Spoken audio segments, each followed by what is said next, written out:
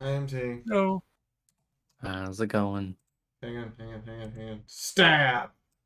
It's going Oh okay. no, There we go. I've already gotten stabbed once today. Stab. It's going okay. Oh no. Why? I got my first vaccine. You just got the first one? Yes, I know.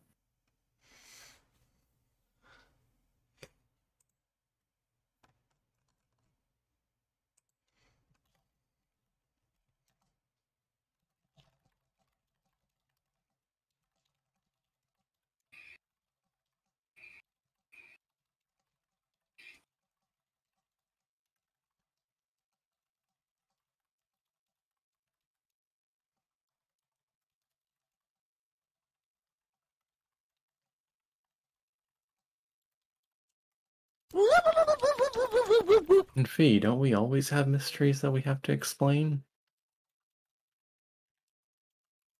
No. Sometimes we play house. Other times we play how many enclave can I shoot out of the sky with a pea shooter? That was And a dragon. Fee, that was 45 ACP Full Metal Jacket.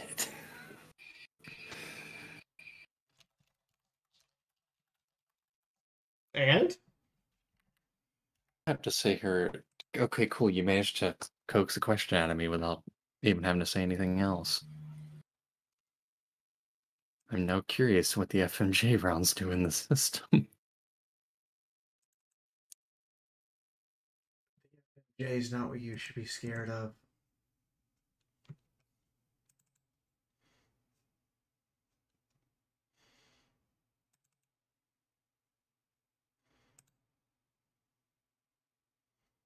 It's really not.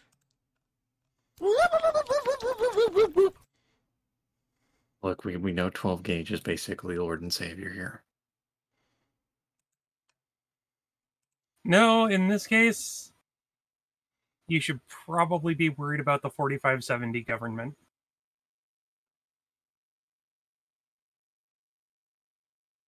Because there's only one person in the party who has 4570 government. And that individual's firearms skill is hold on. 20. Hold on.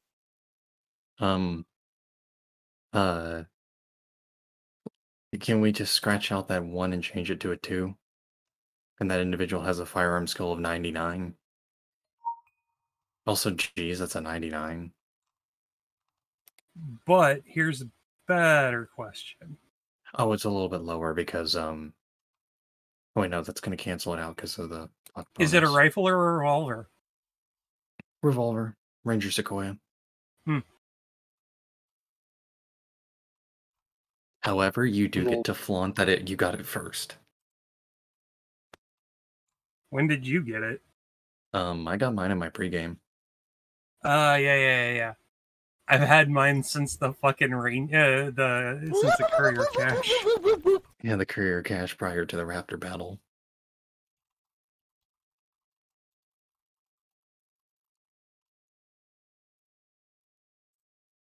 I will give you that card. You did technically. You are the first person to have gotten a 4570 weapon. And the difference is that I have a 20 in my firearms skill. Yeah, I kind of bumped mine up because I knew I'd be going called shots a lot, mostly for the legs or the gun. Ah, I see. Man of culture. Hang on, I got something for this.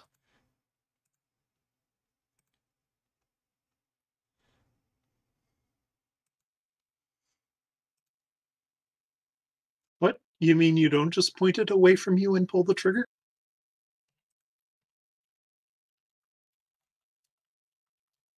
It's in general already.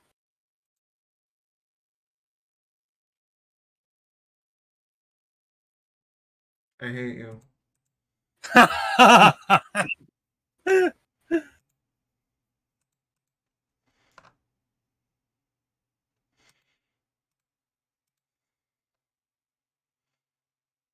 So I got myself a grip strength trainer. And it goes from 20-pound pull strength to 90-pound pull strength.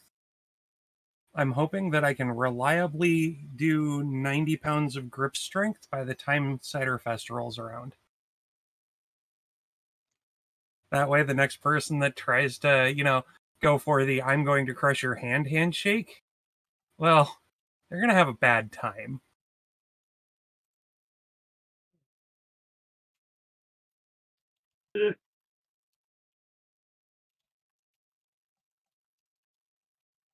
Right now, I can reliably manage about a 45-pound pull.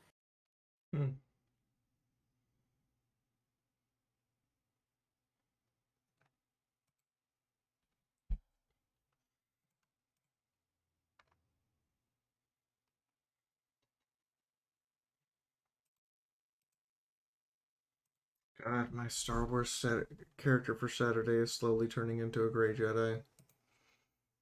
I'm not sure how okay I am with this. I mean, those are the only Jedi worth listening to because they take the time to accept both sides of the argument and weigh which one is better.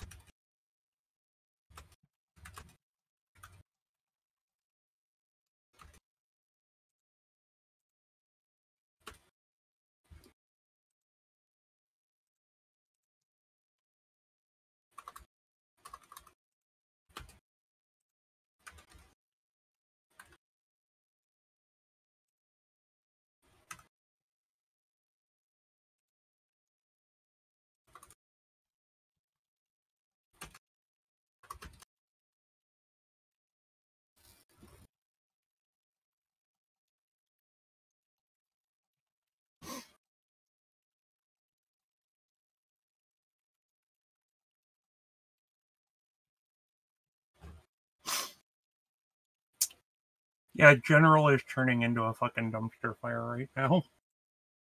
Why? Because I wrote a new code? No, look in General. I see that. Where's the Sith Lives Matter? I hate you.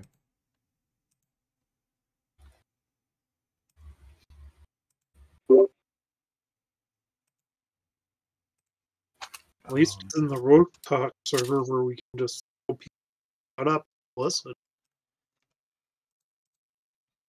Could be good.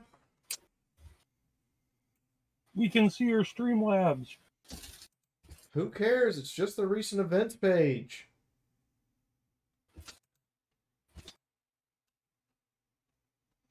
That I'm going to read the entirety of if anything new pops up on it at the end of the stream.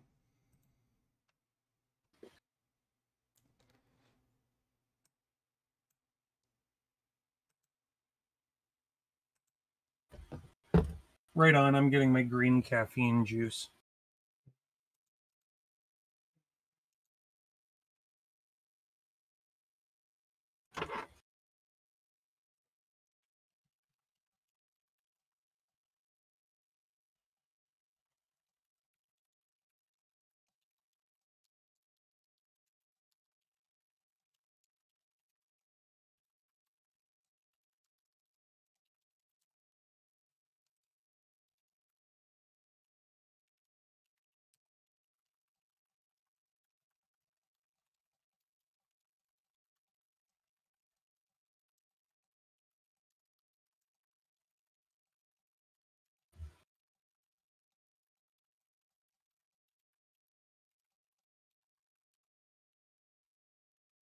Caffeine juice. Yep, green caffeine juice. There's nothing wrong with it being green.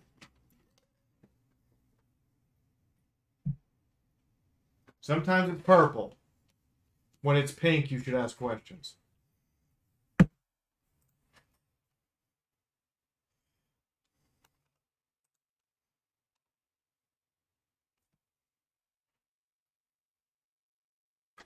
I mean, I've enjoyed numerous different caffeine sources and numerous different colorations. One of which I found absolutely hilarious was a bi-layer drink that was bubblegum pink on top and cotton candy blue raspberry on the bottom. And no matter how hard you shook it, it would eventually settle out into those two different colors. It would not homogenize. Okay, look, Hetty. Dreadnoughts don't cope. Breadnoughts, excuse me. The breadnought does not cope with a flock of pigeons. That's like asking how well your predator copes with AP1 weapons. Not great. Or in the case of 9th edition rules, AP4 weapons. Not great.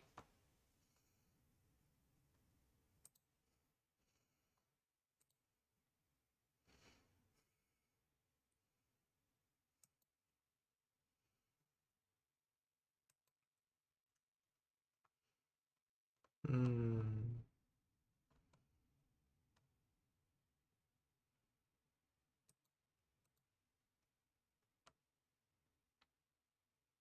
Now that you've had a couple of games in 9th edition, what do you think of 9th edition for, say, the earlier rule set? Would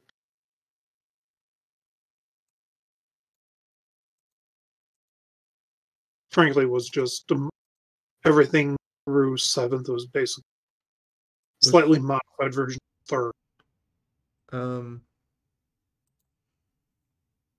I'm unhappy, but the computerized tools make it much easier, and I have to take that into account is the fact that the computerized tools exist, but I'm not happy.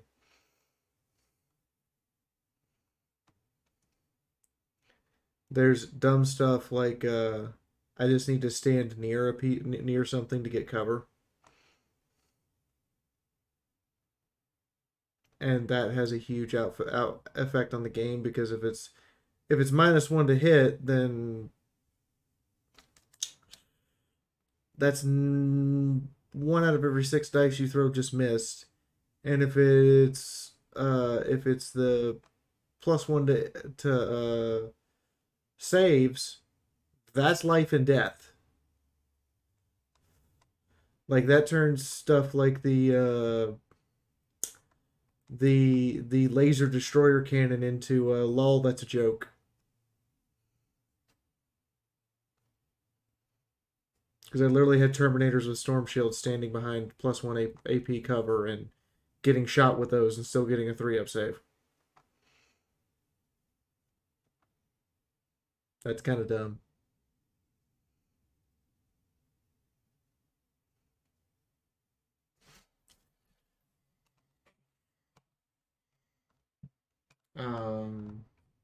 There's just some other odds and ends that I'm not. I understand why they were done, but that doesn't make me happy that they were done. Sure. But in general, you have to admit it is nice to have a rule set that is more simplified than having to constantly refer to the this special rule gives access to this and this special rule, and then you have to go and those up. Yeah, the universal special rule stuff.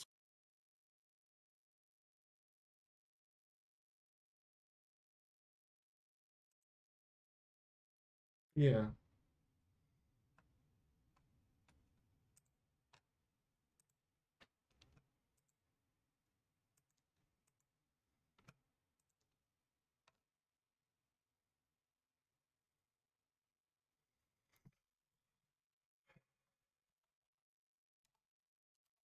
But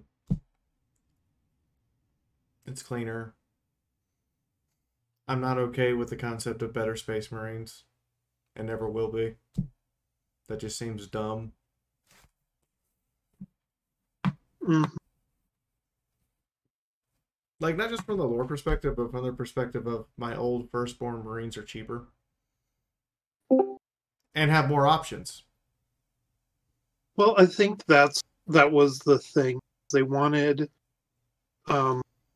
They wanted to change the model so that it looked better proportional, and instead of just changing the model so it looked better proportional and telling people, hey, we changed the model so all future releases will be of this type of model, you can still, play your old ones. They decided to make them two entirely different things so they could phase out the old models altogether down the line.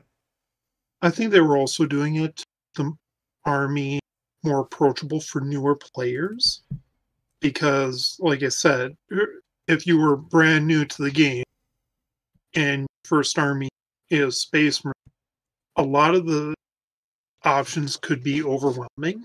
But I kind of agree. I don't particularly like that. Pretty much, for the most part, Primaris Marines are just replacing the old. I also don't like they did things like censor battle sector, which blatantly calls them out as the replacements. Like, as the characters in the game literally go, "Oh, your replacement has arrived too," and I'm just like, "Ow, I felt that." And Games Workshop was like, you guys shouldn't do that. We're gonna have to dock some of your pay for that one, or you're gonna have to take it out." They left it in and took the $10,000 pay cut. Hi guys. Hey, Debbie! Hello. Hey, it's Chris. Yeah. Huggles. Huggles to everyone.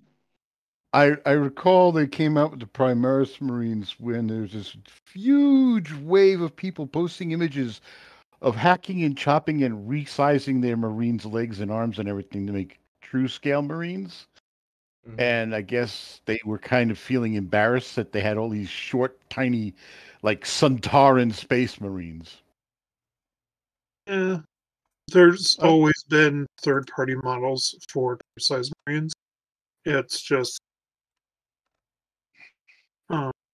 yeah, but I mean, their basic models for the longest time were about the same height as their Imperial Guardsmen.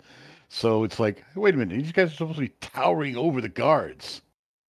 But in other news, I kind of feel like I might be partially to blame for the current person in charge who's trying to wreck all the fan animations.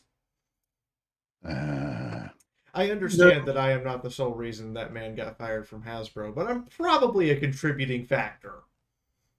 Ooh. Oh, do tell.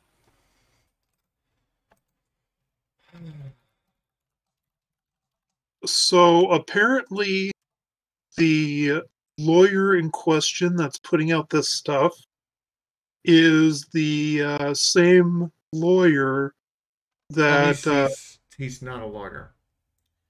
He was in charge. He was the executive in charge of Hasbro's trademark and IP protection system. That's what he did at Hasbro. I'm trying to find his name real quick because I recognized the name when I saw it. I didn't recognize hearing it. So what's Hasbro doing now with cracking down on stuff? Hasbro's doing nothing. Okay. Hasbro knows they're not in a position to do anything. Finn Arneson. So his name appeared on all of the forms that the lawyers had to sign if they had to have someone who actually worked at Hasbro sign it instead of the lawyers sign it. And he got fired from Hasbro in 2019 and hired for Games Workshop the same year. And then over 2020 and this year, they've started, cracking down on basically everything that even remotely has a chance of infringing on their IP or trying to trademark everything they can. And I'm like, this is the guy spearheading that. And I'm like, this might be slightly my fault because he wouldn't have been fired from Hasbro if I didn't have my court case the year before this shit started. Because then it's not your fault. Probably not the sole reason why he was terminated, but I'm also probably one of the contributing factors. Well, it might be a good coinky dink. No. But the Of problem press is statements from Games Workshop sound exactly like this, have the same writing and calligraphy and way of phrasing things that this guy had. well, all I know is that they've really scared all of the guys that were doing CGI animations and such up until this point. It's not just them. Honestly, it's a matter of time I saw. they. It's just a matter of time before they start cracking down on lore videos and everything else, because, like I said, this is part of their campaign to try to actually force people to get their Warhammer content from Warhammer Plus. Yeah, the Warhammer TV streaming service thing that they're trying to crack out. It's not just that. Like, Songstorm has said they'll keep making music until Games Workshop sends them a C&D. I see that coming soon. And What about Remlays and Luton and all the other guys who do discussion we've videos? all had that. We've been having that talk. Oh, I mean, Arch isn't in the conversation, obviously, because no one wants to work with him. I mean, Games Workshop is literally doing the intellectual property. Yes.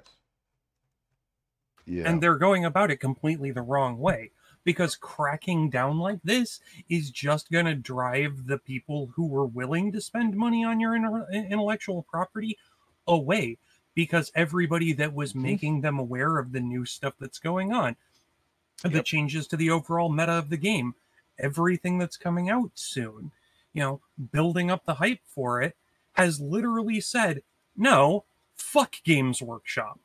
Well, it's not just that. Some of the names of their shows are very curiously titled. Battle Report. Oh. 40K lore. 40K theories. So they're blatantly ripping off the intellectual property of people who are utilizing their IP under fair use. And going to probably tell them to close up shop. Yes. Yeah, I saw that sad video by brother Alphabusa. You weren't. You saw the sad video. I was in the room when we were having to talk about it. God dang. Yeah, it's all they're going to do is kill the 40K. Warning! Stream tip overload. Basically, the online All hands, content, prepare for which is exploded actually broken driving Fiora new in 5, players to 4, the 3, game. 2, 1. And, Detonation imminent.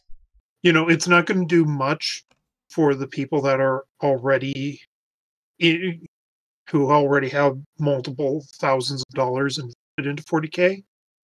But like I said, it's going to prevent new people from learning about the IP and deciding that, this is a game I want to get into, I want to play. Because now to even learn about the setting, there's Hang on, I think there's a paywall. I was just thinking just now we didn't get to watch, because she doesn't have her camera on, we didn't get to watch Fee's facial expressions. And now you know why you're supposed to wait. Because you're supposed to wait till you can see my face. Man. Fee, I could feel the energy from it, okay? Also, you can wait till we're done talking about but thank you very much. I really appreciate it. You're wonderful. I mean, I'm just shitting on you because I can. I also rated you yesterday for no absolute reason other than to make you smile. I appreciate that raid yesterday. It was awesome. It was Friendship is magic. In the meantime, thank you, Zombie. But yeah, $400 is my estimated gas bill to go to Everfree and back. And the reason why we're driving is because the number of books I have to move is counterintuitive to flying. Oof. So That's awesome. I wanted to jump in at the tail end of this thing. Games Workshop, keep doing exactly what you're doing and alienating a lot of your audience, because you're driving people to BattleTech, a better game. Actually, hilariously, I looked at this. BattleTech's public sales numbers for July doubled from June for no There you discernible go. reason. Oh yeah. And I'm just like, I mean, if you guys want me to do BattleTech stuff, you should go watch the BattleTech videos I made. They're driving people to several games with these stupid, in my opinion, stupid tactics. You're BattleTech, Infinity. There's some independent games where you can use any miniature you want, and then you just figure out how they fit into the rules for the equipment they're bearing. There's a lot of games out there that people can jump over to, even with their minis, and still keep playing. But yeah, BattleTech is a big one to jump to. And it's happened in waves before in the past because they've done this with their insane pricing structure. They've done this when they cracked down earlier on other people in the past. This is just the current wave of crackdowns and stupid, like, cease and desist bullshit. I just want to point out, here is Catalyst Games' official stance on anything fan related. We embrace all fan creations. You want to make an animation? Go do it. You want to 3D print our models? I don't care. Iron Wind makes them anyway and gets most of the money. Mm-hmm. Wow. The only conditions we have is that you do not write a book without our authorization, and you do not publish something as officially from us without our authorization. That is all. They know where they stand. Yeah. Mm-hmm. But no, I also want to remind you, if you are sitting on at least a little bit of BattleTech that you could put out. I have a ton of BattleTech lore. I have like 800 books. Well, I'm talking about the video I made that. Yes. But I have a ton of stuff I could go over. Yeah. But I'm assuming this is also going to hurt people who do just simple unboxing videos. And then if you want to publish something with BattleTech or Catalyst games on it, their website has a full list of all of their directors and people who are in charge, and are like, if you want to publish something and we endorse it, send an email to the correct person and we'll talk. Mm-hmm. Hi, Chris. Hello. I'm just thinking, like, that's one way to make it more complicated and people don't want to make stuff about you. You know, free commercial is nice. Why are you stopping it? Yeah. They're killing free advertising, which a lot of companies love getting free advertising. Mm-hmm. Me. Hugs for Chris. Yeah, somebody has just decided that they want control of it. They want to, or they've gotten paranoid about protecting their right, and are just trying to funnel everybody to a service where they have control of it, of what's being said and all this. And it's like, if you guys want, we could do like a tabletop simulator of BattleTech and see how that goes. I mean, it's not a fast-paced game. It's definitely slower than 40K. Well, I'm going to say this much. I'm going to borrow the words of the immortal Carrie Fisher as Princess Leia. The more they tighten their grip, the more worlds slip through their fingers. Yeah. Mm-hmm. Let them try to control the narrative. Let them try to control their product. But at the end of the day, the only thing they're going to do is stifle the creativity that allowed their product to thrive in the first place. Yep. Would you like something hilarious? Yep, not. Number one things on Tabletop Simulator mod website right now: Sector Mechanicus collection, Necromunda Underhive collection. And I'm like, they do realize that they've removed the base game stuff because they got a C&D from GW, right? Right? Wow. So I once had an email from one of the GW reps when I was having some questions. And his response was that they see themselves as the Porsche of miniatures. And right now, they're looking more like the EA Activision of miniatures. No, that's giving Games Workshop too much credit. At least EA and Activision don't C&D people who draw stuff. Well, there's that. I guess you can't just stop that. I will say this much. EA and Actibliz do have one leg up on Games Workshop. They're not a hotbed of neo-Nazi, neo-Nazi propaganda. Mm. They've been actively fighting that for a while. It's just the way a lot of the lore has been written. Games Workshop has not been fighting neo-Nazi propaganda in their lore. Not in their lore, in real life. Yeah. But they're literally sponsoring it through their published product. Oh, the Imperium of Man reads like the whole thing that they were discussing just now. Yeah, they're literally sponsoring the second coming of Hitler, basically. Oh, stuff. That's not good. Yeah. Well, I mean, I've always seen elements of reading a little too far more into it than you're really supposed to, but I can see where it would make. There are it's a combination of elements. I see Stalinist Russia, Nazi Germany, medieval church, and a few other nasty things rolled together into one for the Imperium Man, only for the sake of protecting mankind from extinction by aliens.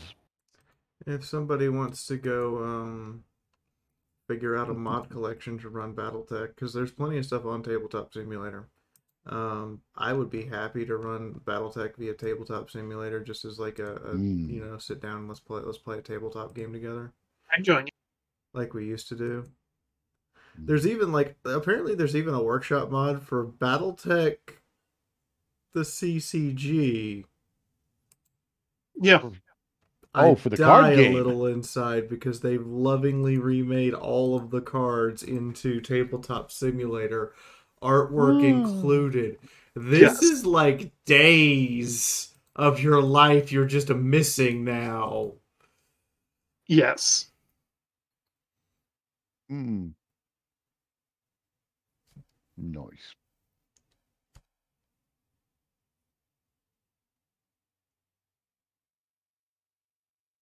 No, I've got there's the guy who does the voice of Discount Dan on Text Topics BattleTech videos. Yeah. Has a YouTube channel where and really the only videos he has uploaded are from when they did a version of the Battle of Kukid on BattleTech on tabletops. Yeah. Also, Chris. Yeah. Boop. Nice. I'm gonna put Chris in a big stumpy robot. What? Just have her walk by and go, "I'm sorry about this." PPC. What? Oh boy. Yeah, like the medic sniper. Sorry. No, I don't think I fit into war. No, I don't think my brain will handle it well. No, you're fine.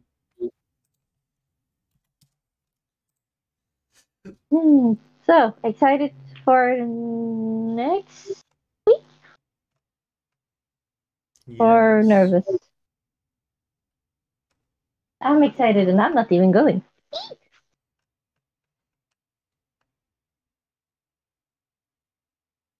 This might be weird, but still.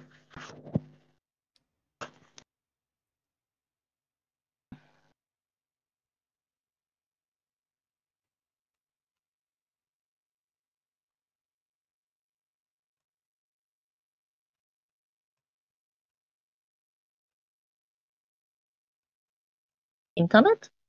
No. Internet, kan du funka? No. I'm just giggling. Okay. Yeah, I lost internet connection for a second. Yeah.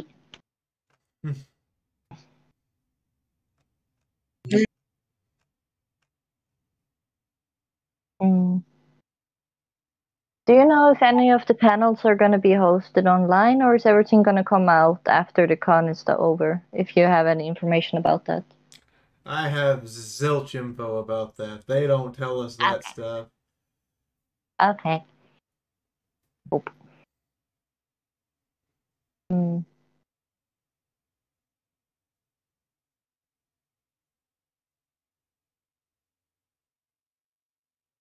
It's gonna be nice having a live in-person panel with the other voice actors at least. Since HarmonyCon? HarmonyCon. Well, I mean, I don't know who's all actually gonna be there. I know I'll have like Dusty's there. I don't know if he'll want to do the panel. Film Shot's there. I know he wants to do the panel. But I don't know anybody else because like Cinder's not going now. Oh. Which means I have to do half the drive up and half the drive back by myself. No.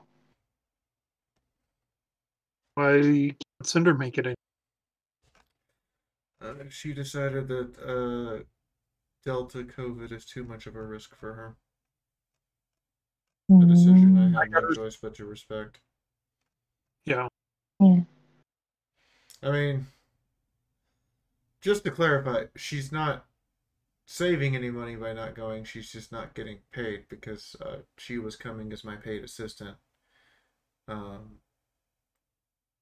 So she's not. It's not about money. It's about, you know, she actually like legitimately is scared. Yeah. As a scientist and seeing and knowing the research and how everything works, I'm not. Oh. Well, everybody else is waiting in the general, in the other chat. Yeah. It's 9:11 here where I am, so yeah, I guess we should jump over. Why am I always on the wrong side of the globe? Okay.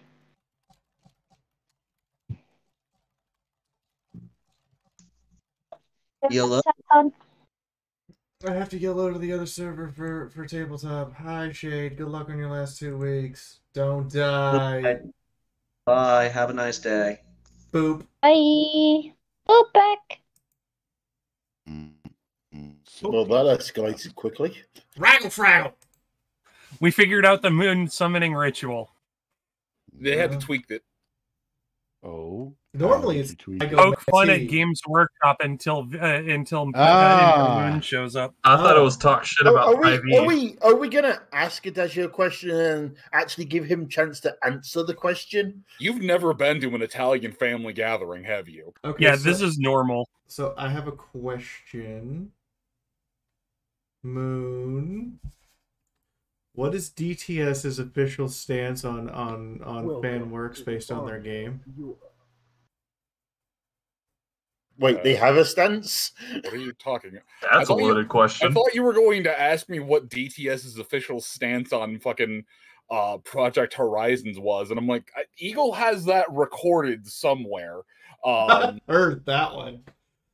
I don't know what you mean. Like, credit us. Don't steal the work that we did. Just be like, hey, this was, you know, made with these are, you know, based off of these rule books and tabletop things and whatnot. Like, we had someone back in the day like, hey, I really like the drawing for the samurai armor. Would you care if I use this for a cosplay? And we're all just, you know, sitting around in the staff channel like, oh my god, someone wants to cosplay as a thing.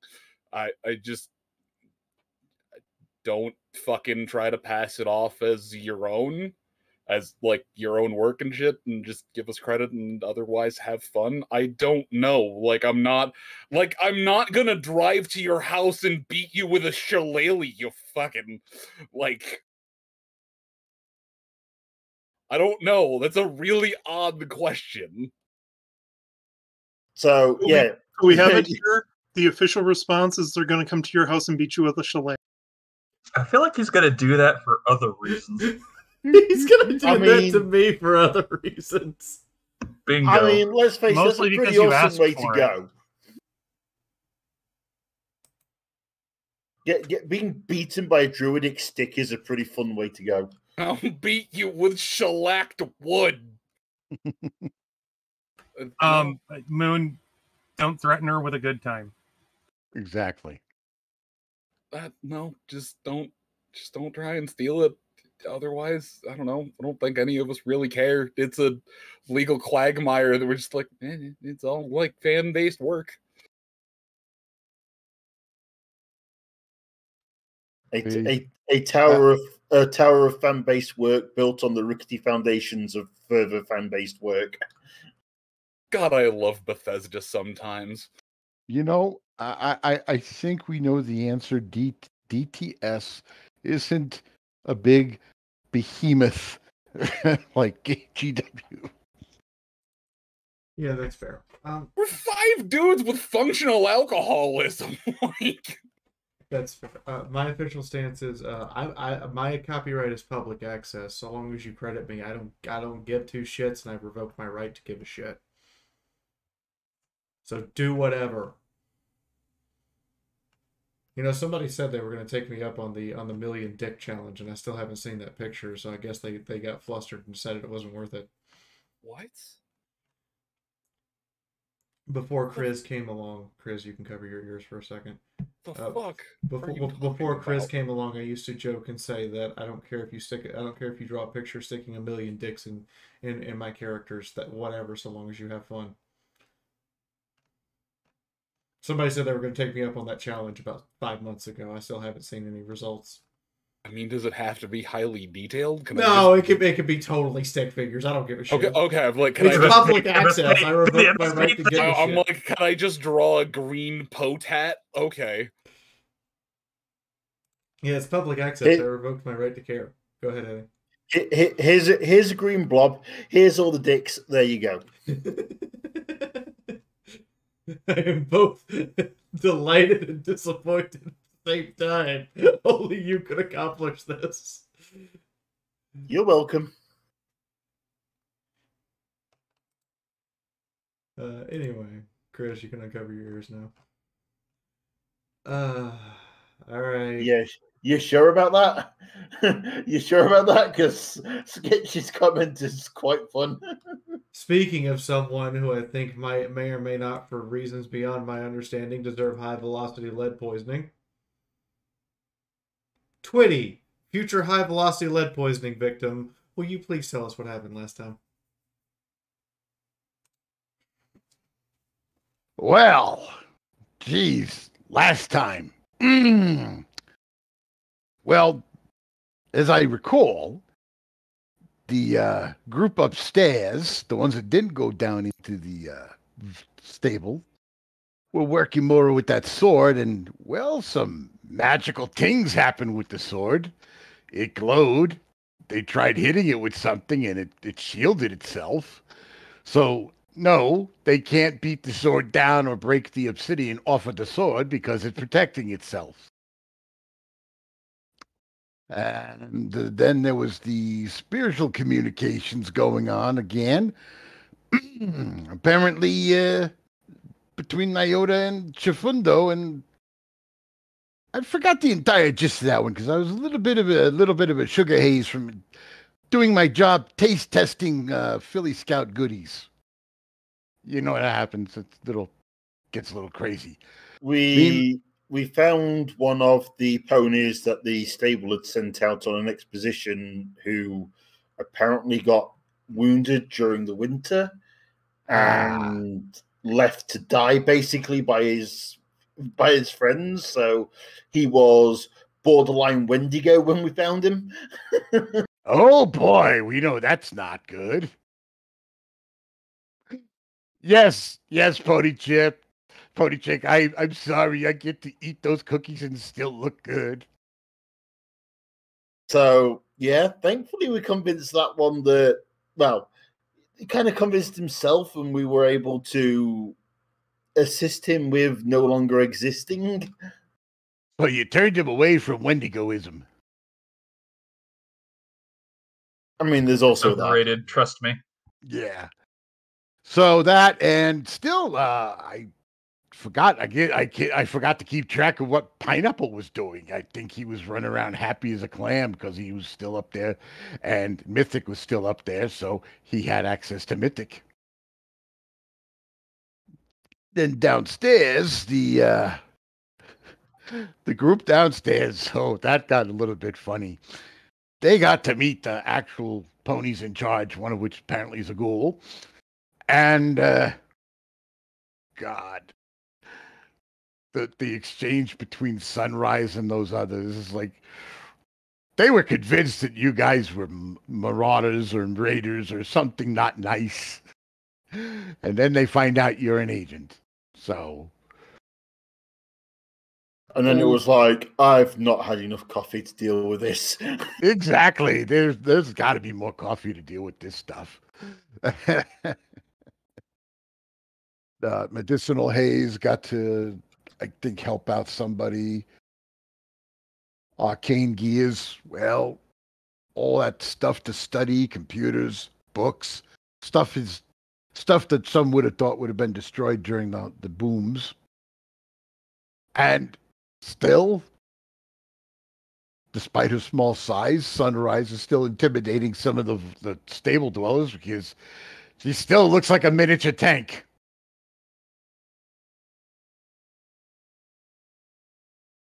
But at least they got them to calm down, and they're being allowed to check things out across the area.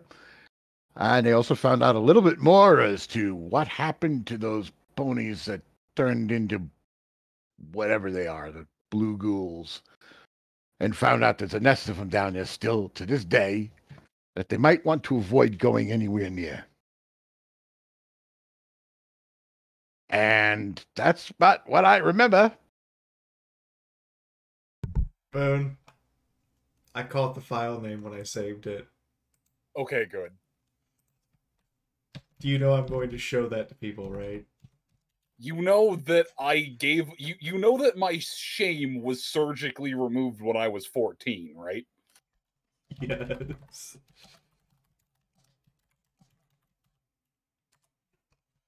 I am aware. Just checking. Okay. Anyway, I guess I'll get the intro started now.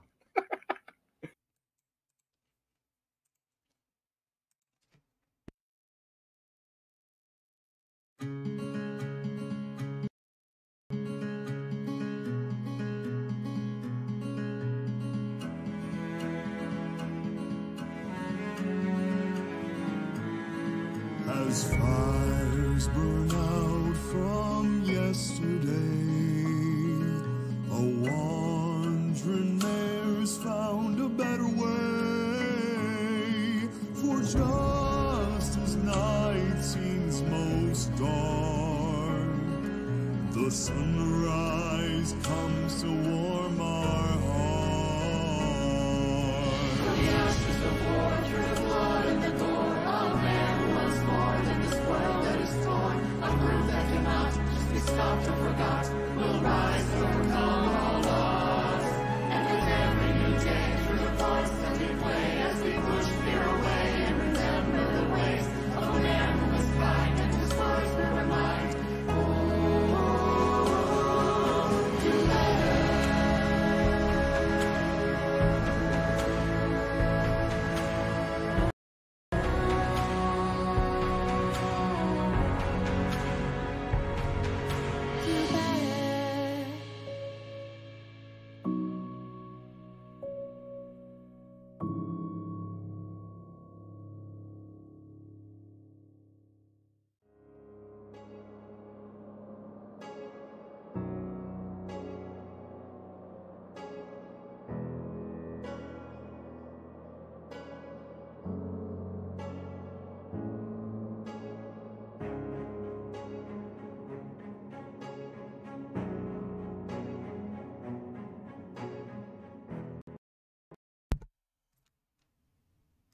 Hello, everyone. Welcome to tonight's game. You're all here to enjoy and have fun and have laughs with the rest of us. In the meantime, something you have asked about. So yes, I have them. I'm physically holding one of them. I am teasing you with it because it exists. Don't believe me, this is the real book. There'd be the words. And there'd be my author copy signature. This really exists. Here's pictures of it at the back for, because I issued reference cards this time for people if you want to do artwork, because I'm really nice like that. Yeah, I paid an extra $1 a book to put reference cards in here for you guys, which is more pictures than what I advertise on the website that are actually in it. But anyway, I'm not mailing these out yet. I'm not allowed to. They don't get mailed out until after Everfree. So if you pre-ordered, I'm sorry. I have an agreement with Everfree. As a convention, I take it very seriously. I cannot physically give anybody their copy until after the convention. Just how it is. It's not that please don't hold it against Everfree or be mad or upset at them. By the way, there's a red line at the top of this one for some reason. We have full spread pages. We have 2 full spread pages like this that are full spread pictures. Anyway, that's what that little line you're seeing over here on this side is when I tilt the book up. Is that page. But I'm not mailing any of them out until after Everfree because that's the agreement. I cannot give any of these to anyone until opening ceremonies. So until I am standing on stage at opening ceremonies, you can't have this. And I'm sorry, but I take that agreement very seriously. Although I do assure you that all of them will be prepared to be mailed before I leave here Tuesday. They'll all be sitting there ready to go. And I will be leaving a bunch of money with someone who I have to talk to about it. It's not you, Cinder, so don't worry, you don't have a car. But I'll be leaving a bunch of money with them to go to the post office and mail them on Thursday because no one can possibly get it before Friday afternoon if it's mailed on Thursday. That's simply the way the U.S. postal system works, and with instructions on how they're supposed to be mailed. So they will be mailing some of you on Thursday, some of you on Friday, so on and so forth until I get home and finish mailing all the rest. Internationals will have to wait till I get home because I have to physically sign for international mail to go out. Anyway, that's the pending announcement. If you want a copy, the only way I can guarantee a copy to you is if you pre-order, is if you go ahead and order it now. You have to order it now. It's the only way I can guarantee a copy to you in this first printing. Because I'm pretty sure I'm not going to have any when I come home from Everfree, and if I do,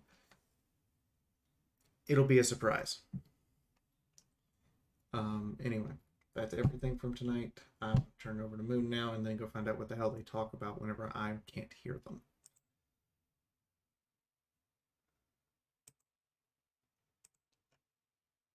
Awkward question. Go on. One, is Adagio and Ravana actually connected? Oh, there we go. Yes. Did you say awkward question? Okay, there we go. I have a question. So, awkward question. What do you guys talk about while I'm muted and doing the intro and announcements? That's for us to know and you to find out. But I can never know. Exactly. No, Mythic is giving the correct answer. I'll tell you what, Fee. The conversations that we don't actually ever have that actually totally don't take place. I'll tell you about those when you tell me about the channel that totally doesn't actually exist ever. What are we referring to? Because there are many of those. What? I have no idea what we're talking about. I see. So you're both violating your terms of confidentiality and preserving them at the same time. Pretty much.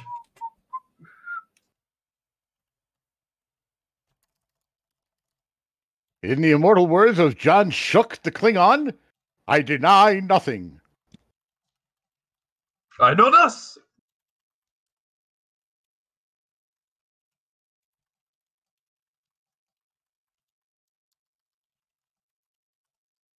All right. Well, anyway, let's introduce our cast. Hi, I'm Fiora. I am your streamer. I am also the person who writes the books and takes all the notes. Although I don't do the recaps because Lanzabi takes the notes too.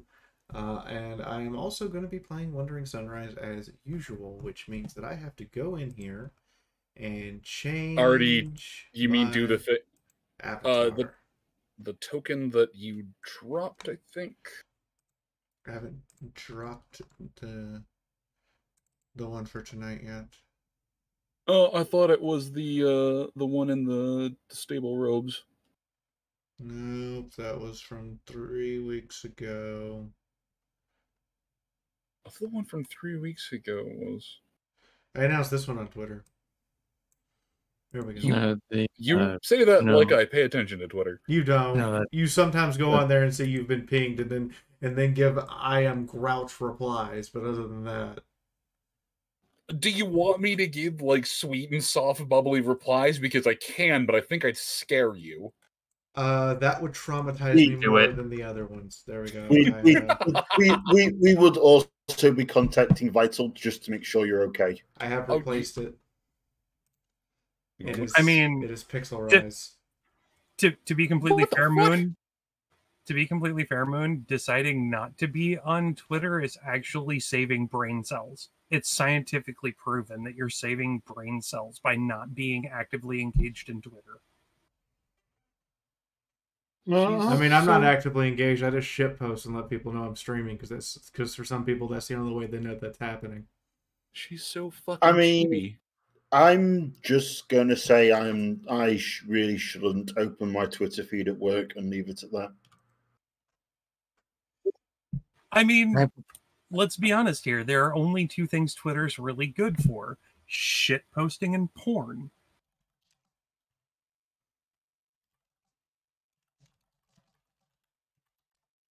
Moon. She's not Twitty. I'm Twitty. Oh, hush. But yes, I'm Lanzabi, and I do the voice of Twitty the Recapper and an occasional guest creature. Whenever Moon wants to really disturb the party. The flagrantly opinionated one is me, Adagio. I play Nyota. The one playing from the wrong time zone is me, Hedy, and I play Chifundo. I am that pony. Which pony? I play Mythic Blade. You're also, one of the two people here whose avatar is a meme whenever it pops up. Yeah, that pony. What? Oh. Or just memes. Hello, I'm Avarna, and I am playing a toasted marshmallow. With how high Hayes gets, I wouldn't be surprised. I was going to say we're at that level of high tonight. Okay. Well, you see, here's the plan. What we need to do is we need to get as much green herbs as possible, and then we just need to engineer some armor out of it. And then, if a dragon lights him on fire, we're all blazing. Sir, that is a plan. We don't do that here. I mean, we could always just find him some power armor and just stick a hopper on its back, just so we can keep feeding green herb into it. Anyways, hi, I'm the MT. I am effectively the local lore horse that has to help keep things straight for continuity, and I play Arcane Gear. Continuity? What's that? That's another thing we don't do here, sir. Where we're going, we don't need continuity. You're not wrong. I mean, considering the fact that the one of the two voices in the back of Sunrise's head has had 3 canonical names, and 2 of them are both in the books. Names are meaningless. They come and go and change with the seasons. Hi, I'm the GM Moonhoof. I am the conductor of this train ride of psychosis. There are many places you could choose to spend your Wednesday night, but I appreciate you spending it here. I'm going to need more coffee sooner rather than later, too. Damn it. I mean, let's be honest here. Haze is basically the embodiment of Humphrey Bogart's quote, all you gotta do is get some good grass and roll it every day for 600 years. Yet, surprisingly, half the time he makes more sense than the rest of the party. Indeed. Being stoned means he is sane. That's because he's the only one who is as quite literally fucked up as the wasteland is. This man vibes on this horse vibes on the same level as balefire craters. I am slightly jealous of Hayes because he has figured out how to be the responsible adult of the party without being a responsible adult. Okay, let's be clear here. You are not an adult. I am an adult. I just don't like acting like one. I'm sorry, it's boring again. If I ask for an adult, you are not my adult. Thank God. I mean, I'm the second oldest in this channel, and I'm not an adult. Hetty's not even my adult. Moon barely counts. That's only when he's sober, which is like once in a blue moon. Hey, now. You know I'm right.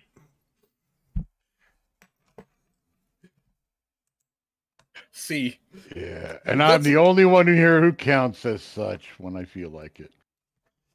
That's a loaded question because of the subscriptions that because of the prescriptions that I have. Yeah. You sassy, small, pint-sized bag of holding explosion horse. Yeah, I'll have you know I'm the one with the bag of holding. No, you have a bag of holding. She is a bag of holding. Okay, point conceded. You merely adopted a bag of holding. I became one. So wait, if we shoot Sunrise with an arrow, does she explode? No, you need an exploding tipped arrow, and you also need to put. I'm not sure you should. You know exactly what I'm talking about. No, you need the arrow that injects the portable hole inside the bag of holding. Hey guys, look at what Pony Chick admitted to in the chat. Listen, there are a handful of circumstances that if the stars aligned just right, Sunrise would go off like someone casting fireball in a fireworks factory. Oh, in a big old mushroom wait cloud. She gets hit with an electrical blast.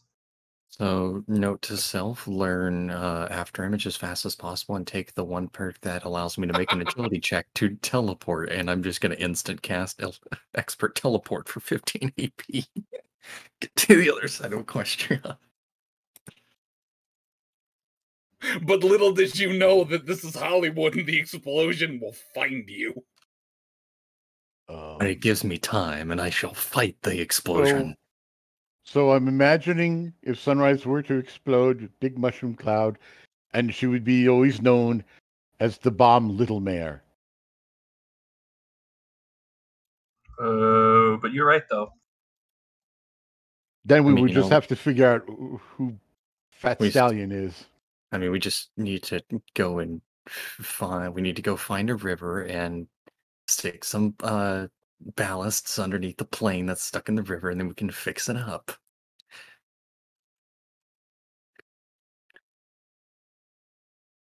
Also, Moon, not wrong. Expendables. Yeah, I'll go with the Expendables. Or even better, not the Expendables. What was the knockoff film that they did of that? Wait, there was a knockoff of that?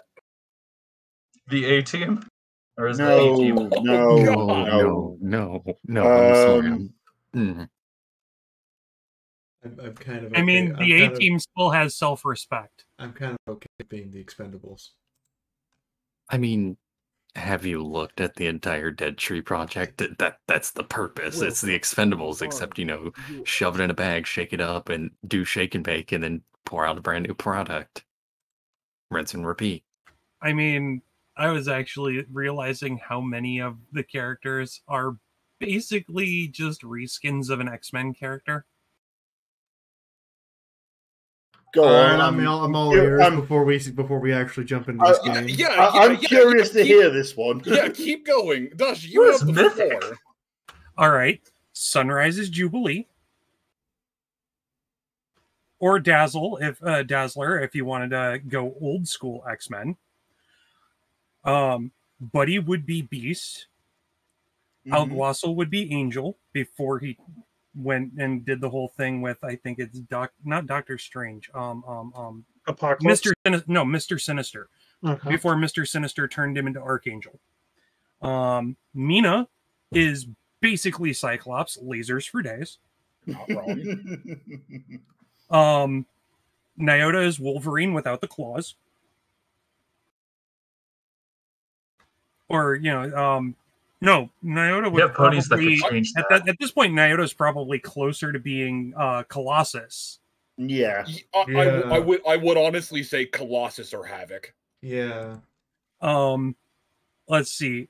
Hayes, honestly, since he's going down that road towards cybernetics, I can see Hayes being Cable. Yes. Okay. Don't sleep. I mean, I know that there was a character in the X-Men that used a sword, and I can't remember what their name was. But I know that in one of the reimaginings, there was a character that actually That was the created new mutant. That was a new mutant named Ileana.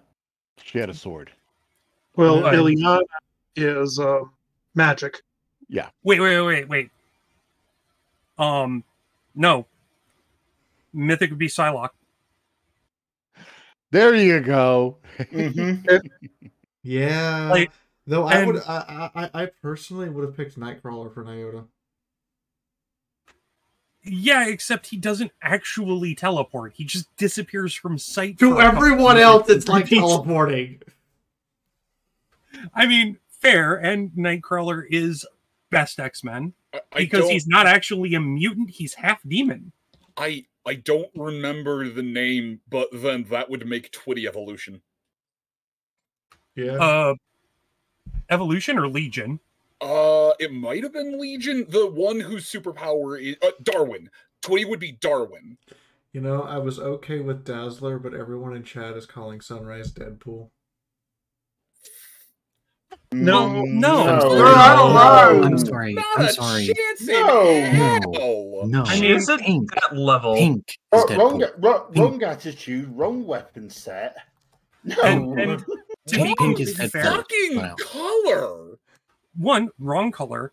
Two, wrong weapon set. As a matter of fact, Deadpool tends to avoid using explosives because as a mercenary, he generally has to provide proof of his kills. Explosives don't leave a lot to prove that you killed this person. And lastly, I love Sunrise as a character, but she's not Deadpool funny. No. In fact, she shies away from Deadpool's kind of humor. Shit, if anything, Mythic's closer to Deadpool just because of the swords and just, I'll be fine. Dude, that's your arm. I'll be fine. I was about to say, wait, so that means Mythic is just essentially Deadpool after he's taken enough sanity damage. Mythic is Deadpool after he hits 75 to like 80% sanity damage. Only one problem with that. You mean after Deadpool's recovered enough sanity damage? Only one major problem with that. Deadpool has never been and will never be one of the X-Men. Yeah. No, but he's still nobody's killed the X-Men before. No, if anything, Sunrise is closer to Wolverine than anyone, just due to this sheer fucking ridiculous amount of survivability. And I'm pretty sure if she tried hard enough, I mean, bones are sharp, and she's regenerated from stupider. She could make bone claws. I mean, we could go with that, or we could go with the fact that she is actually gradually just becoming Juggernaut. No, she's too short to be Juggernaut. That's why I'm saying Logan, because if you call him short, he'll rip your goddamn jaw off. But then Logan, you just kind of look at him funny, he'll rip your fucking jaw off. She doesn't have the snark, though. Back on the rails, but I don't think we were ever on the rails to begin with. Yeah. You know, how about we get We left the rails instead a of back on the long rails? time ago. How about instead of back on the rails, we just get the train out of the station? What fuck that noise? Multi-track drifting. Well, we were still loading in on the train where we were having to wait for the boiler to warm up. Oh, no, we were having to wait for the load to finish so that the textures could be applied to the seats.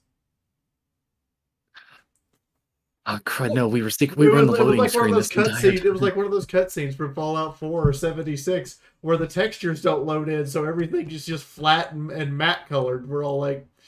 No, what are you talking about? Everything looks like it's pink. I'll tell you what it was. That Half-Life 2, we're still waiting for the fucking G-Man to stop monologuing at us. Now, listen, the screen is still black.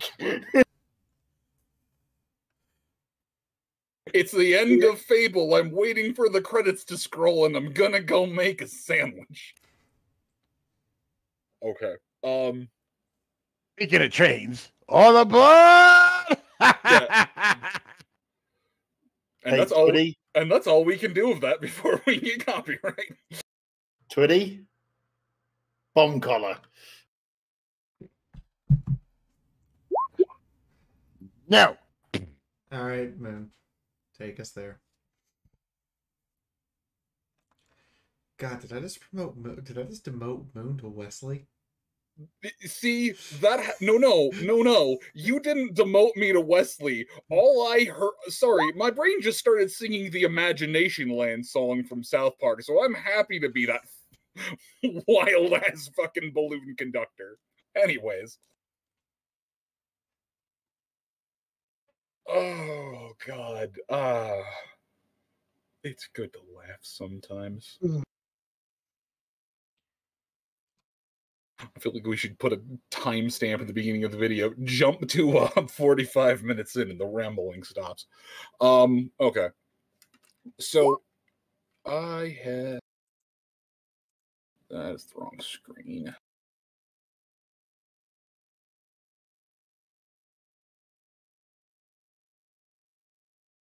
I just fucking read the side chat. God damn it.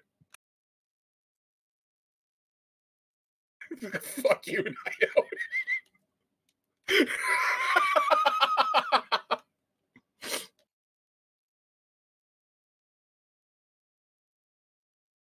You know what, Nyota? I'm gonna punish you by making you go first, because it's your initiative at the time.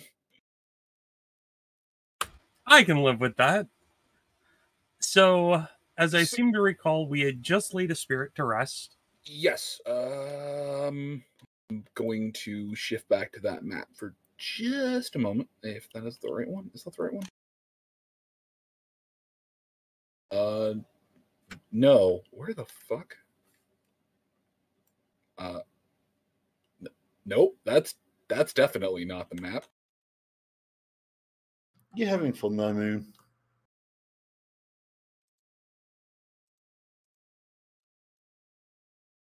Okay, I didn't make a map for that. Nope, I was just checking. I thought there was a side thing that I had the two of you on, but I did not. That's fine.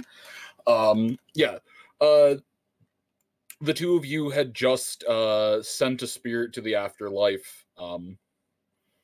You helped him unstuck himself between the world of the living and the world of the dead.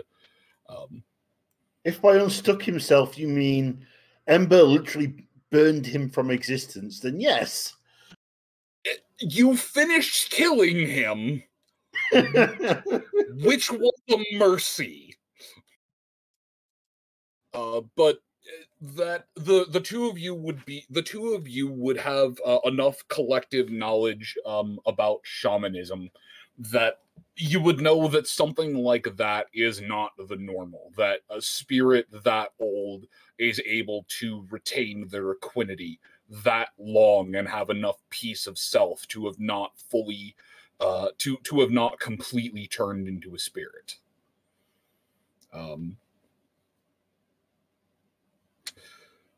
Yeah, the area with that spirit scent, the area is warmed back up to normal. It's now the correct temperature for the region, and the patches of frost here or there have completely abated. And yes, so I don't remember if you were returning back to Valor's Keep or if you were continuing on down the way. Well, first thing Chifundo's doing is he's looking at the hoof that he put in contact with the spirit. Just kind of studying it, make sure there's no actual frost damage there, because yeah, that that pushed his defenses a little bit. Okay. I need you to roll me both Spirit Affinity and Luck. And Nyota, you also touched, correct? Indeed, I did. I actually gave it a hug.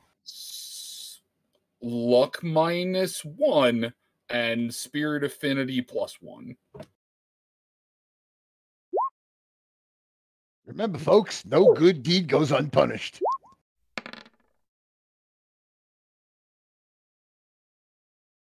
Okay. Still Spirit Affinities?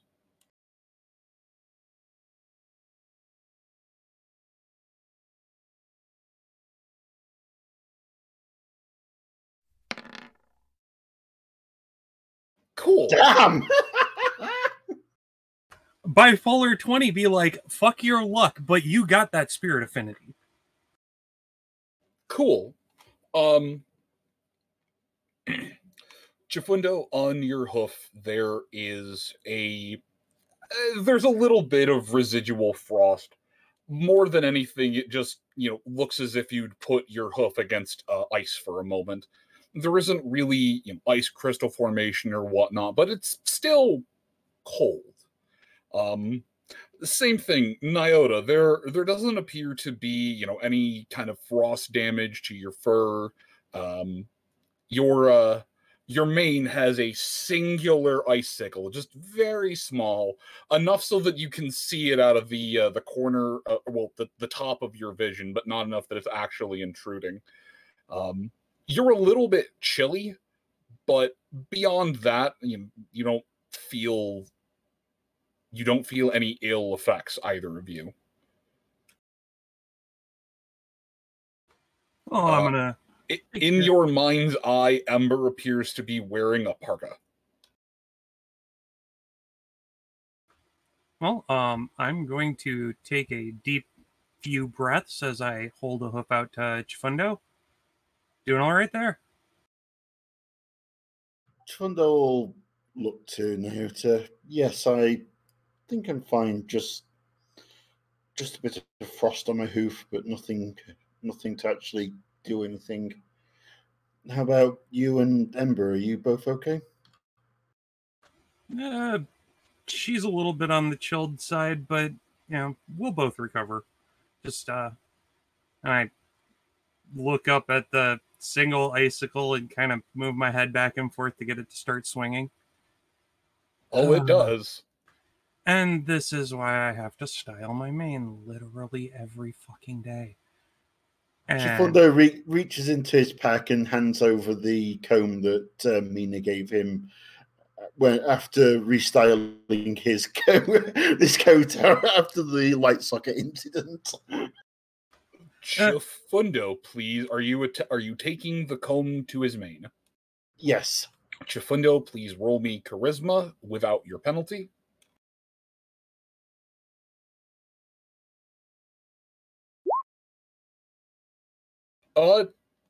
Okay.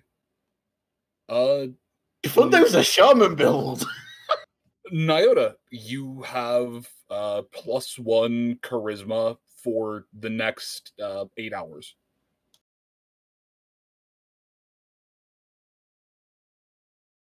All right. This does not apply to spirits. They don't care how fly your mane is. Yeah, no worries on that one. What I was going to say is that as Chifundo works through the mohawk, he realizes that in doing so, he's actually broken the hold of the mohawk, and it just kind of falls down into just like down the one side of his neck and the side of his head. Yeah. You would not believe the kind of effort I have to use to get it to stay up. Chifundo nods because, I mean, obviously he has to deal with similar things himself and manages to get it to go. So it was a pass after all, and manages to get it to go back into place and look all trim. Thanks.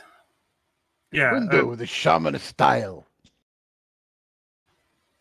I know I could probably get away with rocking the long hair, but leaving it up in the mohawk just, I don't know, feels right. It's weird. Chifundo will smile and nod, sort of. Yeah, it's when it's down, it kind of. I mean, it can look nice, but it just doesn't feel right. It tickles, and I don't understand how ponies can deal with that. Like, I don't. Like, it brushes against your neck and makes it all just like there's something there, but it's your hair, but you still feel like it's something wrong with you. Like, how? And the kind of ghost tingles you get. Yeah. Anyway, I'm gonna turn and look towards the path I had initially been following before I was asked to assist with the spirit. Looking for some berries. That might be a bit unfortunate. Berries, or just pretty much anything that could potentially cause the problem that is happening in that stable. Indeed. Roll survival at a -50. Can I assist or can I roll? They're independent checks. Cool. That's a pass by at least a full degree. It's not punishment. You don't know what you're looking for. I mean, it wasn't a terrible roll, but no, Chifundo doesn't know what he's looking for. Yeah, that's not even a full degree of failure. So, Chifundo, you're going through the area. You find some easy to recognize, wild edibles, some berries and the like. But these are all things. What is the gather roll? Holy shit! Hold on a second.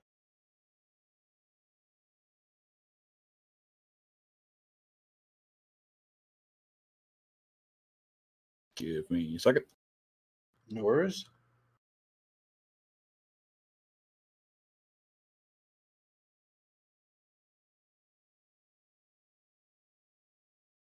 Okay.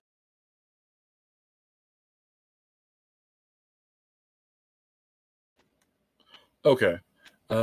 So that is 1, 2, 3, 4, 5, 6, 7. No, you're not. So Chifundo, roll me a d6. Nyota, please roll me 2d6.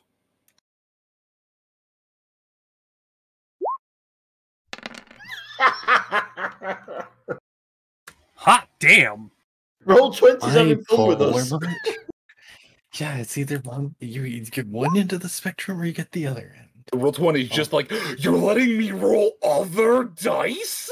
Yeah. What are the max numbers I can roll? Also, welcome back, Mythic. God, you fucking psychotic. The hell did I miss? You missed roll 20 being roll 20. Okay. In the last, let's see. Okay. 1, 2, 3, 4, 5, 6, 7, 8. In the last 8 rolls, there's been 3 nat 1s and 3 max rolls. It's been fucking beautiful. Wow.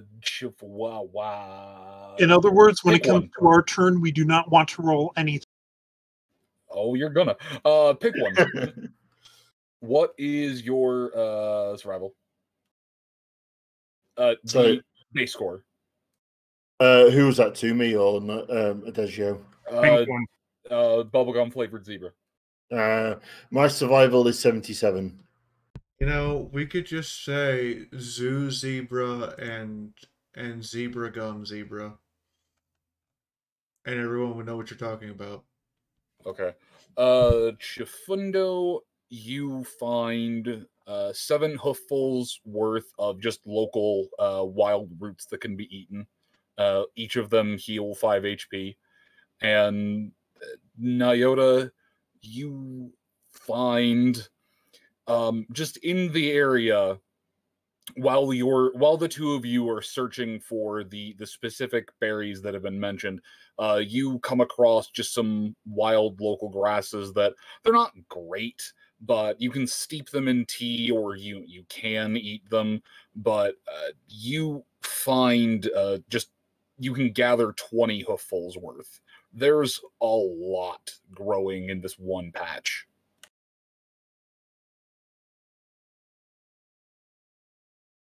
Give me a second. I'm going to go ahead and note that in my inventory. Or sorry, not grasses, mushrooms. Only heal 5. Welcome to the army of Fiora. You know, all these welcome to the army of Fioras you guys have seen tonight aren't in Twitch chat. They're all over on YouTube. Now I have to make a video before I go to Everfree. Wait, we're simul streaming on YouTube? No, but Streamlabs gives the notification for YouTube and Patreon. So if you plan to pledge to Patreon and you want me to announce it and scream it out loud, you should do it while I'm streaming. I'm glad I snuck mine in off stream then. Now you know she's going to spite you by doing it unless that's your plan.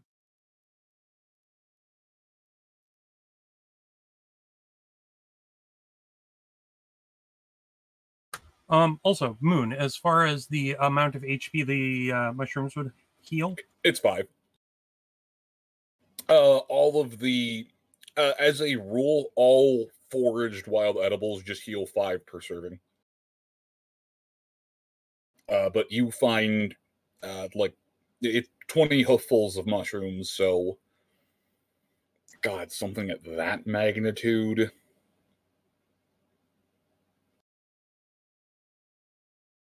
Probably looking at about 10 pounds of mushrooms.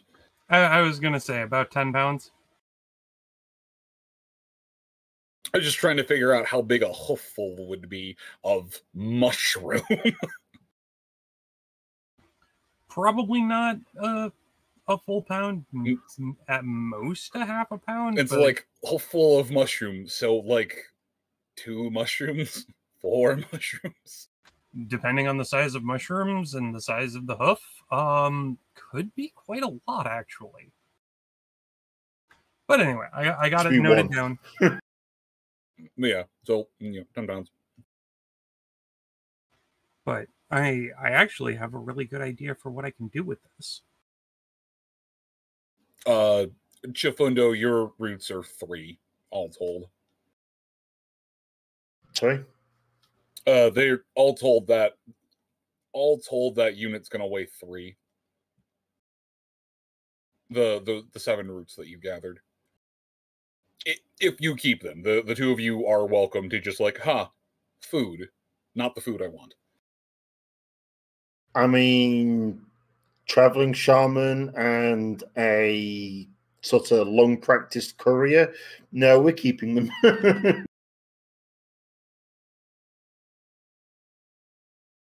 I mean, depending on the kind of mushrooms that they are, they could be real fun, but the more edible variety of mushrooms that you're probably considering can be used to make a very, very delightful vegetarian stroganoff.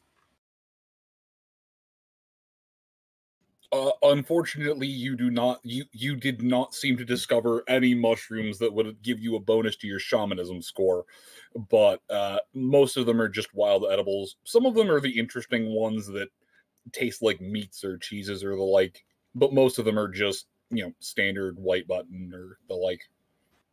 Even those, when properly grilled, can make a good meat substitute for a stroganoff. Now I just need to figure out how to make the noodles. Dude, just find a box of Blamco. Okay, so we're going to serve stroganoff on spaghetti noodles. Blank flank mac and cheese. I'm down. Sounds good to me. Then, no, it's just like elbow noodles in... Wait, is Sketchy still here? Any mac and cheese you find is just called blank flank mac and cheese from now on. I'm okay with that. I'm just saying, serving stroganoff is usually done over egg noodles. I'm going to be serving it over spaghetti because reasons. Is it Inky that has the meltdown over pasta? Yes. Oh, it was Inky. My apologies, Sketchy. Yeah, it was Inky. You're a monster for serving stroganoff over spaghetti, but I respect you for it. Just don't do it with linguine, or I might have to make you pair cement shoes.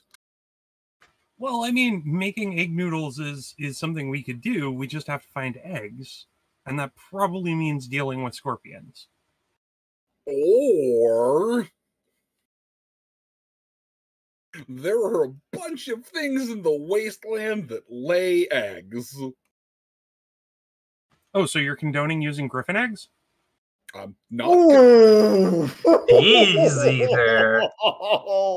That's cannibalism. Give an inch, take a mile. Why don't Technically, you? I'm not a griffin. Hold on. Technically, Moon, that's only cannibalism if you're a griffin. Otherwise, it's sentientism, which is the eating of a sentient creature. I disagree with you, but that's because we only have one truly sentient species on Earth, so we don't have to worry about the multifaceted nature of a word needed for such an event. But regardless, if you do that, you'll take a massive karma spike, and the griffins will try to gut you on sight. The griffins didn't like that. Anyway... I am going to keep up the search for the berries, and I'm going to pass it off to Chifundo. I meant like ant eggs or something. Jesus. Yeah, but they're so small, and you got to crack them real carefully to get anything. Oh my god! No, they're not. They're like the size of a chicken egg. Which eggs are we talking about? Like the irradiated ants. The eggs would be closer in size to like a chicken egg. Remember, the ants are like the size of a Saint Bernard. I know, Moon. I was messing with you. I genuinely wasn't sure. Could never be too careful with this group. Actually, Nayoda, make me an intelligence check real quick before we go. If you pass, make... no, it would be... I suppose it'd be... Oh. You asked for this. Fuck it. Hi, Roll20! Hi, Moon! Remember Discord's luck? Remember when that was a factor? Nayoda, you actually remember. It's, while you're just thinking, wait, but I'd need egg for... Hold on, but I would need... You actually remember having met a mare who had access to powdered egg. Oh, right. That was in Yellowstone, wasn't it? Well, she had relocated there, but you originally met her at the roof, where you averted her being killed because you and Sunrise went necking over by her goddamn cake. And so you moved her out of the direct line of fire and saved her life. Oh, you right. You asshole. Right, I saved the only decent baker in the wasteland. No, literally, if If the two of you did not go over there, the opening shots would have ripped her to shreds. Congratulations, you two just completely trying to get romantic, save someone's life. More importantly, you saved the cake. Like, if she had gotten shot but the cake was fine, she would have been, oh, good, I protected the cake. And once again, Horny has saved the day. Yeah, so more importantly, you protected the cake. So you would actually be able to converse with her. Well, I mean, technically the cake got shot up a bit, but you so. But yes, yeah, it's a little lead. Built character. There are actually ponies in the wasteland who you could contact to get egg, who would be able to help you make proper egg noodles, so you don't make mushroom stroke abomination. I mean, we're not going to do that anyway. I mean, the first batch to try and get the recipe, worked out, yeah, it's probably going to get served over spaghetti. But once I've got the recipe worked out, then we'll start talking egg noodles. But yeah, now I do remember that, and I'm going to have to make a note of that. Yep.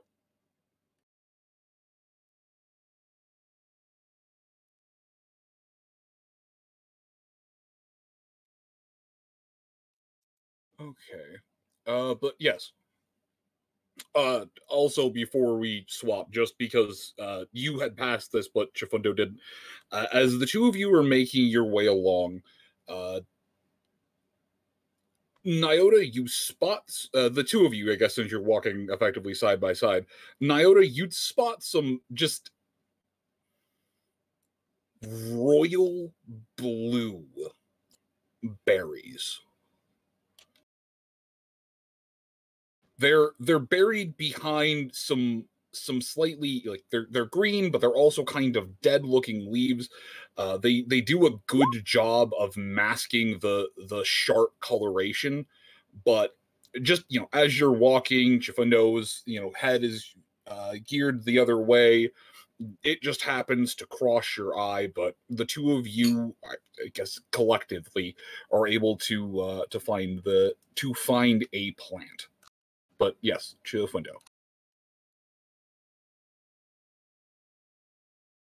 So I presume Nyota points out the berries. I mean, he could be a dick and not. Oh, I do. And out of curiosity, do I know what they are?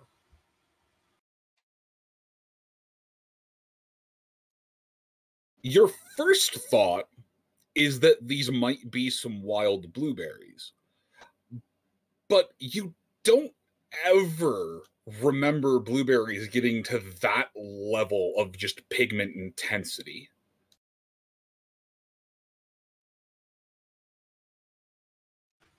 So, like the skin of an unripe plum. Like that kind of blue?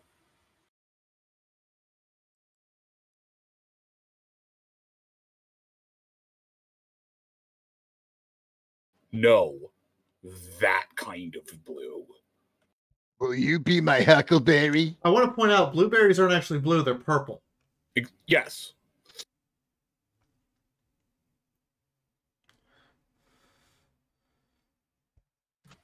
Ah. Yeah, that's highly unnatural. Can I see anything looking at them spiritually, or do they just look like the berries? They just look like berries. There is the normal just ginger touch of life, of the spiritual essence of life flowing through it, as it does flow through all natural living things, which may or may not be a good or a bad thing. And we're not talking like with the everything tree where that spirit flow is kind of twisted and a bit weird looking. Yes, it is. It does not look like the everything tree, otherwise known as a spirit of life's attempt at modern art.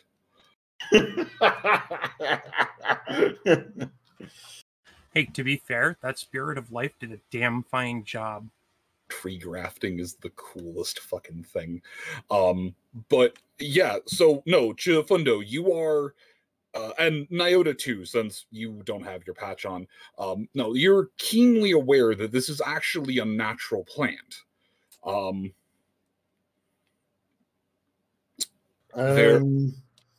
I roll a survival to see if I recognize it now I'm looking at it? You may. It is still going to be at a -30. Okay.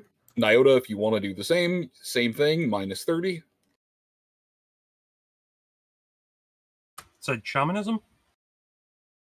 Survivalism. No, survivalism. I actually passed that.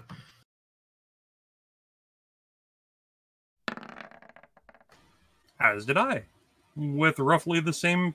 Actually, Chifundo with beat me on that. With a -30, you're only slightly below my maximum survival skill. All right. And by the way, Moon, I figured out the Spirit of Life that created the Everything tree is the Spirit of Life's equivalent of Jackson Pollock. Do you mean Pollock or Escher? Jackson Pollock, the splatter paint artist. I know. A little bit of everything. I know. I just was making sure that you weren't referring to Escher because there are a handful of limbs that's not natural. That was not naturally grafted onto here. That had to have been magical. What the fuck? No. The Everything tree is actually still a living being and does exist in our plane of reality. Oh, it does. I'm not arguing with that. It's not an Escher because it does not defy the very laws of reality by existing. You know what? You're right, though. It's not something that you can use to open up a gateway that parts the veil to welcome the Elder Gods into our world.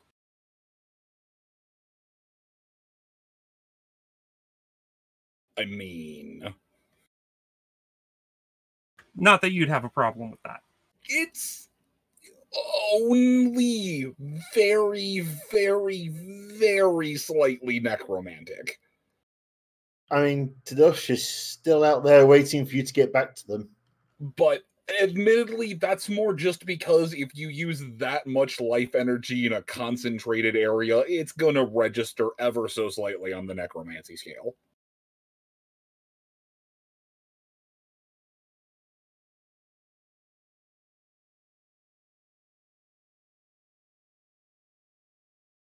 Okay. So as the two of you are looking it over, you do know that this plant can be eaten. It's not something someone should, let's see, that's 17 and that's, yeah, okay. It's not something one should eat, a lot of. But it goes by a full of different names. The blue blueberry, royal blue, blue aid, mainly due to the fact that the juice happens to be roughly the same color as the actual pig blue aid. No. It was a joke on Woad. Oh, okay. Wade. Yeah, Woad. Literally, Woad. Honestly, there would have been. It's not something found in a lot of places, but this is one of those few plants that will genuinely grow in snow. And yeah, some of the more northern tribes have referred to it as the woadberry. Because I just like that way too much. Well, legitimately, the blue pigment that the I'll say certain Celtic Celtic tribes use them a lot to create that brilliant blue pigment was actually the I believe the Woad. Roots. Well, it's Woad. it was cooked down to extract the pigment and then used. Yep. So I'm gonna do the smart thing, and I'm gonna take one of the ripe blueberries. But importantly, the two thing, because you passed, and all you had to do was pass. The thing that you do know is that as long as you don't gorge yourself on them, the berries are not toxic.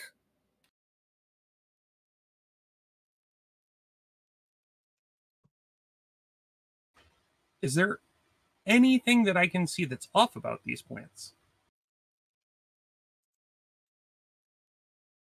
Aside from the unusual size. And are there any legends of what happens if you do eat too many? Both of you may, Chifundo, I'll give you a +20. Both of you make me an academics and lore check. Here we go, roll 20.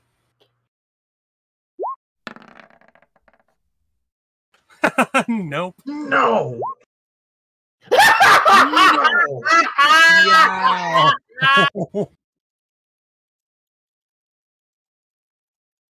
Oh, that +20 gave me a chance to pass, and roll 20's like, no. You know, the worst part, Chifundo, was that you actually have less degrees of failure than Nyota.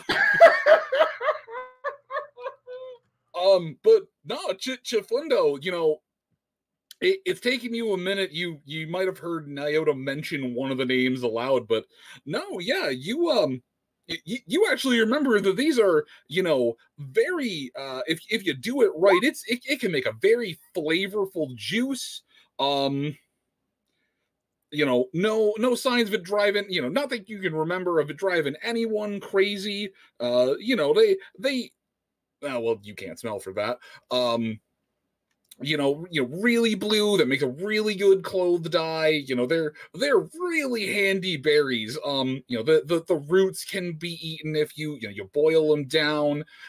You can make some kind of cording out of the fibrous nature of the plant. Yeah, just the whole thing is helpful all the way down. Nyota, you haven't got a fucking clue. Yeah, no, I didn't really do well in that portion of my horticulture studies. It's more just like, not a root vegetable. Don't care. Can I get high from it? No? All right then. Whatever. I mean, earlier on, that's actually a valid point. Wait, Hayes isn't here.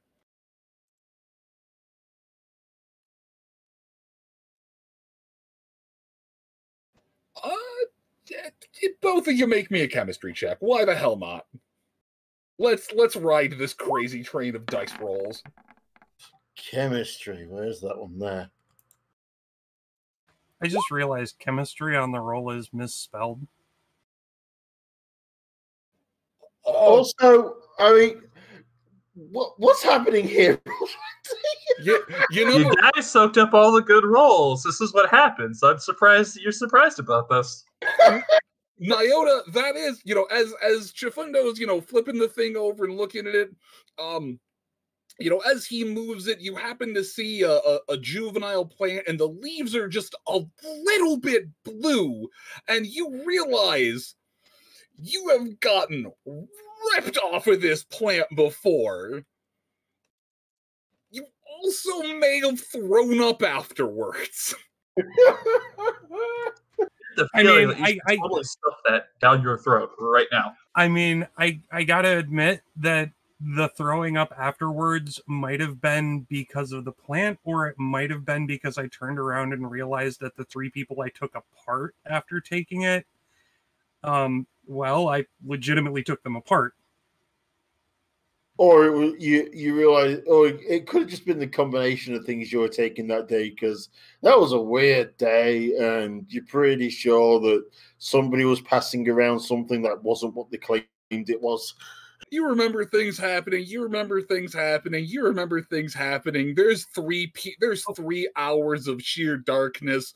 There's things happening. There's a horse that had a head. Yeah.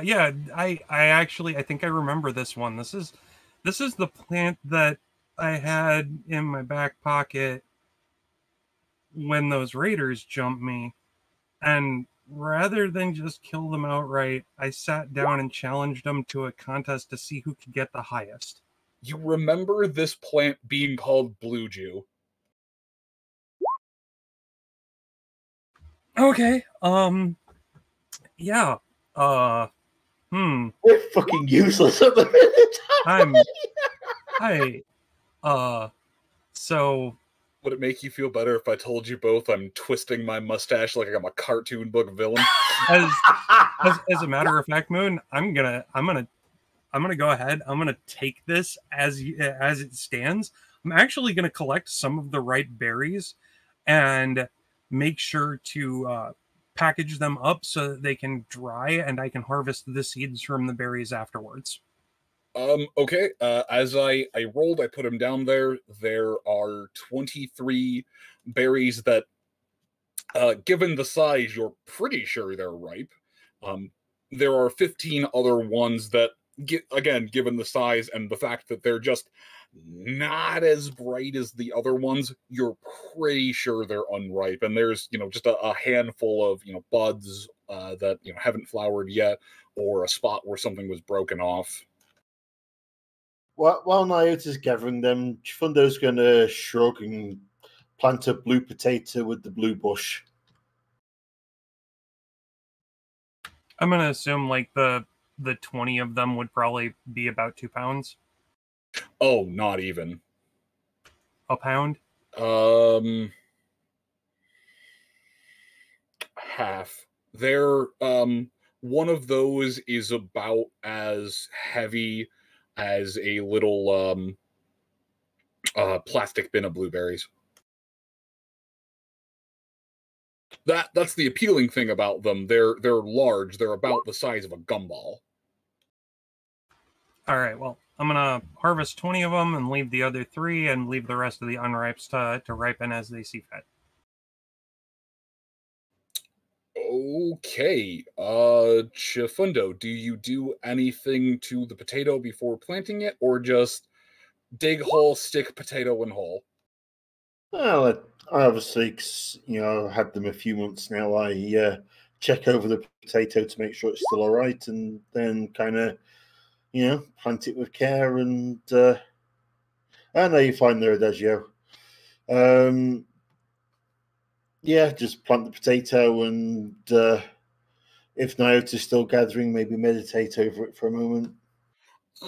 They're at this point, none of them have, none of them are, really rotten or moldy, but they're definitely dehydrated in. Almost all of them have grown these eye-like protrusions. The potatoes themselves were, more in color to, like that dark blue potato, but almost more of like a blueberry pigmentation. It's dark at the base of the eye, but towards the tip, it's almost this sky blue. You can really get a look for the eye stalk structure of the potato. You lot the thing, prep it, put it in a couple spots.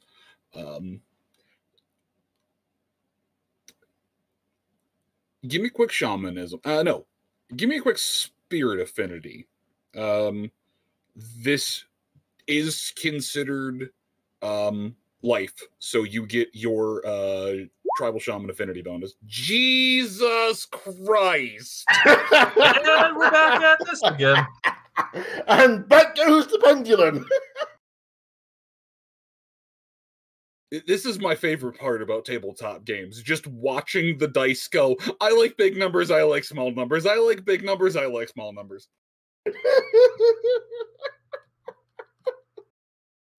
Okay, you sit and you focus and you just concentrate on the blueness of this area.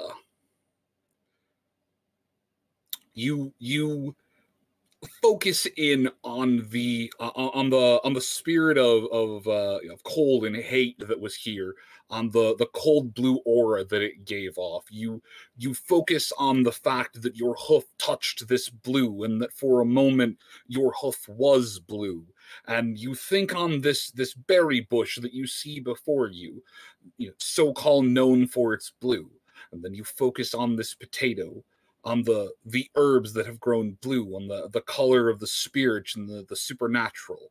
And you focus and you draw inward and you beseech the land. And Nyota, as you are gathering these berries, effectively before your eyes, where Chifundo buried the potato, there are a handful of shoots. They have slightly different than some of the other ones you've seen, or rather than the lone plant of potato crops you saw so many months, years, days. What's time to an immortal? But it's a little bit different. This one seems to have just deep blue veins running through the leaf of the plant. That almost seem to just not pulse with life, but just it almost looks as if you're watching a time lapse in real life, as the shoots, the eyes continue to shoot out, leaves unfurl, and they stalk themselves up until each of the shoots is sitting about a foot high. And Chifundo, when you open your eyes, there are several green and blue shoots where you had just planted the potato a moment ago. And while you do feel a little bit drained, you notice that the indentation of the hoof that you laid upon the spirit, it seems to be seeping up a little bit, but the hoof itself, the black, seems to almost be turning a deep blue in color.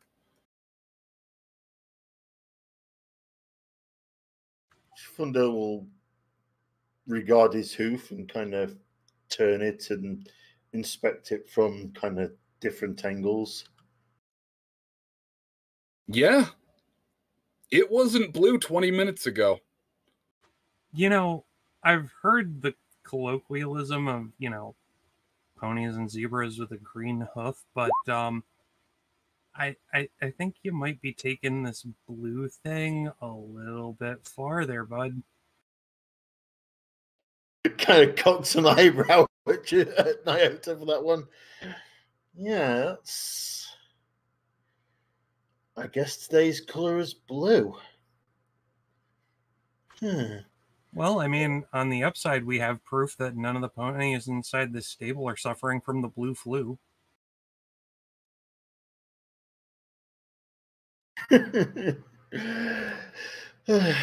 Dear. This is... Wait, what? Click the goddamn link. Yes, good song. Yeah. Okay, seriously, you're gonna bring Eiffel 65 into here? I'm not even mad. You couldn't even pick out their good song, which is "Move Your Body." I love this song. Blue is good. Move Your Body is better. Two, it's on theme for what we're talking about. Fair. Still, "Move Your Body" is the better song. It Blue is good. "Move Your Body" is better. Proceeds to type that into the search bar and start listening to it on loop. I'm gonna upset Moon.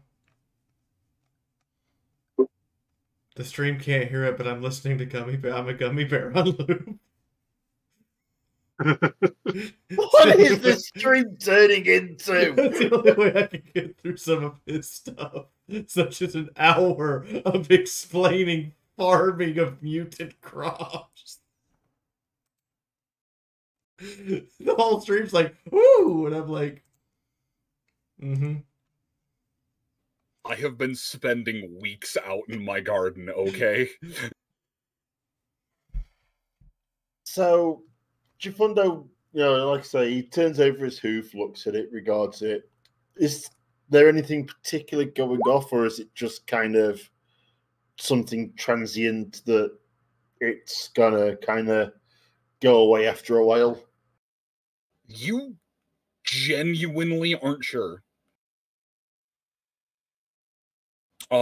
It doesn't hurt, and it doesn't seem to be affecting you in any way, other than just there seems to be a slight bit of blue on your hoof where there was no blue before. Chifundo will actually kind of stick his tongue out a little bit as he kind of very gingerly touches the blue hoof with his normal one to see if it hurts or does anything, and then a bit harder and a bit harder and a bit harder, and then just kind of turns back to Nyota and shrugs. Hey man, I'm not gonna judge. I mean, come on. And I tap my back left leg. I'm the one with the green hoof and green stripes. Come on. Chifundo, please roll me perception without your racial penalty. Blue Fundo might actually look pretty good. Really? Blue Fundo? Blue Fundo. Chifundo, it isn't until you press the hoof, really down onto the tongue.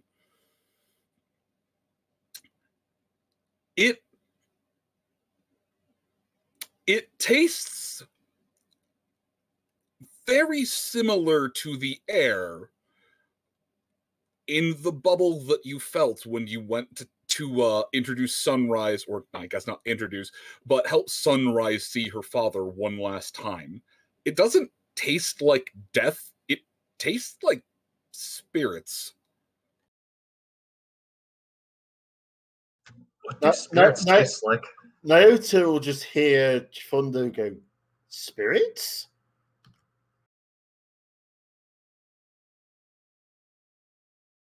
I mean, that has been your shtick pretty much since the word go, but... No, I taste spirits. Really? And I step over and I look at his hoof and I'm like, do you mind? Presents hoof. I'm going to do the same. So when do we need to drop the box of family friendliness here? Please roll perception at a -1.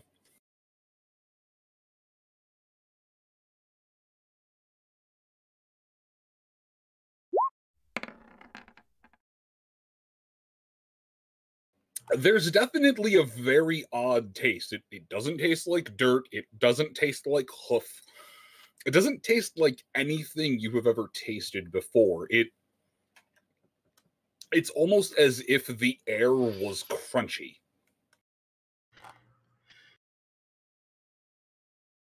Funny thing is, I could argue I know what that tastes like. It tastes like that, but blue shifted. So, not quite, but almost CS gas. Yes. There is a visible look of discomfort, and it just kind of like my eyes start watering as I step back from Chiffon. I was like, oh, yeah. It doesn't hurt. It's not painful, and you can tell that it's not poisonous. It doesn't have the same tingle effects, but it's just... It's similar enough to get that reaction, though. Like, if you've ever been CS gassed and you get anything remotely like that smell or that taste or that sensation on your arms or your eyes, like, you nope the fuck out. But no, I recoil a little bit. It's like, yes, I kind of know that taste, but no, that's definitely not what I thought it'd be. Tastes like the air when I took Sunrise to the bridge to death to see her dad. You mean when you took us? Slight retcon. When I took you all, yes. Yes. Oh, right, I forgot. Nyota was there too, at Sunrise's insistence. Yeah, even without the -1, you still wouldn't have passed. Yeah, it's an oddly familiar taste, but you just can't quite put taste bud on it. Yeah, I was a little bit more focused on, being there for Sunrise and meeting her dad and being nervous as all get out because I didn't know how her dad was going to react to me, and I'm like, And oh god, the crows are trying to peck us to death. Meet ghost dad-in-law, meet ghost dad-in-law, meet ghost dad-in-law, meet ghost dad-in-law.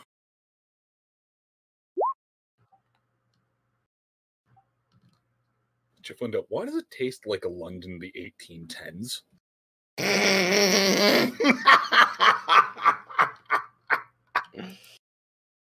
Oh god.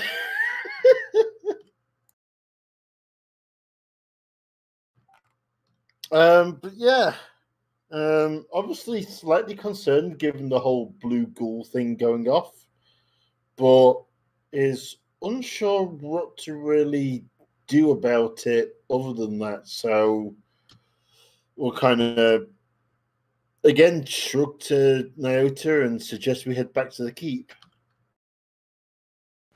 Agreed. I think we've found the only things that could potentially lead to this problem, at least as far as I'm aware. Indeed. All right, I am going to switch it to inside the library or inside the facility. I apologize for that. I did not mean for that to get so damn carried away. I don't think I've laughed that hard at dice rolls in a very long time. That was weird.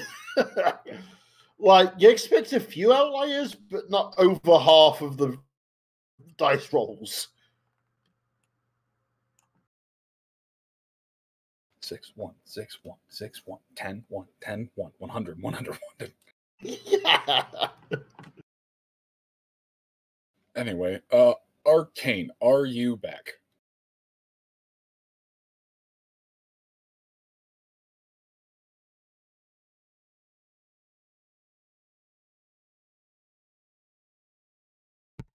Arcane, are you muted? No.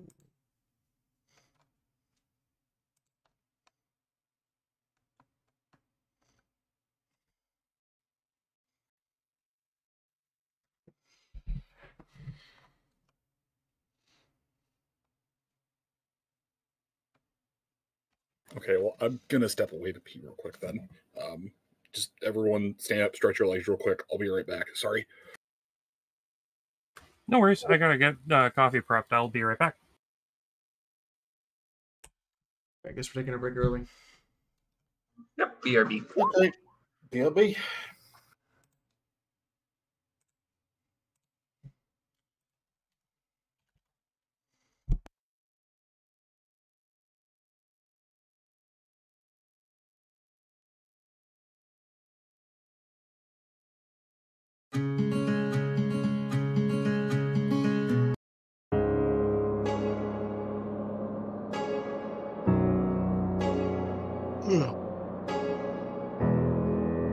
Sorry, I didn't say anything.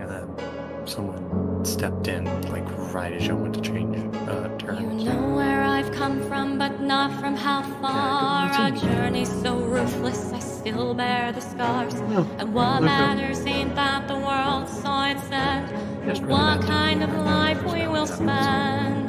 I'm trying to be better, but still miss the mark. And each time I save you, I'm left in the dark. No, when you're in trouble, I'll be by your side. My love for you ain't gonna hide. And stop returning. A penance unpaid and a body left laid, but inside the fire keeps burning.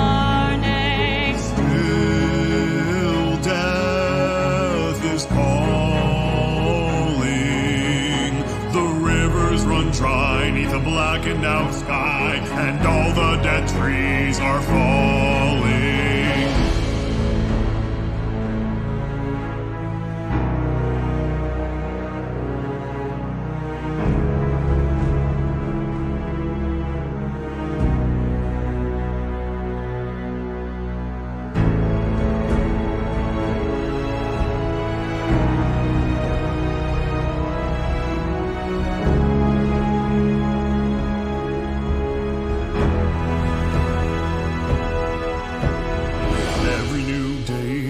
creatures we face will see equal judgment or mercy or grace. Decision is needed for those who survive of whether you'll be left alive. And all bloody work for a hope that we hold of past golden age and its story still told. And what sacred virtues we're able to heed to bring back to those who are in need. The future is daunting. It's going to be shaped by the choices we make and those of the ghosts that are haunting. And hope's worth preserving. While near and so far, all the angels there are, must go bring a peace that's deserving. Welcome back.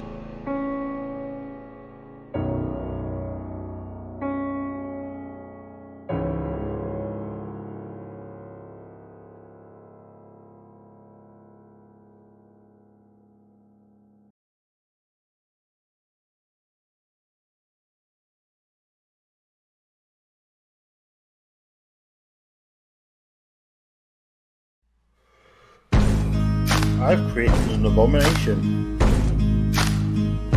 Yes, you have. I was unaware that you can run on for a long time. Aha! Run Take a look on in for a general long room. time. Run on for a long time. You know the angel's gonna cut you down sooner or later.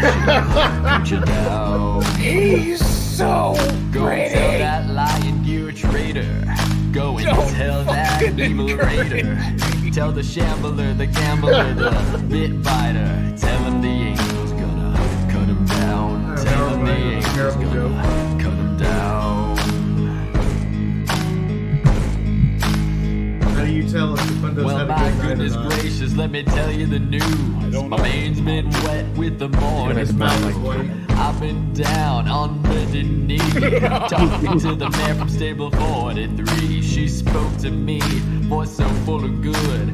I thought I heard the shuffle of the angels' hooves. She called my name and my heart stood still. When she said, "Pony, go and do my will." Go tell that lion, you traitor. Go and tell that evil raider. Tell the shambler, the gambler, the bit biter. Tell him the I know you're the one who did cut him down. Tell him the angel's gonna cut him down. You can run on for a long time. Run on for a long time. Run on for a long time. You know the angel's gonna cut you down sooner or later. Cut you down. You may throw your rock and hide your hand, working in the dark against your fellow mare. But sure as selection made day and night, what's down in the dark will be brought to the light. You can run on for a long time. Run on for a long time. Run on for a long time. You know the angel's gonna cut you down. Anyway, Sooner or later she'll cut you down. Wait, what? Go tell that lion-eared traitor. Go and tell that evil raider. Tell the shambler, the gambler, the bit biter.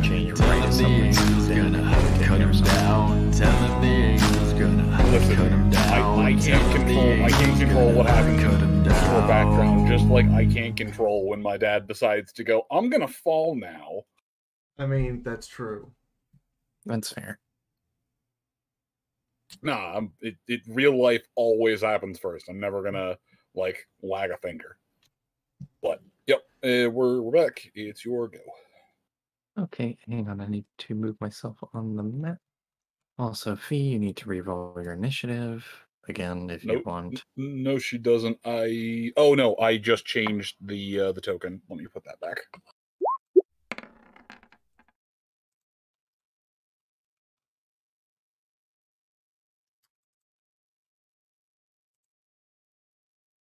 Now I have to say here, not really remember what I was doing last session. I think what I was doing was attempting to get all the information I had taken out of my pockets.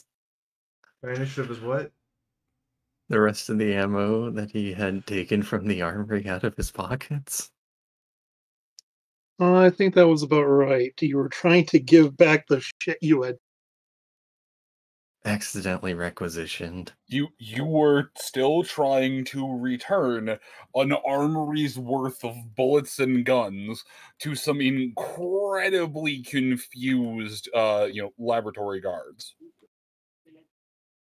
Don't make me go on a bureaucracy adventure, Moon. So, as you know, the lot of them are just kind of gathered around vending machines, all in what appears to just be recolored, security barding and the like. Just helmets up, each of themselves, nibbling on something different. As you're just sitting there counting out the ammo, the guns, and the like. They're just staring at you very confused. The one who seems to be a little bit more in charge than the others, a mare in her mid-30s, is just... Is Fee back yet? Yeah, I haven't she is. switched just yet. Just make sure everyone else wasn't and forgot to. That's my bad. I am back. And there's thunderstorm outside. Uh-oh. Don't dial in, Zarby. I can't bomb collar you if you're already dead.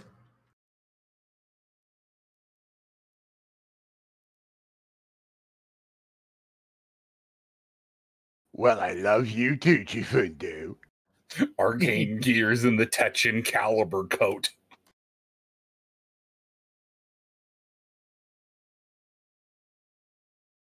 It just has bullets. It just keeps pulling out bullets. Are there any conveniently located boxes? Oh, crap. I don't remember how many I took last week. I think it was like 494. It was a lot. Well, the other ones are easy because I actually had to add those ammunitions to my sheet.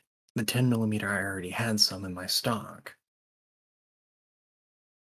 I mean, you could always attempt to bluff. Just put down like 250. Yeah, I think that was it. Oh, you expect Golden Boy to lie about anything? I didn't say lie. I said bluff. You really want me to try to bluff on like a 14? I'm sitting on a plus 37 bonus that's negating the 35 penalty. It's the code of friendship. It's the safety code. Chifundo, can you access it? Gosh dang it, Chifundo. Hang on. Anyways. Chifundo's technology curse is affecting his sheet. But yeah, so I am assuming that you were going to count back every single 10mm bullet that you grabbed that you're at least familiar with. Yes. As well as all of the various shotguns and armor. Actually, he didn't take any of the armor. He took a single shotgun and a single 10mm SMG. Oh, okay. Because they were like, "Oh, we'll take back the ammo. That's not too big of an issue." And then they're just like, "No, we're not taking back the guns." And Arcane's like, "No, take back your guns." After a good back and forth, roll negotiation. I'm not going to make you roll negotiation to reverse steal. Yeah. So after a little bit of a back and forth, the guard just kind of sighs. Yes, please, thank you. Here.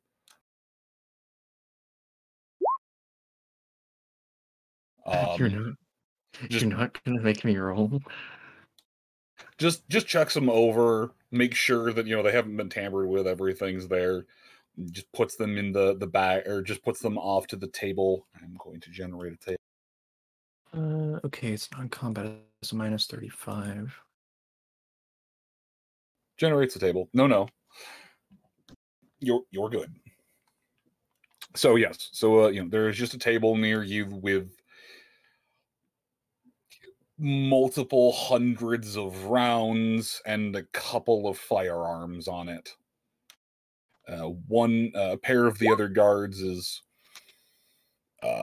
is directed to run the rest of the stuff back up to the armory, and they kindly inform her that they're both on their 15, and she just sighs and says, "Fine, I'm going on my 15," and goes to get some snack cakes. There's some conveniently located boxes, or am I allowed to random up some cardboard boxes and some tape to help? Why are you trying? Because this is like 500 bullets he's giving back. There's a duffel bag. Okay, that's fair. I just need to go and find the total. I know I posted this somewhere. Where did I post it? Yeah, no. One of them pulls out a duffel bag. They've got everything just kind of loaded back into there, and varying on the size of the duffel bag, it'll hold anything from a weekend's worth of camping gear to an entire dead body. Okay, if I just simply deduct the ammo and just leave 40 left and just call it there. You are welcome. You are welcome to remove as many of your own bullets as you'd like. Well, I can't remember how many I had. I can look later. No, it's fine. Actually, no. I know the really backwards way of doing this. I need to find my level 12 sheet. Because I didn't... Oh, wait, no, I stole some from the party stash of the 10mm. Whatever, I'll just leave 60 in my inventory. There we go. We'll just leave it at 60 in my inventory.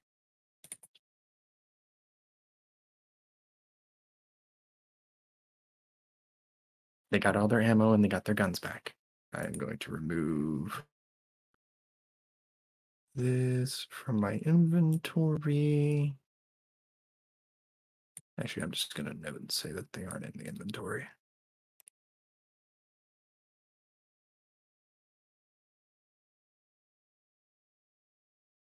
Okay, there we go. They have all their ammo back. Yay. Actually, I need to. Wait, are these? The exact number of 10mm rounds, if you care, is 428. 428. Okay, so I had 584 minus 428. Oh, I had 156 rounds. Yeah, like 40, that's not enough. Anyways, so it's a short process of just loading everything into the bag, loading it all onto the table. The rest of the guards, the couple of staff ponies who are milling around, seem to be giving a lot of you a very wide berth. They're not looking at you with an air of fear, per se. It's more of a, you're being weird. We don't want to deal with the weird right now. You're being weird. You're not from here. You smell like outside. Is he just emitting an aura of not my problem? A combination of an aura of not my problem, mixed with a little bit of, oh, hey, I have to go over here right now.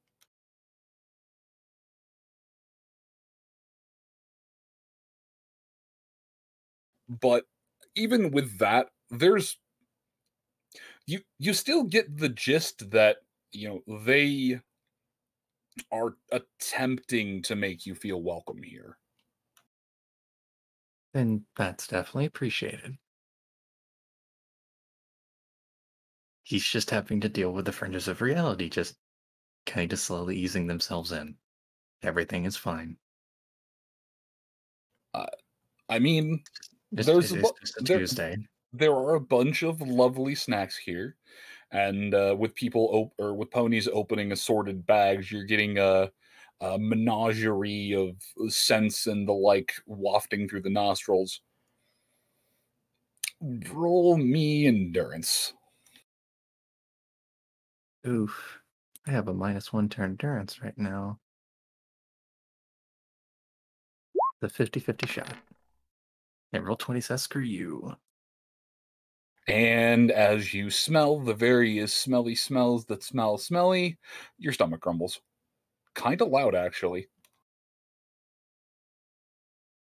Arcane looks down at his stomach and then gives it a small squint, then gets up and goes to go check the machines to see what's available.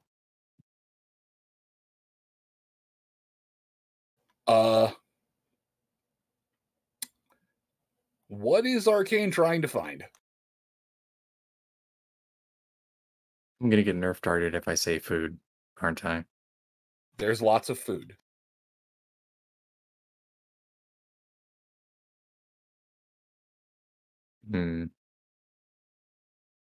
There's assorted candy bars, popcorn, chips, gum, mints, some drinks. One of them seems to have a pair of socks.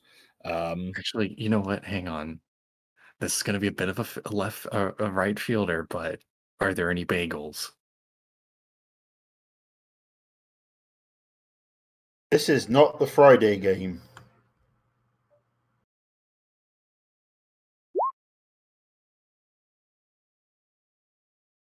Welcome back, whoever that was. Yes, actually. They're plain. It's a small little 3-pack of mini bagels. But yes, there actually appears to be one of the Spurs has bagels for sale. He will go and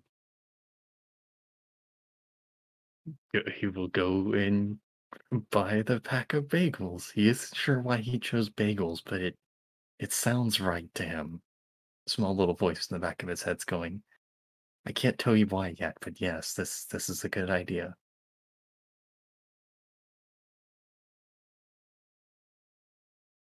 Also, definitely not like his partner had a penchant for bagels. Yay, bagels. But yeah, yummy bagels. You only like bagels if you like your bread to be 50% crust. And he's having his emotional support bagel for the moment. Yeah, well, I'm a monster, and I intentionally eat the pizza with crust. Corners are my favorite. I mean, there's nothing wrong with that.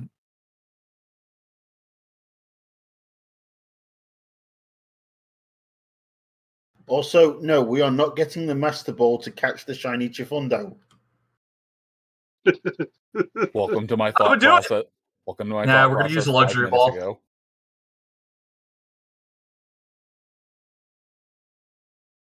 Shiny Chifundo deserves a luxury ball. Part of me saying go explore the stable, but then another part of me saying you should probably wait.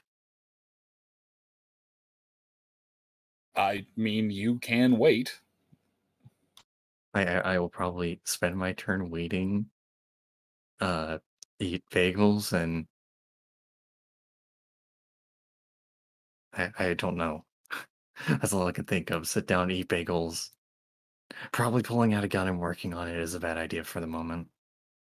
I mean, you did just pull out a bunch of other guns, so... Even if it's the gun of friendship. If it is the gun of... It's not a chainsaw, so if you pull out the gun, if you pull out a gun with a friendship enchantment, no, it won't set off alarm bells. They'll just be like, oh, what a nice... that you have there. Oh wait, I forgot I have a book. I can just read a book. I'll sit down and Arcane will sit down and start reading a book. You know, because Mythic brought it up, I think last session or the session before, he will attempt to try to read the Book of Daka, even if he doesn't know Griffish. You're welcome, Mythic. Yeah. Okay. While you are doing that and attempting to read the Griffish squiggle words,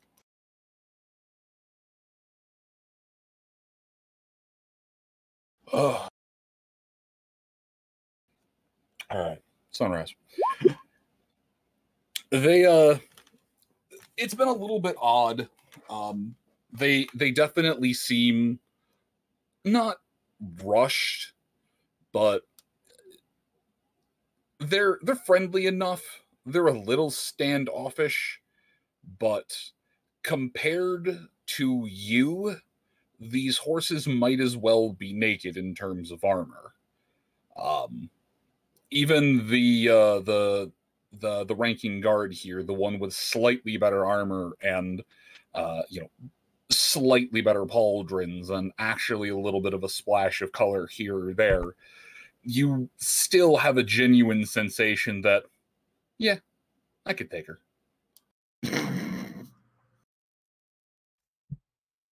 But I also have the innate feeling that if it actually came to blows, it would be like one shot for each of them and they'd be done. Maybe two. Depends on where you hit.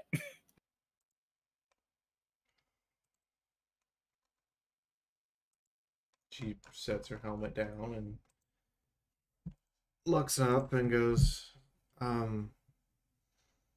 I did not expect friendly after the ghoul met us at the garage.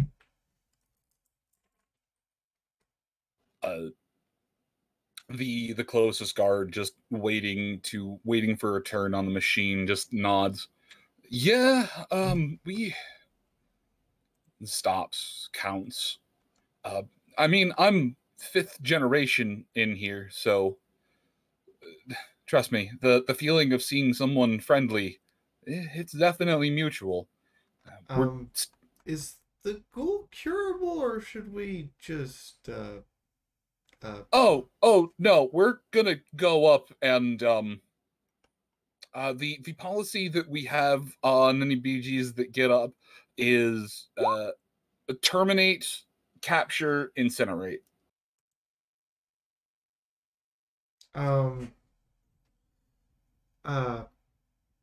BG, what does that mean? Because we saw that in some of the memos and had no idea. The guards look to each other a bit. You hold on.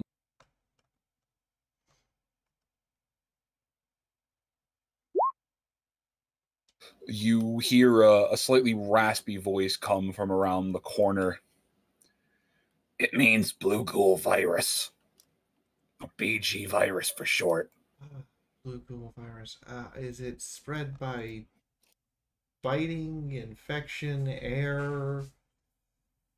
Ignore the fact that this is a human. I've been looking for Gould scientist ponies, and there are only a handful of ghouls, and most of them have spiked armor. Just gonna title that as totally a normal pony.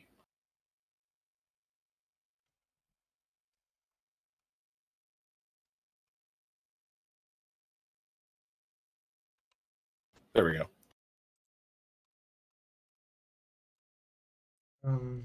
I'm sorry. I'll change your nameplate. I just can't get over how freaking adorable that. Oh no, the nameplate's fine. It's so cute. So small. Yeah. So, I'm gonna need a little help here. What exactly do you do down here for 5 generations? He just laughs in only the way that a ghoul can. And after the sound of someone shaking gravel stops, the old scientist looks at you. Well, once this was part of a research project. I'm sure you're familiar, at least somewhat familiar with it, but that's not important now. What we've been doing for 5 generations, well, for the first 2, we were continuing working on our project. For the 3rd, we realized that, oh no, we're not going anywhere, and a lot of heavy work between the 2nd and 3rd generation, I should say. A lot of heavy work was put in, and well, thankfully there was enough infrastructure in place that we could get some sustainable farms and the like going. Yeah, what's is that bagel 200 years old, or what's it made out of? Oh, so we for the longest time, we subsisted on just the snacks and whatnot. Thankfully, whoever was in design of stocking this place had ordered about 50 to 60 years worth of the pre-war preservative food. Holy shit. And so we were able to subsist off of that for a long enough period of time to get the small grow garden that we had.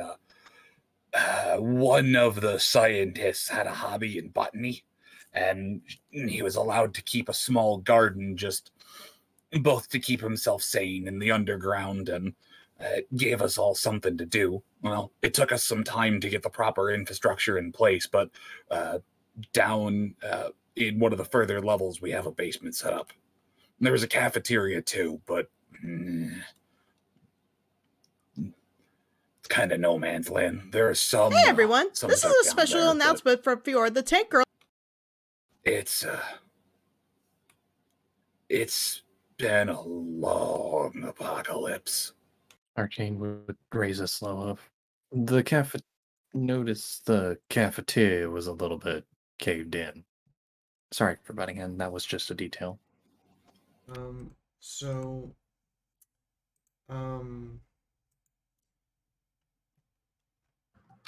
What's the project exactly?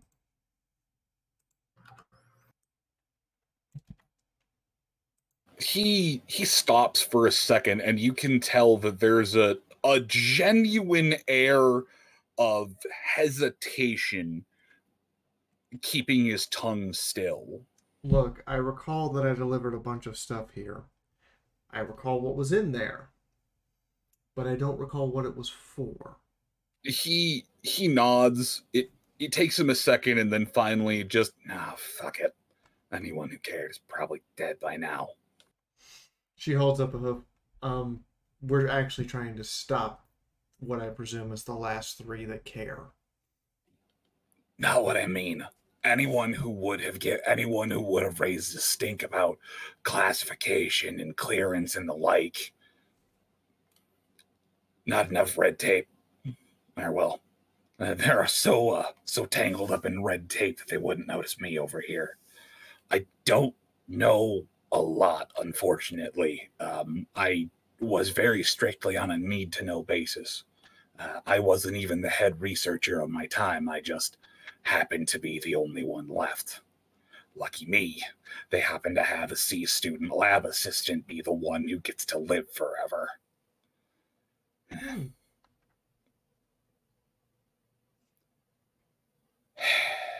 I miss Pezzle. Anyway, we were working on etchings, engravings,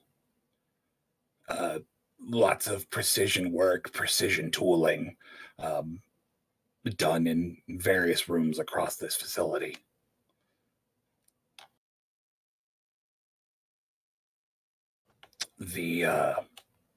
There were some boxes brought before everything went to shit, but I remember one being white, but that might have just been the nuclear snow. Regardless, yeah. After everything had gone crazy, we still kept getting shipments and loads from someone, and we just worked through what we had. But we built up a backstock. You said you were inside the warehouse, right?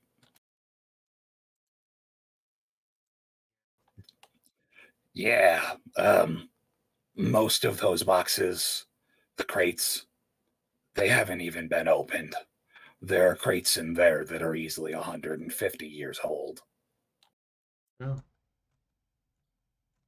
Probably not good. Has nothing to do with being good or bad. As it is right now, the only thing inside of there is a pure block of rock. So those are just unused boxes. I unfortunately don't have a lot of proper tooling and whatnot outside of the parameters of the job, but the few microscopes and whatnot that we've managed to scrounge together into a somewhat functioning lab that can be used as general purpose. One of the researchers looked with a microscope, and it almost appeared as if the gems were atomically pure. They looked and looked and looked and couldn't find a single imperfection. That sounds about right for what they need for this. He'd nod and just sigh a minute. Those are just boxes full of gems that haven't been used in 150 years that are intended to, I assume, make an experiment with recompulators? His cracks an eyebrow at the word, but shrugs. There was a standing order for a while to etch through things. It's still on the books, and we still occasionally do some etch work, but as it is right now, most everyone in here is too preoccupied with trying to live, trying to survive. We have clean air and clean water, but you can't really eat limestone. Well,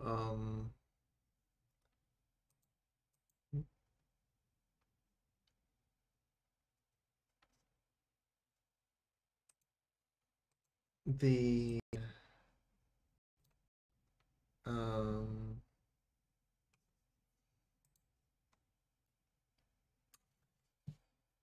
fact is that we're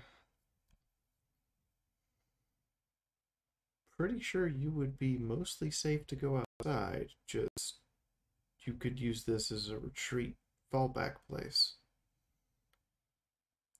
Your Griffin Guardian has apparently spent the better part of a century turning the Dust Bowl outside into a forest. The scientist simply shrugs. The few conversations I ever had with that ghoul or with that griffin, it wouldn't surprise me.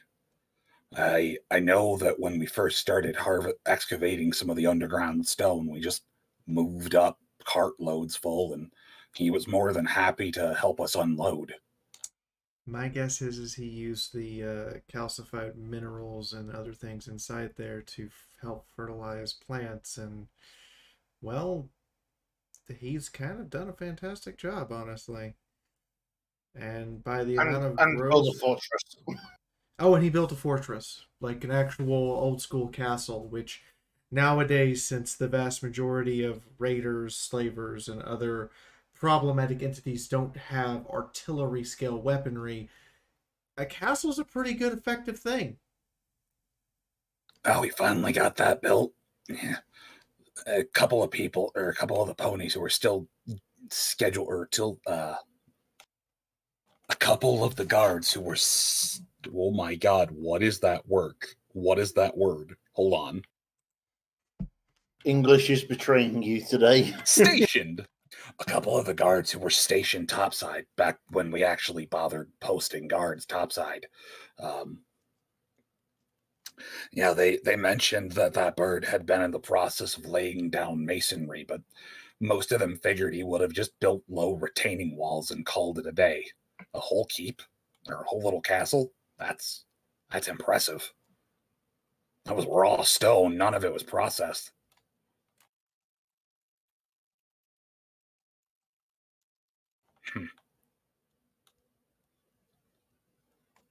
Well, aside from that and the like, I'm not sure what else I can do for you, miss. I'm, just a level B researcher. Well, I was. It doesn't really much matter now. I just tend the gardens a bit. You don't know what your project would have to do with getting access to a command module. Miss, the document that we were given back when I still had flesh that didn't look like a sun-dried raisin, The document that I received was so heavily redacted that it was that the ink alone weighed more than the paper. Not uncommon. Good to know. Whoever disseminated down information, if you were not meant to know what was going on, you didn't know what was going on.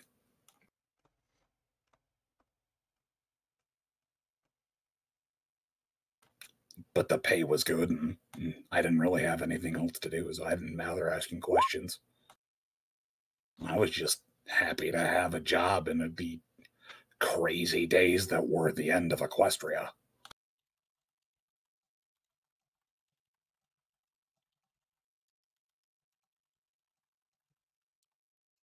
So, admittedly, I was better off than most when we got sealed in here, but I miss sleeping.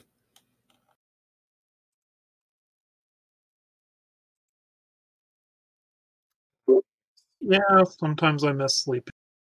I have to restart Discord. I apologize. Hold on. It's all right.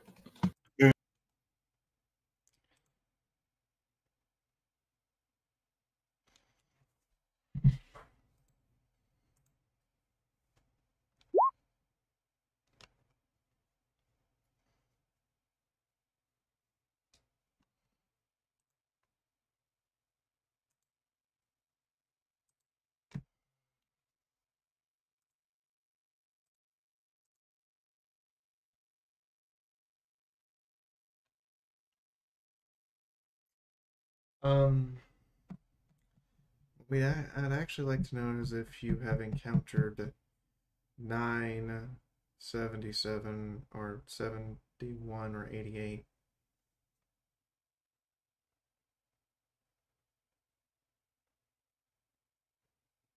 Hello. The ghoul just looks at you for a moment. Is that Hike? No, those would be the names that those would be their agent designations. I don't know what their actual names are. Yeah, no, the only 8 I've seen in a while was one of the younger researchers, and I have no idea who that 76 or 69 or whatever the hell numbers you said.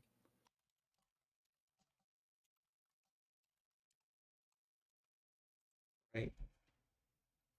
Apologies. I was always on a need-to-know basis, and they often deemed I didn't need to know much. Hypothetically speaking, if someone got a hold of those gems upstairs, how many boxes could they make?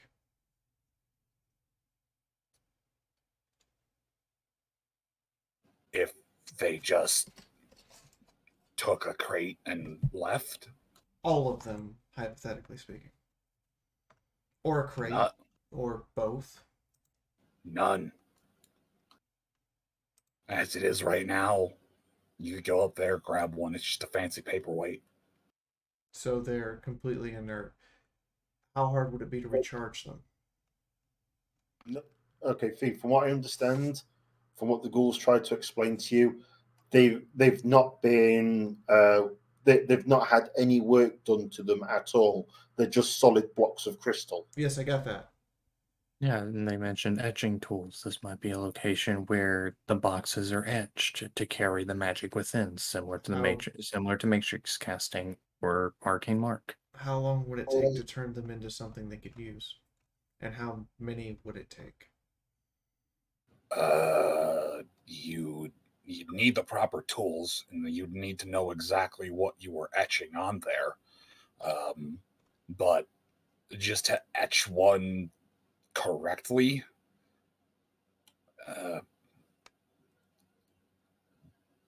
day or two at most for someone who wasn't sure how to etch. But even then, matrix casting and the laying of arcane lines is a very exact science. One misplaced line in your entire array will simply not work, or worse, could just turn into a bomb. What if they knew all of that? Like, these are technically ponies who were there when the boxes were created. I have little doubt that they either have a team or they themselves know exactly what they're doing. Sunrise? Honestly, miss, I don't know. I think the wrong you're asking question. How long would, if the etching equipment was destroyed, how long would it take to fix it? And that's a good question. I assume your etching equipment is incredibly hyper specialized and requires very specific manufacturing techniques to create. To create, yes. Upkeep can be done with anyone who has a mild understanding of mechanics, but to actually sit and create the tools needed for this kind of control would require high precision etching tools, the exact program to use said tools, a location where you'd be able to etch the crystal with the amount of force that it would need that no one would get burned nearby, a working terminal, and knowledge of exactly what you're doing. I'm not saying it's impossible, but I'm saying that outside of this facility, you'd have a very hard time doing it. Right. Do you still have that equipment? I believe so.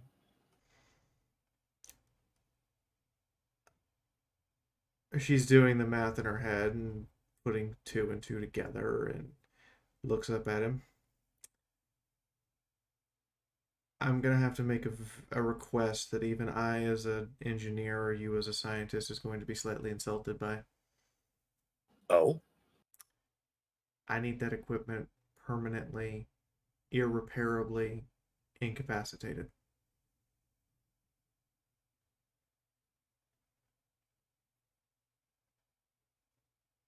Well, admittedly, that's not a decision that's up to me.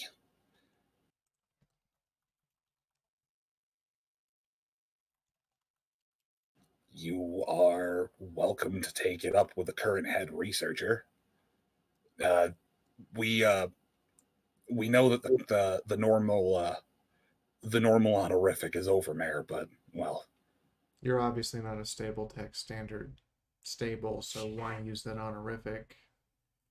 And you're obviously not an experiment stable either, so why use that one?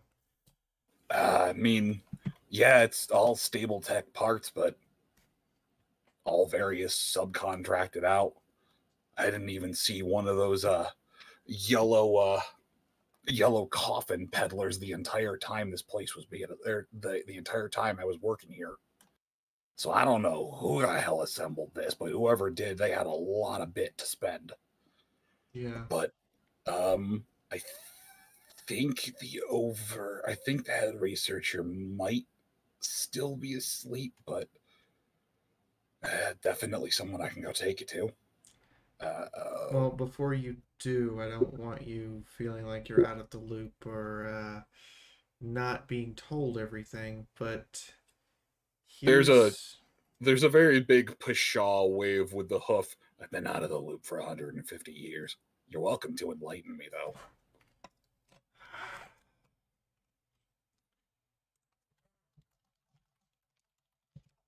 There are 3, possibly more, individuals who possess Guardian or whatever the highest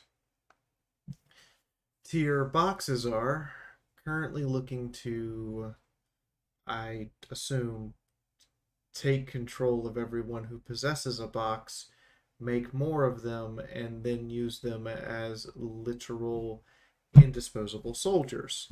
There is also another individual who is working for the Enclave who intends to box mayors who are pre-war, such as those you find in a stable, and therefore have minimal genetic alterations from the radiation outside, and turn them into eternal sex slaves for the Enclave to solve their inbreeding problem. The 2 mayors that are in the room turn around. The the guard captain just gives you a look of the fuck you talking about, but the younger clearly interny looking lab researcher just kind of mutters, "What's the Enclave?" Sunrise, you might want to elaborate a little more. He stops, thinks about it. Okay, yes. When I mean, before today, we didn't know if there were any ponies left. Okay. So when the war happened, the bombs fell. They all nod.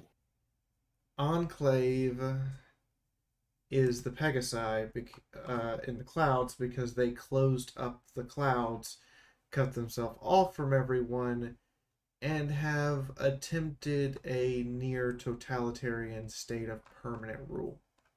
Those fucking fear chickens did what? Question. They have a lot. Go ahead.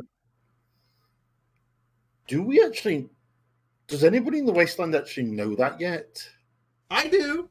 I've been there. I have memories of it. Raises hand. Am I allowed to make a lore check? No. Damn. Just moon spitting hot fire. You haven't encountered them. Unless you've encountered them, the Enclave exists as little more than the Wasteland Boogeyman. Okay, so if there's anything in files, it would be nothing but. We're not sure who these people are. They're kind of a ghost organization. The only reference you're likely to find written down are references to essentially wartime Pegasi. It's like Enclave. The Enclave is something that came into being during their isolation. Yeah. So if anything, the closest thing there might be a hint to it is descriptions or very vague descriptions of their power armor, which was, heck, that was pretty prototype back then. If anything, there would just be Pegasi fighting force, do not engage, and that's pretty much it. So to that's fair. describe this further, they then use their pre-war technology to keep everyone on the surface from being able to challenge them in any way, shape, or form. We successfully did so because we were fighting a raptor instead of a thunderhead and any other escorts, and we used a full-grown dragon. The researcher mayor is giving you the nature is fascinating look. A couple of the guards are just, you did a who and the what now, and the ghoul is actually, let me roll something real quick.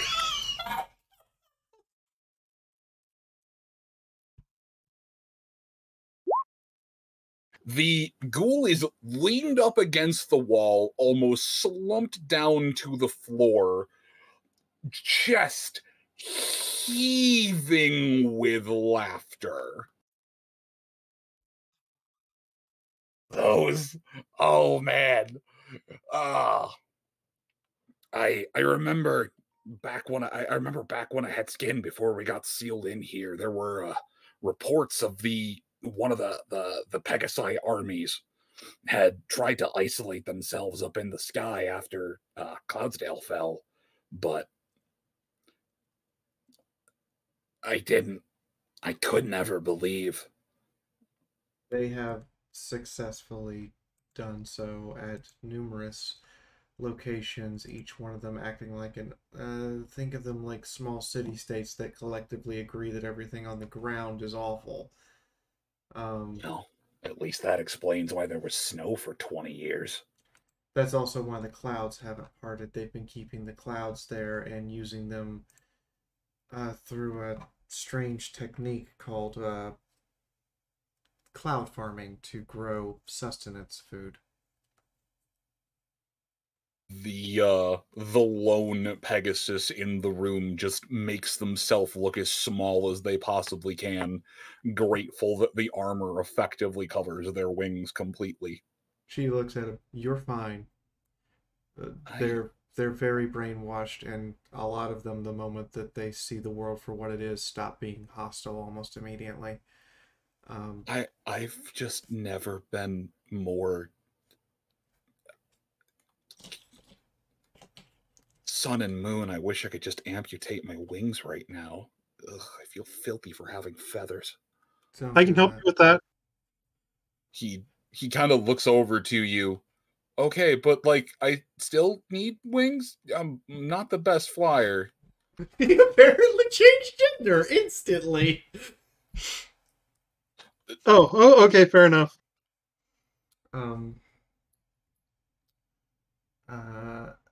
You guys haven't been out of here at all in almost 2 centuries, right? The little researcher. We for a while we had sent groups to the surface to check on things. And then we noticed that the snow melted after a while. Some of the greenery and life came back.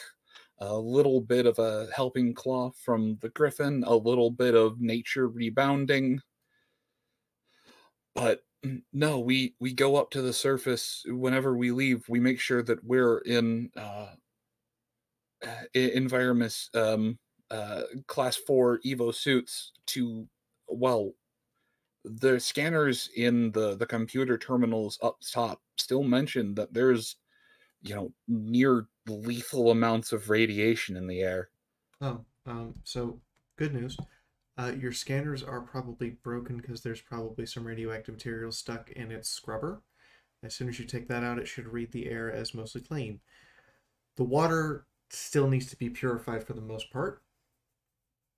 Oh, that's okay. We have clean water here. Pegasi keep a permanent... Basically, the Enclave could be above you by the clouds. They've also positioned what can only be described as bug zappers throughout them. So if you don't know the way up or down, you try to go up and you get barbecued. I died twice that way.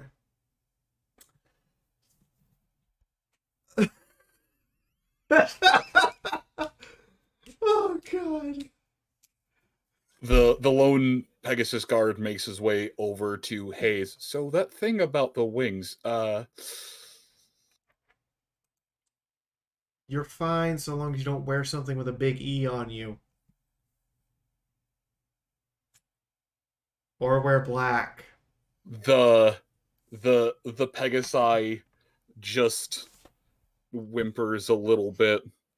My name is Emerald Days. A lot of my armor has a big E on it. A big gray E with wings. Oh, okay. Mine's just green and gray. Okay. The Steel Rangers have taken to the idea that technology caused the entire wasteland to be existing in the first place, and seize all forms of pre-war tech they can get their hands on, hooves or talons or whatever appendage they have, and hoard it, and they will kill you for it. My pip buck is more valuable than my life to them. There's a general murmur of what the hell is a Steel Ranger. A Steel Ranger would be the corpse that would be the core from the Equestrian army that was trained in the use of Earth Pony and Unicorn power armor. And then there's a chorus of O's. Yeah. Basically mechanized infantry. They've created an almost quasi-religion around hoarding technology. They avoid me. Apparently I've inflicted too many casualties. Well, you did just say that you damaged a raptor. If everything that you're saying is true, that thing's not going to leave dry dock for a year. Crippled to be a more appropriate term, and I don't think it can ever actually be repaired. I think the dragon might have dented the hull with the tank turret he was using as an arm. Oh, now that's cool. The Ghoul. Does anybody else want to gun it for an arm? The Pegasi who's over near you is just kind of like, okay, please tell me your way, strange doctor. Please tell me your way, strange Dr. Pony, because You smell of the botany lab and you speak of the surgery. So, are you a doctor or a serial killer? There are other types of ponies, however. There are the ones that try to create settlements, each one of which has its own strange rules, customs, and layout, such as the roof, which is built on a multi-deck parking garage that goes 2 additional decks below the surface. Or... oh, that's smart. Upsville, which is a converted warehouse that has been armored on the inside and outside into a semi-mechanic shop, semi-bunker facility in the middle of a place where plants will try to eat you. Who the fuck names a town Upsville? She closes her eyes because the sign that's on the outside is a faded UPS sign. That just lists a chorus of oh. You have to remember, many ponies live day to day for survival purposes. They only know the world ended, not why, and especially not some of the nuanced things like what letters mean for a company from 200 years ago that no longer exists and has been bombed into oblivion. Nod, nod, nod, nod. There are also other places like South Shore, which can only be described as the Ghoul. Oh, I actually remember that one. That's still standing. They have an immense amount of technological edge against anyone who tries to attack them. When your normal guards carry Gauss carbines, that's kind of a good indication you can defend yourself. Oh, my cousin used to live there before everything went to pot. Whatever happened to her. Is she unicorn? She turns her head immediately. Define went to pot. No, I mean the wasteland, the world. Oh, okay. Yeah, they've established kind of a totalitarian state based on unicorns being at the highest of the hierarchy and have an alliance with the Enclave. He blinks. Wait, who runs that place now? Last I remember, it was still run by Supercritical. She died. She exploded. The person who runs it now has disenfranchised Supercritical's daughter because Supercritical's daughter is an Earth Pony, and basically goes out of her way to maintain the hierarchy of unicorns are supreme and no one can argue, and does so by making the population willingly follow along with it. Oh, that means... Sorry. Yes, yes, Small Blue. Wait, this is the part where I wish I updated my notes a little bit better, because if I remember correctly, Critical Mass was the mayor who tried to control the sun. Yes, she is the one who the lake was named after. She turns towards Medicinal Haze. Didn't they treat you like a dog going to the vet when you went in? No, that was mostly Mythic because, well, he's the one that needed medical. Oh. I still needed... don't get me wrong, I got the impression they still would have preferred I had a horn, but I'm not yet ready to implant myself with a cyber horn. It just seems painful. Yeah, they declared they weren't going to honor the right of parley with me once they had me inside because I was an Earth Pony. Oh. That means Anthracite still runs the place. That's her name. I tried to shoot her horn off with a 45. It just made it crack. That sounds about right. So next time I know to use, just go straight for the C4.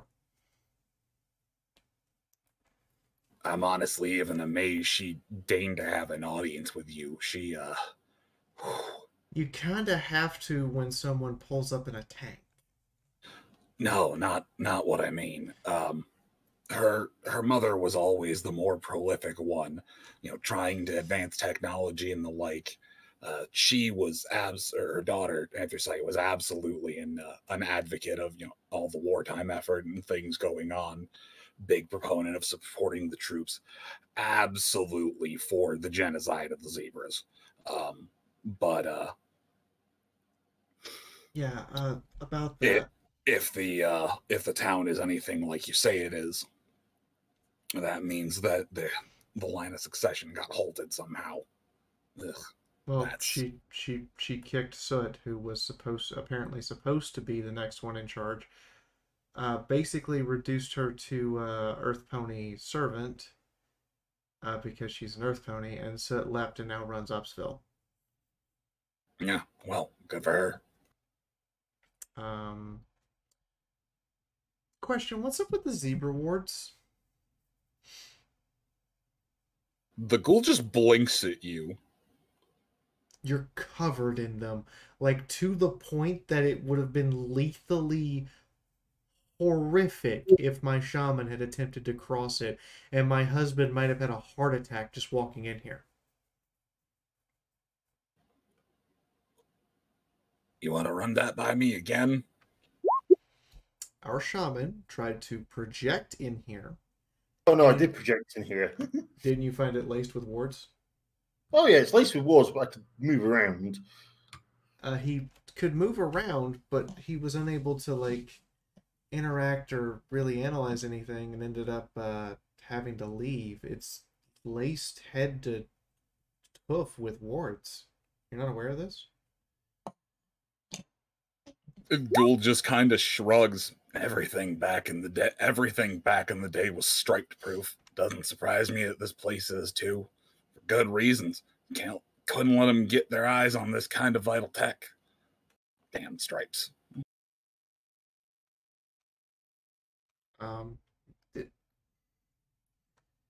Unless you run into those from Caesar's Legion, you probably shouldn't be mad at them. I mean, they are the reason I had to live the rest of my life in this underground metallic coffin.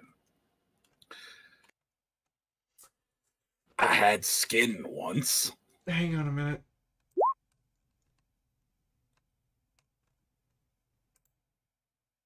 Moon? Okay. Do I think it would be a good idea to tell him why the missile's fired? Hold on a second.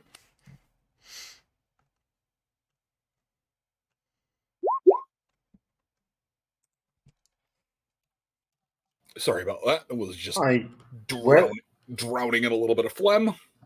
So where are you getting that from, Fee? Because K-Cat never discussed why the missile's fired. Do we know in character why the missile's fired? I'm writing Moon a message real quick before I continue on this conversation. Stand by for just a moment. Go ahead and go to the next person, because this might take some thinking. Okay, I'll just say that you're sitting there not really 100% sure how to form a response to the rather polite ghoul that you just met, basically going, I don't like your husband. This might be the hill Sunrise doesn't want to die on. Why? He's a zebra.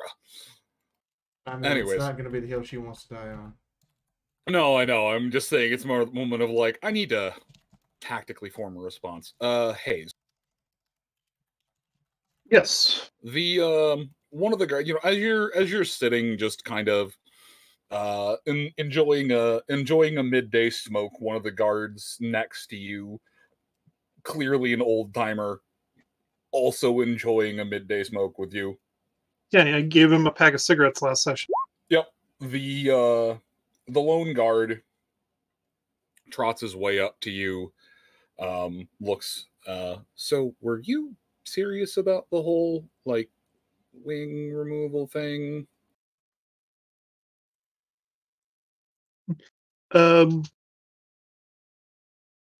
There's what I can do, and then there's... Well, the whole thing is I am a cyber surgeon. If you want to, I could amputate, but I'd really rather not amputate perfectly good wings. The the eyes of this horse do light up a little bit, but there's a dejected sigh when you say you'd rather not amputate healthy tissue. Yeah, no, that's fine. That's kind of what I figured you were gonna say. But I just nice to meet a real life cyber surgeon. We had one, but they passed away a couple of years back. Sorry to hear that. Oh no, don't be. They were second generation born. They lived for almost 100 years. Yeah.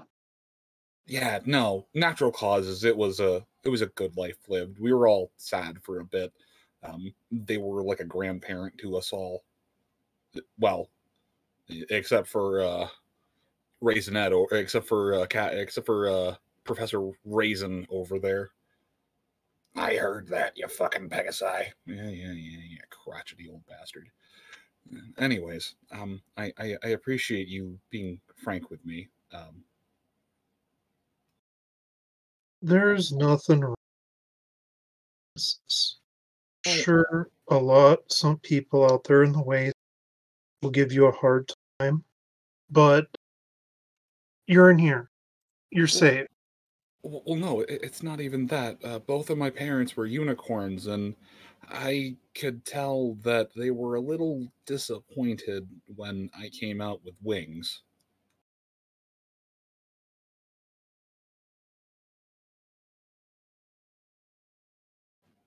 My old man was curious for a little bit, but the DNA test came back him, so.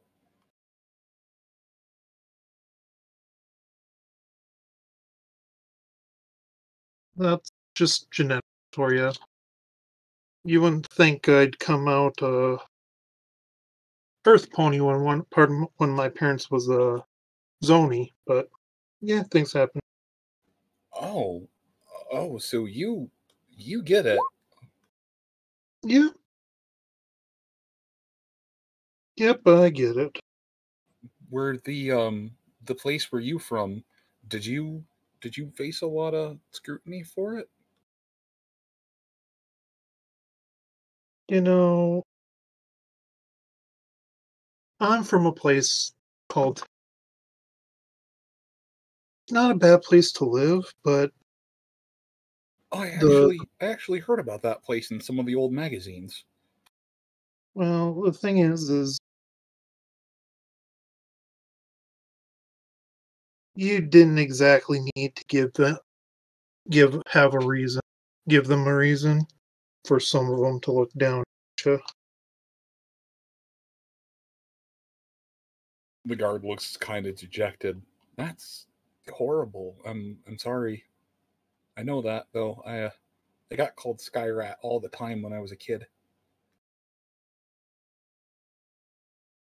After a while, I stopped caring because I could just fly over their head. They always got really annoyed when I did that. Good for you.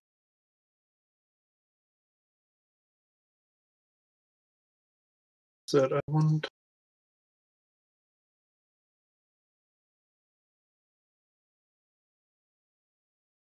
Of course, all that teasing stopped when I got my medicine cutie mark. Basically, at that point,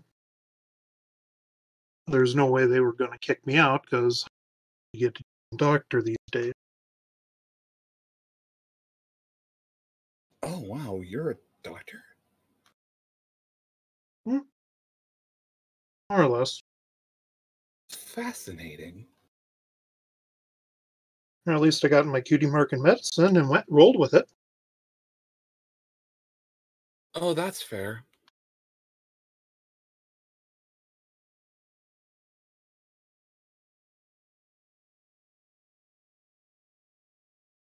So, anybody in here need doctoring, or yeah? We do have a few doctors, but thankfully there haven't been too many injuries of late. We had an auto dock for a while, but it broke down 2 generations ago. Oh, really? You still got it around? I think so.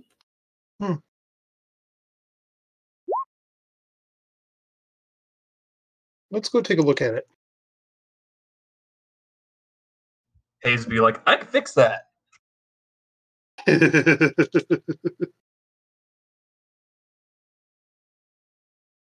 mean,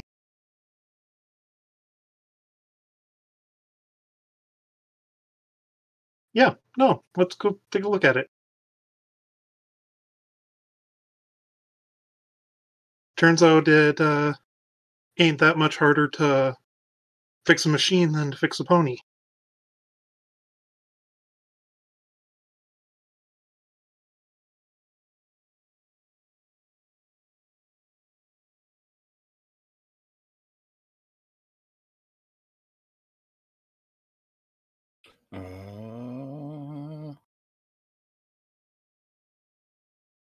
They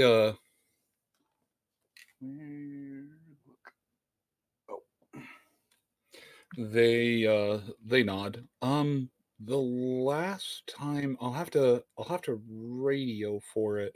It was located in the researcher's office for a bit, but I'm not sure if it got wheeled out or not for repair.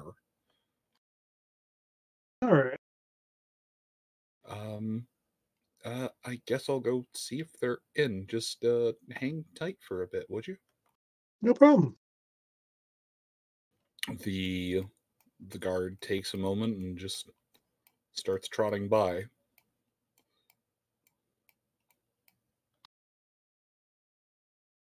Just trotting on by.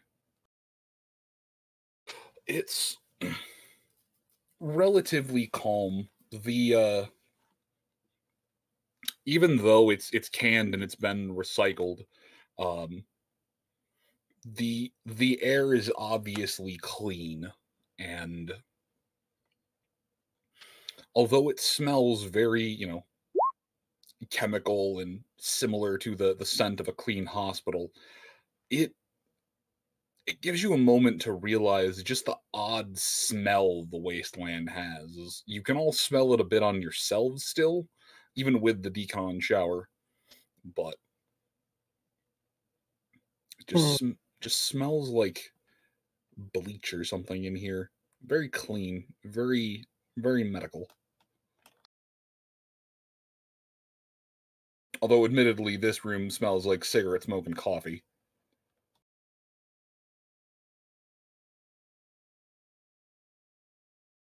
It is just kind of sits as this kind of causes him to have memories of home. Just yeah, they replaced them pony.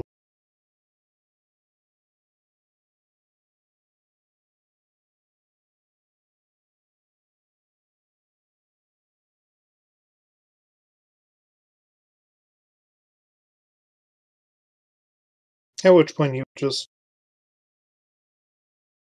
he just kind of sits there reminisces.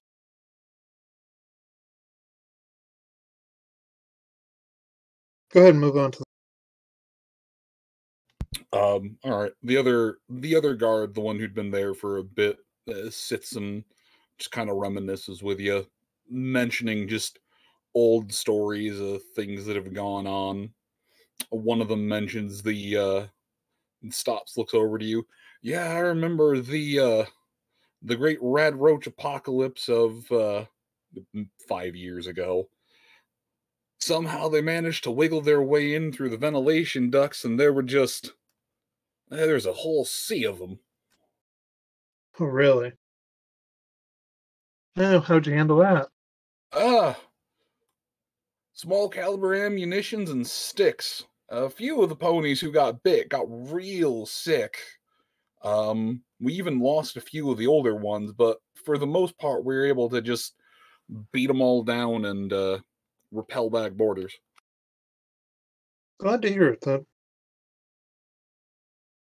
Yeah, red roaches are, they carry a lot of disease, don't they?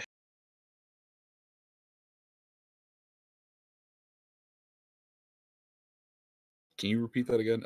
You cut out. Yeah, red roaches, they're kind of known for carrying disease.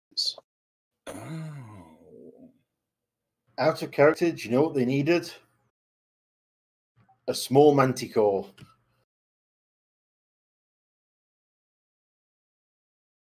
Yeah, if you can ever manage to get yourselves a small manticore cat, they hunt down red roaches real good. Yeah.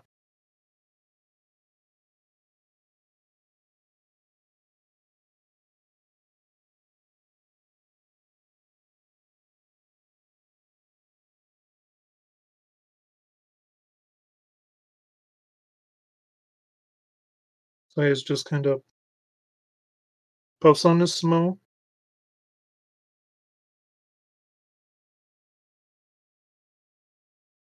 Yeah, a few of them tried to nibble on the roach.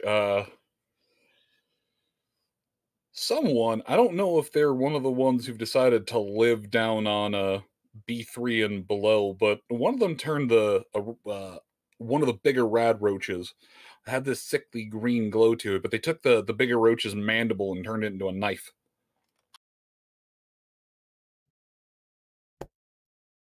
Really?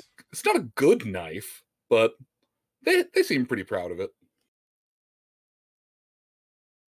Well, as long as they're proud of it, I guess. So there's like ponies that live up here and then ponies that live further down. Yeah, we have a what? I suspect from their description they may be stasist. Is that wrong?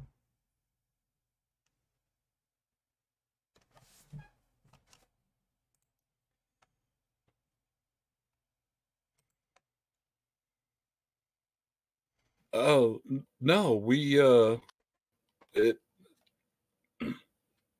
as the old ghoul mentioned, it's generational. When do you wanna? Yeah, I can take it. When we had the first outbreak of the blue ghoul virus, we were in the process of excavating the lower levels out. And eventually we just dug out a pit and threw the ghouls who were too far gone in there. I have no idea why I just turned into this and not one of those, but the rest of the ponies in here gave me a wide berth for a while. They thought I might puke blue on them or something, but I haven't mutated any further. We're not 100% sure what causes it. We believe it had something to do an infection or a mutation brought in from outside, but it was a big problem for about 10 years, and it almost caused this research center in and of itself to become compromised, but few guards sacrificed themselves and managed to drag the worst of them down. Someone detonated a charge in the cafeteria, and it gave the rest of us time to get young stallion. You said you saw the rubble in the cafeteria. That's where the charge was detonated. I see. And I'm guessing the doors are locked there. Partially. There's a split in the navigation where you can get in and around, but a lot of the doors on the lower levels are deactivated or dead. You can get power up and running to them, but the ghouls are a bit too dumb to work buttons. So all right. There was something moving on the cameras out of view. Wasn't sure if you were sure about. So if I'm understanding this correctly, a lot of the ponies, including the person who runs this place, are in stasis in the lower levels, which are currently controlled by a disease outbreak of ghouls that infect each other by biting or consumption. Not quite in stasis. We didn't have that tech here. The down on the second level, or on the second sub-basement level, that's where the current crop of living ponies are. If we had any kind of stasis tech, we would have just thrown who we could in there, but it wasn't a viable option for us. We simply had to convert break rooms and whatnot into sleeping and living quarters. We were trying to dig out multiple lower floors to turn into housing, but the lower 2 floors were overrun. This was originally a 3-level facility. After a few years, we turned it into a 5-level. All right. But now it's back to the 3-level because the bottom 2 levels are having blue ghoul. So, is there a way to disable your zebra warding? I wasn't aware we had zebra warding. That's terrible. So if I'm understanding this correctly... Make me a perception check, would you? Just while you're looking around the room, conversing and the like. A sunrise?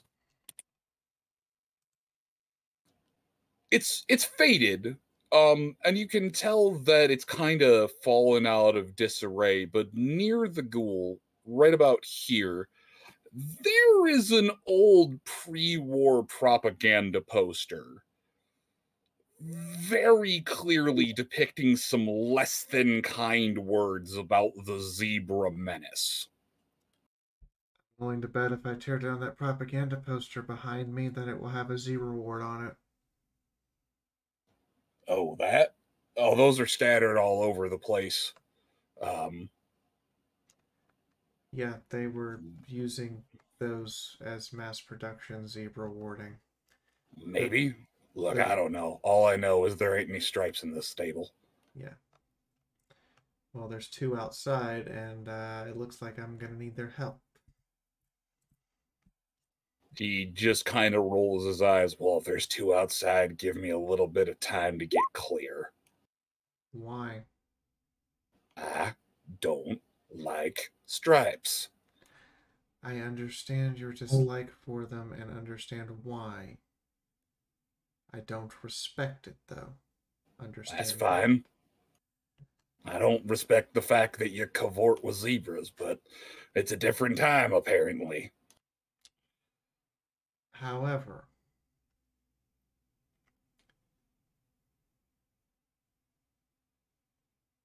the fact of the matter is, they have a lot of regrets, especially about the whole idea that believing that our Princess Luna was a star child, and they needed to remove them before they caused an apocalypse at all costs. That's why they didn't stop the war, even when they were clearly losing.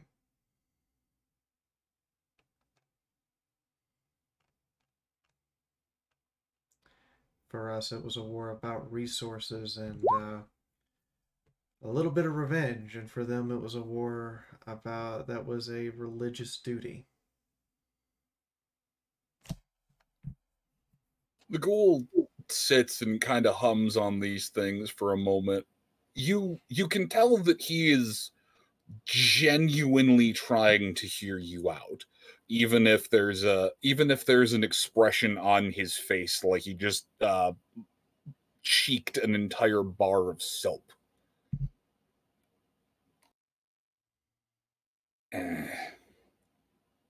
At this point in time, they are many generations removed from those that held that belief.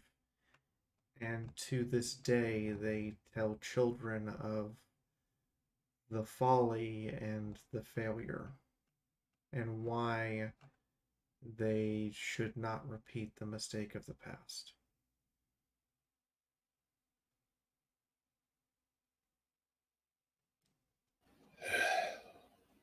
Like I said, a decision like that, a decision of that kind of caliber, that's above my pay grade. I am not the one who keeps the. I'm not the one who keeps the zebras out. I have no idea about these wards or anything. I just know that we have some of the more colorful propaganda posters that I remember from back in the day. No, A few of the ones with that pink horse who just watches you sleep. No, she looks at Pinkie Pie. I'm gonna figure out how you did that one day. She then turns her Pinkie eyes. Pie is actually incredibly quiet in your mind. Now, to the point that you have to spend a little bit of effort to double check to make sure that it's actually still there. It is, but the wards are strong enough that they're suppressing her.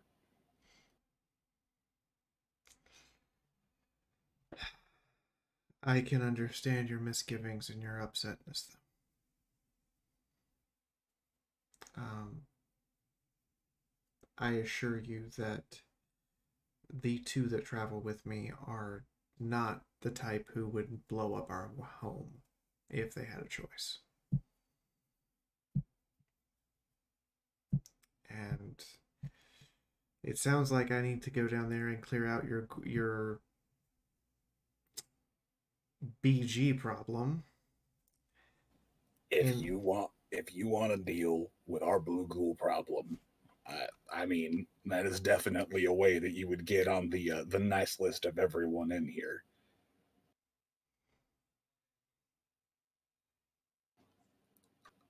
But can I walk you to reception first so we can do things the proper way?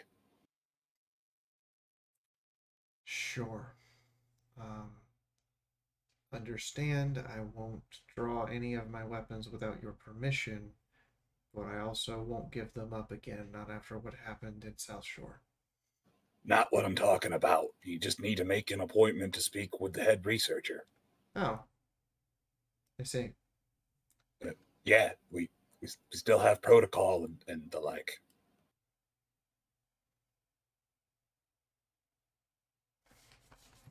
I'd like to say we're civilized. And mutters something about zebras and just heads off in the direction of the just heads it off in the direction of the hall and kind of waits. There is a you get this little HUD on you get this little marker on your pipple that's like, oh, is that a quest marker?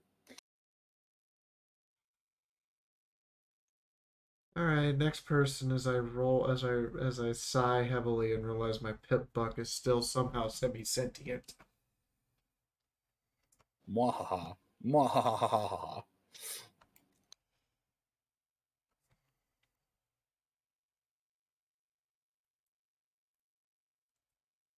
Anyway, he moves down over across the hall and is just waiting outside of a room. Let me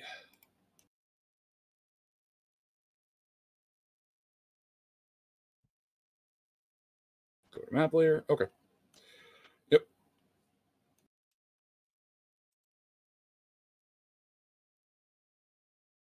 Ignore the token on the bottom. That was just so I could check for sight lines for the players.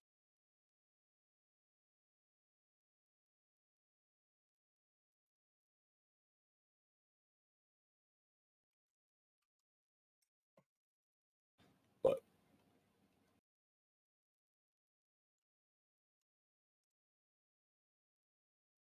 okay. Oh, this one is.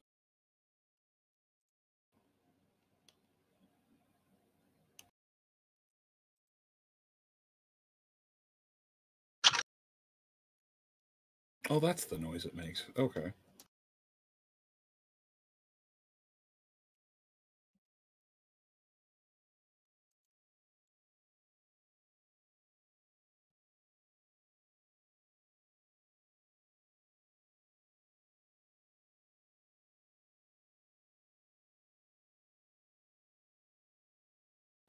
All right.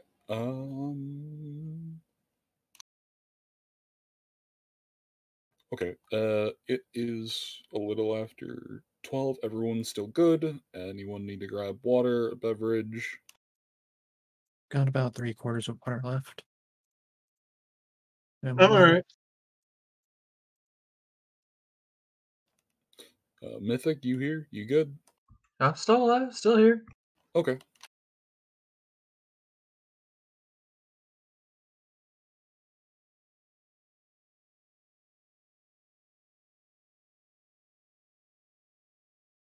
That would cycle us back around to you then.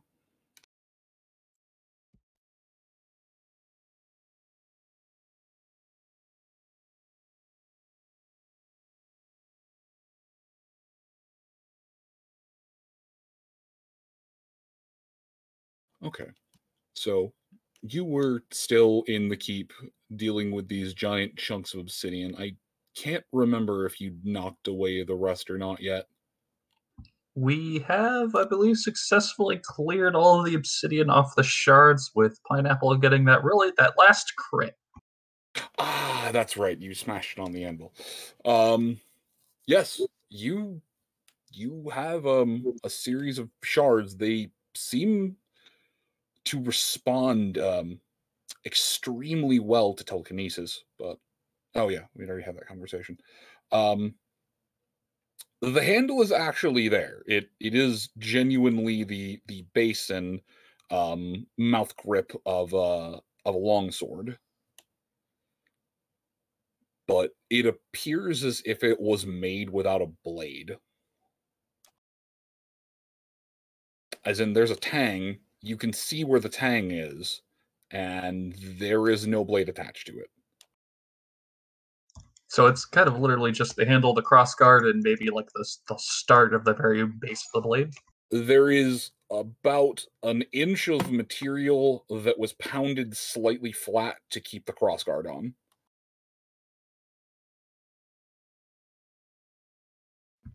What an odd sword.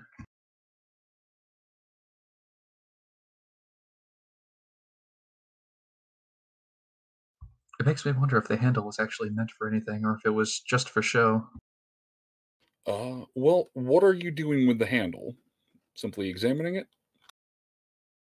Simply examining it. All the other pieces are probably floating around as he's just kind of examining the whole thing. Okay. As you, how long would you have had them up in the air? A few minutes, half an hour. It's probably been a few minutes, half an hour after they cleaned up and packed away all the obsidian and kind of came in and settled back down as he's just kind of examining it and looking it over. I think Valor went back to go look for some history books, probably something related to it or something like that. I'm not sure. Yeah, he's in the process of trying to find. He believes he has a book, but he can't quite remember the exact wording.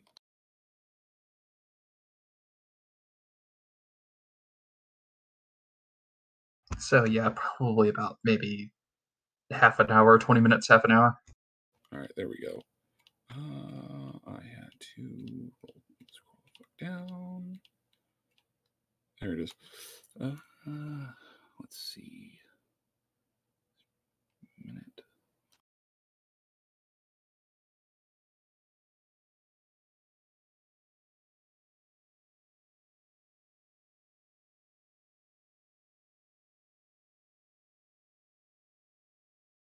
Okay. At the 15-minute mark, you are down about 38 strain, and at the half-hour mark, you are down 75. Yep, at that point, he'll probably really start feeling the drain of it, realize he probably should lay them out on the table and not be holding them so often. As soon as you set them down from your telekinetic grasp, the draining sensation stops.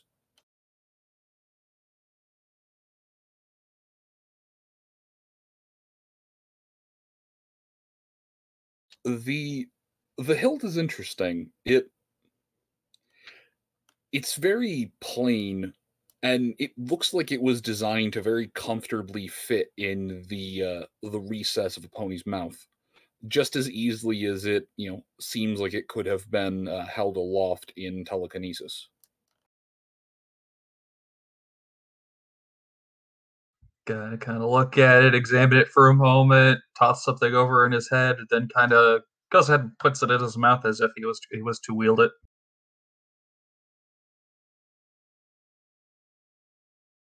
Excellent.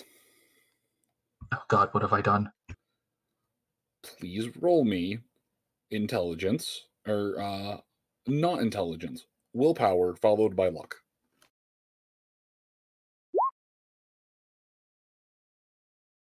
Hell yeah. Awesome.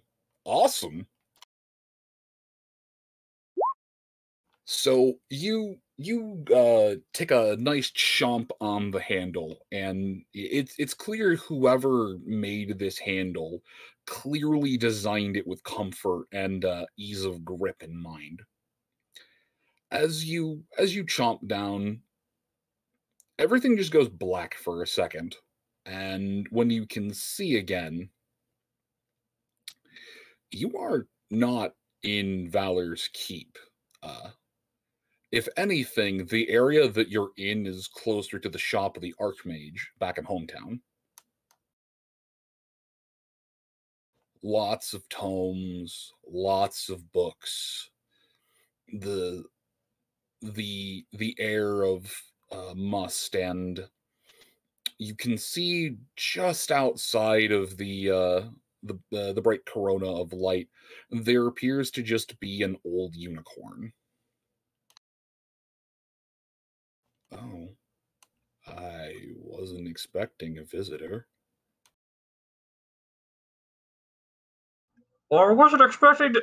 And he kind of pauses because it is rude to talk with one's mouth full. He's going to kind of slowly take the blade out of his mouth and then speak. I wasn't expecting to be a visitor. My apologies. Tell me, does this mean that the sword in the town is no longer being guarded? Or does this mean that someone stole it? Funny story about that one. There's a subtle chuckling. Go on. Well, no, it's still technically being guarded. Yes, it was stolen, and I have come to retrieve the blade, and I succeeded. Is it still sealed? If you are talking about still encased in obsidian, it is not currently still in obsidian. We broke it. Good. Purposefully. Good. It seems then that there is a new age of need then, if someone was able to, or if the stone was willing to, or if the sword was willing to be removed. It did seem quite relieved to not be in that town anymore. And out and about. Tell me, young unicorn. My name's Mythic Blade, by the way. Thank you. I don't remember which in the lineage I am, but I was one of the Silvertails. Do not worry if the name means little to you.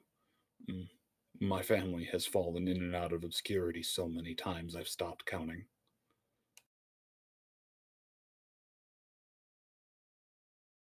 But if you're here, that means that the motes are willing to be wielded again.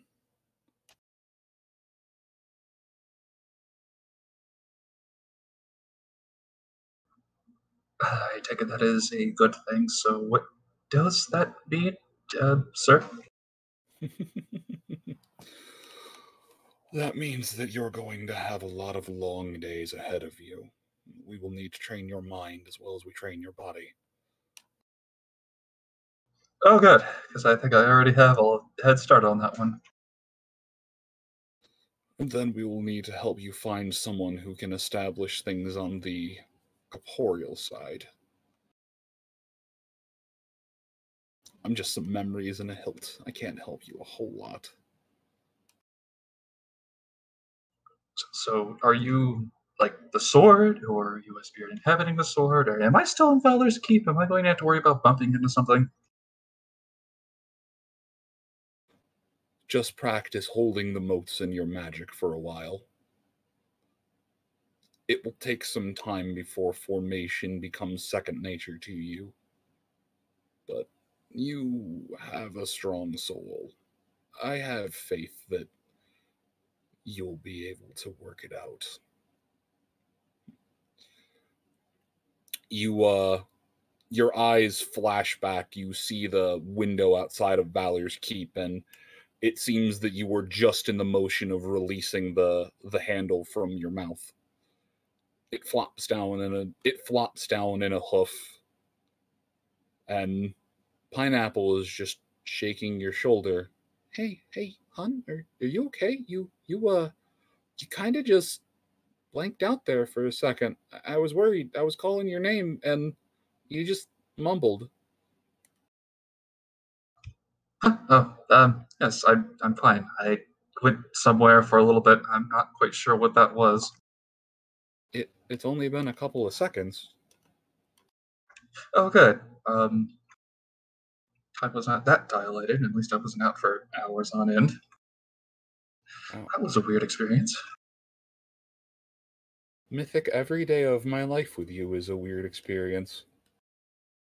I was supposed to get a hoofacure around this time now.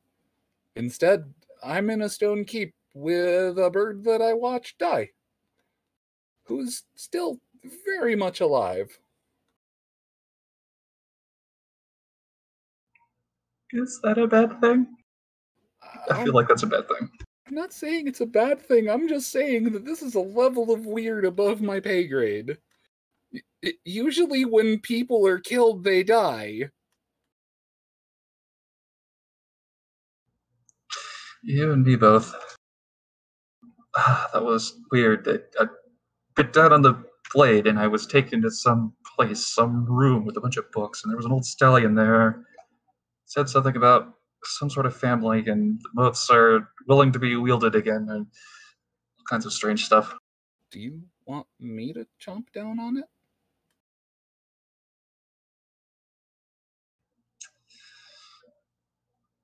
You know what? Sure, I want to see what happens. He floats over the handle, and just chomps it down on his mouth. Just moves his head a little bit and just looks at you and shrugs shoulders before spitting it back out into hoof. No, I didn't go on a magical adventure to some old wizard's keep with a bunch of books. Are you feeling okay? Did you hit your head? Well, yes, but I'm already feeling the effects from that, and I think this is something else. No, I mean, did you hit your head again? Not to my knowledge. Just grump face. Okay, mister. But, just be careful, okay? I get worried about you. You're my only rock of sanity in this wasteland. Well, okay, either that or those, that coffee Hayes made. That was also a rock of sanity. Yeah, I suppose that's pretty fair. Don't worry, I'm going to make sure to not do anything extremely stupid. I don't know how to feel about the fact that you had to specify extremely. Does that mean regular stupid's still on the table?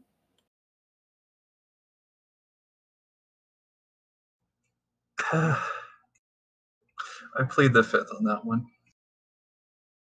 Oh, sun and moon.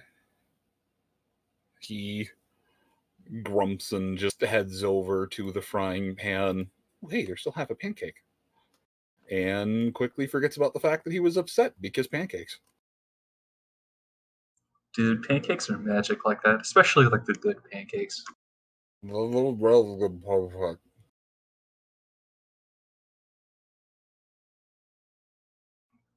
So, you want to come practice with me, or we can chill out and do something? I feel like I haven't actually talked to you much ever since you started following. Like sword practice? Sword practice, magic practice. I want a sword fight with you. Are you sure? The cult is just, or the stallion is just bouncing up and down, just nodding. All right, I'm down with it. Definitely could use a little bit of practice. Do it.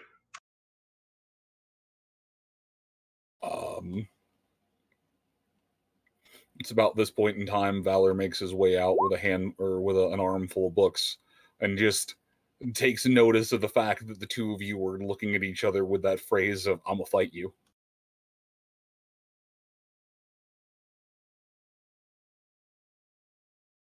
Do either of you need a waster?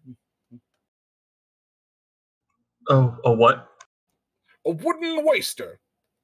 Training sword.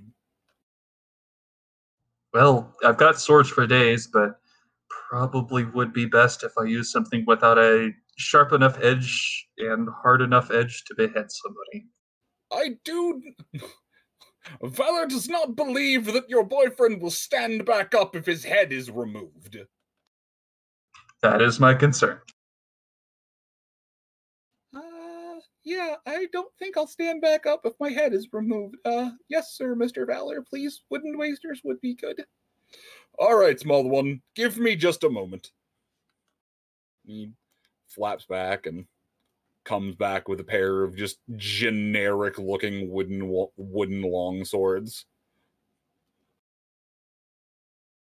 Valor suggests not swinging for the horn. Yeah, that tends to hurt.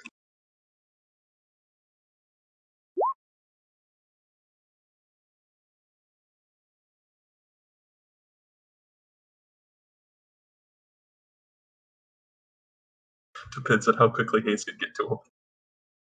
Hayes, please calm down. You're not removing heads today just so you can practice putting them back on. That is next week. That sounded like a promise. Fine. I'm not 100% sure about how to feel with the knowledge that Hayes views an equine as spare parts. Oh no, it's not the equine that's the spare parts. We're putting the spare parts into the equine. It's more a matter if he sees spare parts as suitable for equine. Yeah, that. There we go.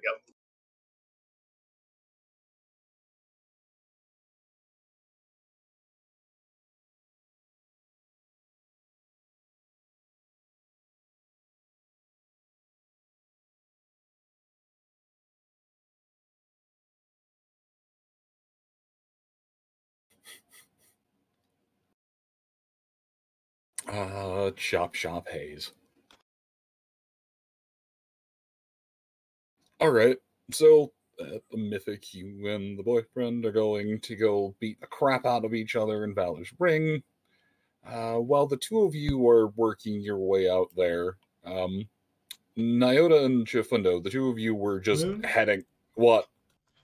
Does fake sword fighting with your boyfriend count as rough tantric BDSM? We won't need the box of family friendliness yet. No, it's However, it is wholesome foreplay. bonding. It is literally wholesome bonding, and all of you can go get your minds out of the gutter. Let us have some wholesome content. Let us have some wholesome content for the moment. It is wholesome, bone-breaking sword sparring. Look, if we wanted a lewd sparring session, that's Sunrise's and Nyota's thing. Okay, you go to them for that content. Oh, this is the cute, adorable bean bonding. No, and Valor. No, the lewd sparring session happened when Hayes assisted with some caffeinated beverages. Or no, that was the assistance of beverages back in South Shore. No, you're right. Yeah, that's it. Pineapple is more than happy to sword fight. Pineapple cannot hold the sword without a little bit of effort, for he is a bean. He's a bean. That one breaking the obsidian sword, I'm sure he can handle it.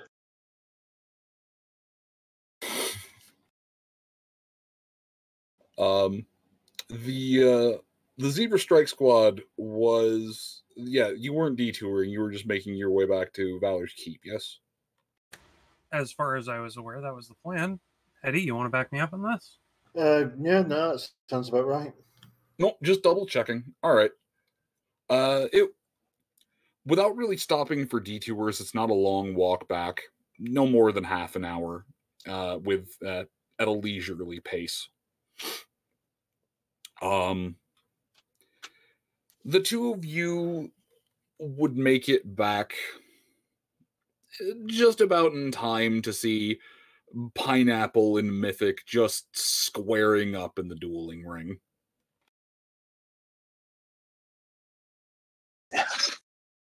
I'd step over to the side of the dueling ring and take a seat and pop out a canteen and take a sip.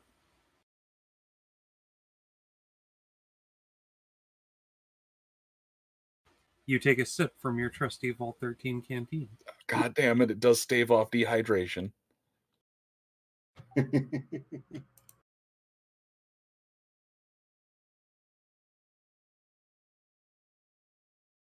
And Chifundo will stand next to Myota at the edge of the ring. He's so small.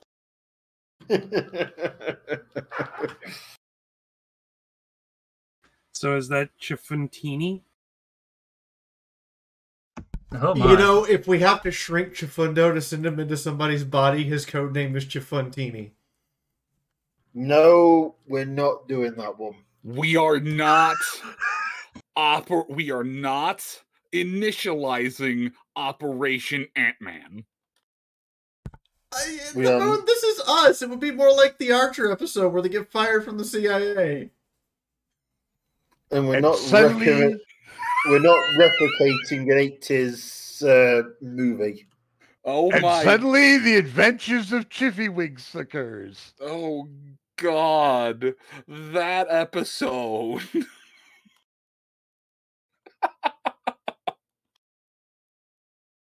Chismaldo? No, it well, would be Honey, no, it would be fitting. Chifun-sized. There you go, Chifun-sized.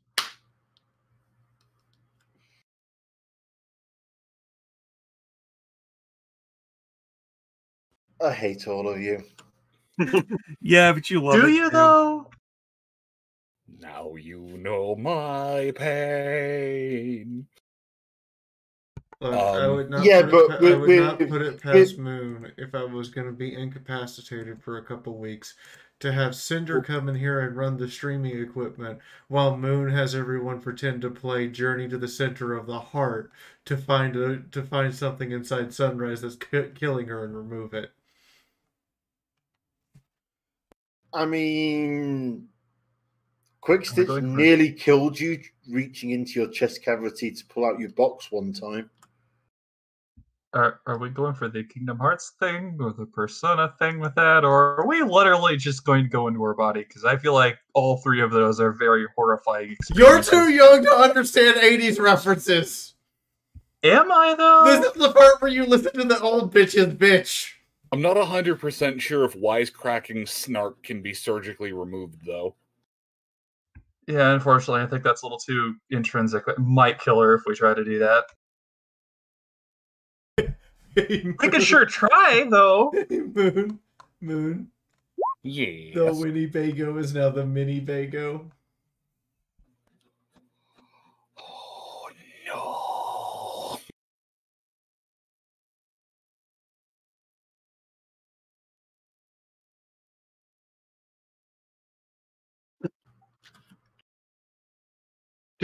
Should Hayes start constructing a shrink ray?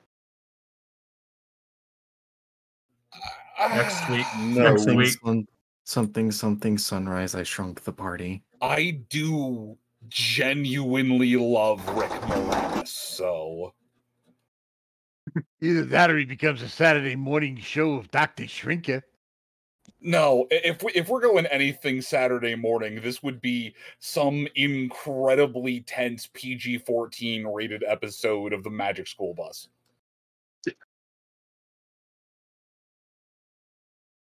Yep.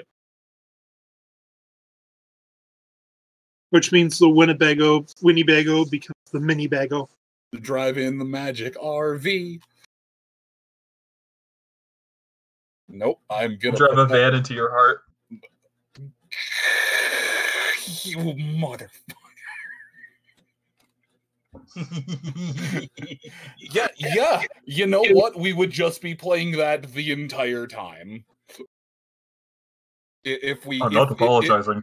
If you had to go and surgically remove a blood clot from Sunrise's heart and it required a shrink ray to do it, yes, drive a van into your heart would be the thing that was playing in the background. God damn it. So I actually found the film I was thinking of. Oh God. Holy shit, it's been a minute since I've heard that. Did I watch this? Or is this a different one? Dennis Quaid, Martin Short, and Meg Ryan. Wow. I think I've ended up watching parts of that film twice.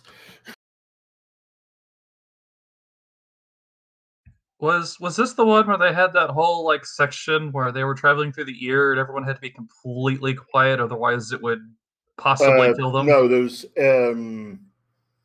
basically someone invents a machine to miniaturize somebody stupidly small in a ship, and the plan was to inject this into a rabbit and explore around for a bit, but something I never watched the beginning of the film, so I'm not 100% on the start of it, but ends up inside a person and he's got to get out before the ray wears off and nasty things happen.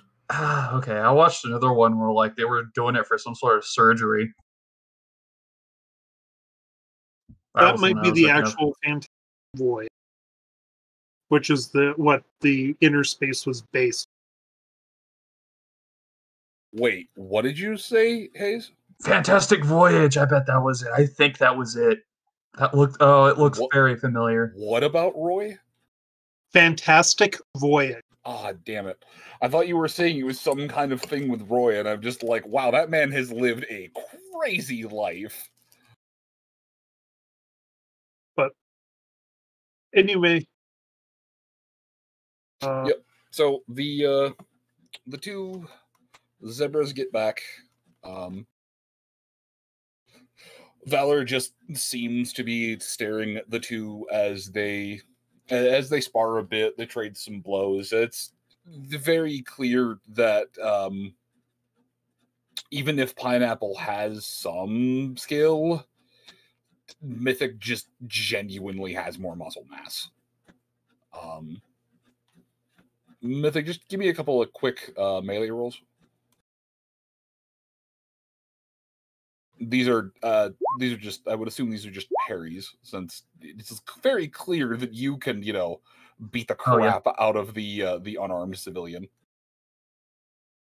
Oh yeah, definitely in training mode.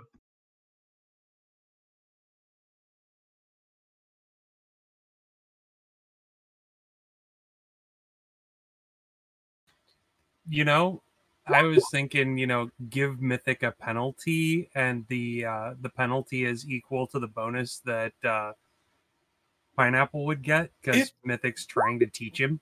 It doesn't matter. So the first handful of swings, it's very slow going, very choppy sword work. And then after one of the like this, he's like, okay, so I got and just comes in half sorting. Oh god, he learned the pattern! God! Oh god, no, are you okay? I didn't mean to clonk you in the jaw. Well, at least it wasn't the nose this time. You did good, you did good. He I'm turns proud around. of you. He turns around to the two zebras. I hit him! Good. Chifundo's do it grinning. Why do I feel like Nyota got far too much pleasure out of that statement? I mean, he's into that, I thought. Is he into that? Well, he's into teaching martial arts. And watching a student learn is actually enjoyable for him. So it is a very clear, Mythic, that your cult friend is definitely gaining some experience with swordplay. He's learning. I'm so proud of him. Give me another melee check. I guess at a minus 45.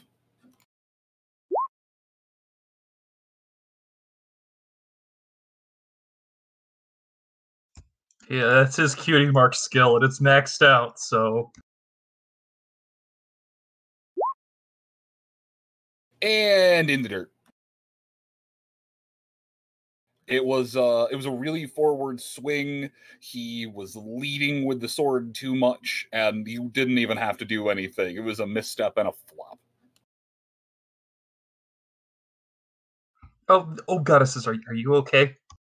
I'm good. Everything just tastes like dirt. Yeah, alright, I'm just gonna help you back up there, little buddy. Yeah, I'm gonna use kind of TK to help him pick up and dust off a little bit.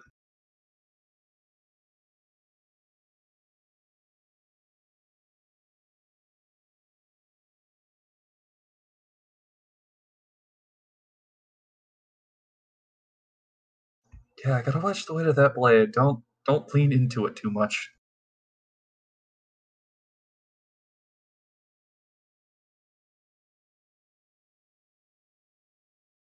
Yeah, okay. Thank you. You know what would be funny? If Nyota said, "Now without your horns." No. I know most unicorns aren't terribly, physically adept. Know what I say? Most. And as such, I understand that their martial arts are a little different. Focus on your hoof work there, Pineapple. He clambers back to his feet and nods. Yes, teacher. Treat both wielder and sword as two separate entities. Keep eyes on both. Aim for the one that's moving. Aim for the living one. Watch the one that's just a piece of metal. Part. Okay. He hops back to the far side. Okay, aim for the living one. And remember, don't be afraid to dodge. Okay, another melee check, please.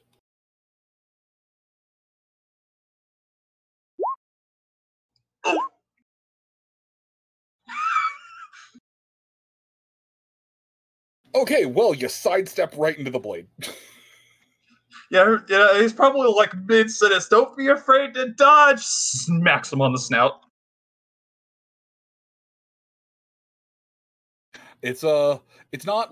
It doesn't have as much control as that first one, but Pineapple just comes rushing in and just flat of the blade, boop of the snoot. Gotta reaches up, holds the snout. Oh, jeez. Oh, there it is.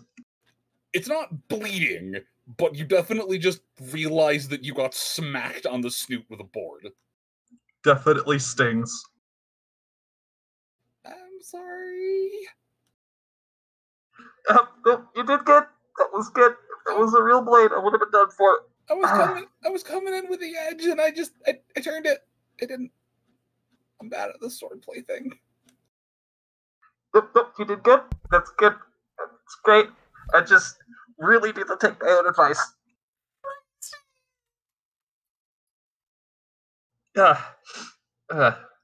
Good job. Maybe we should stop for a bit. I don't want to actually hurt you. I also don't want to actually get hurt. I don't like pain. Well, because our two zebra allies are back, we should probably go see what they looked for, and this would be a good time to take a break. Oh yeah, the stripy ones are back. Bounce, bounce, bounce, bounce. Clip, clop, clip, clop, rubs nose. Oi, Mythic, come here. Yeah, what's up?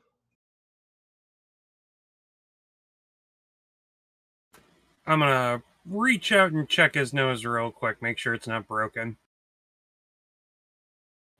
Make me a medicine check, please. He just reaches out. Boop. No, it's not broken. The cartilage is a little bonked, or is a little wonky, but it's not broken. Mythic. Nyota's hoof is cold. Ah, cold hoofs, cold hoofs. Well, that's a bonus then. Just relax and let the swelling go down for a moment. Otherwise, I'm gonna have to adjust the cartilage for it to grow, for it to sit properly again. Sounds like I just need to sit down with an ice pack. Speaking of which, I feel like your hoof could do that. What's up? Yeah, Spirit woogie woogie while we were trying to figure out what's going on downstairs. Considering Pineapple's right here, I really don't want to mess with his head more than it's already been messed with.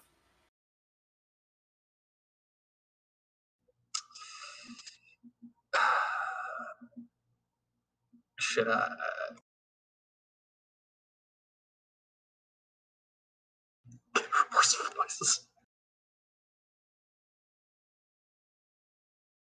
Nah, it's alright. He'll be fine. Okay. He's a big stallion. He can take care of him. I know he's a big stallion. I just feel bad because I cracked his snoot. It happens in sparring. Okay. Trust me, not the worst bonk I've had. Well, that's good. Yeah. There's a reason he's not carrying a shield anymore.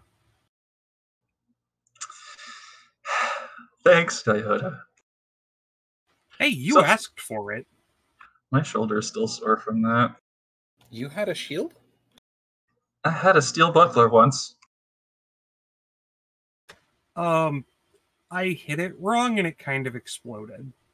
Would a steel heater be okay? What? A steel heater. Beater shield? Heater shield? Larger than a buckler, smaller than a kite shield. That's the one. I could probably make use of one of those. Why? Well, it was with my dad's old guard armor. I just keep it secured to the back for a little bit of extra protection, but I don't know how to use it. Look at me. I'm a twink. There's no way I could hold a shield and weather a swing like that. I'd break in half like a... I'd break like a Kit Kat bar. Hey, girl, about On books one hand, and I feel like inlays. suggesting that you probably keep that for a little extra protection that you might need. On the other hand, yeah, I mean, I would definitely take it if you were offering it. I mean, you can use it better than I can. With a stipulation that I allow Nyota nowhere near this thing while his hooves are moving. Okay. Oh, come on. That was a fluke and you know it. That was not a fluke. You hit it dead on. Mr. Black Zebra, you're really good at kicking things. I don't think it was a fluke. Fair, fine, whatever. Anyway. Damn, could kick mythic. Stop moving. It's making it hard to keep the cold where it needs to be. No, yes, exactly. Your hoofs are cold, and it feels weird, and it tickles. Nyota, your hooves don't feel cold to you. I mean, probably just residual effects from the spirit. I'm not going to question it too much until Ember complains about being consistently cold. Ember is still in a parka. That'll explain why your hooves aren't abnormally warm this time. I mean, I'm not going to make them abnormally warm. Usually that would lead to hurt. Although I wonder if I could figure out how to warm them up just enough to be like hot rock massage. I was about to say, you can't just control the heat from her? I mean, I feel like that would make for some really, really great cuddles. I mean, you're not wrong, and actually thank you for giving me a really great idea. We've always had kind of a more, we're gonna punch this or set it on fire or punch it while it's on fire, and just you have a very aggressive relationship with the outside world. Is it like part of your pact or whatever it is that you zebras do?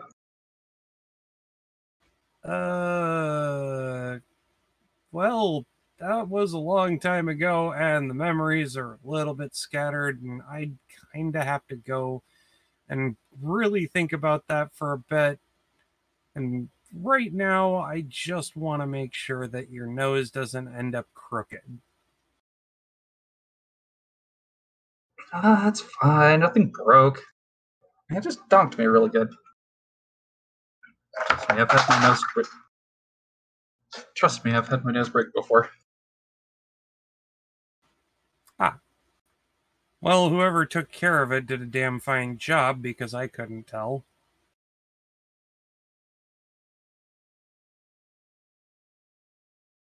Hey, we have Rockhammer, no good magic.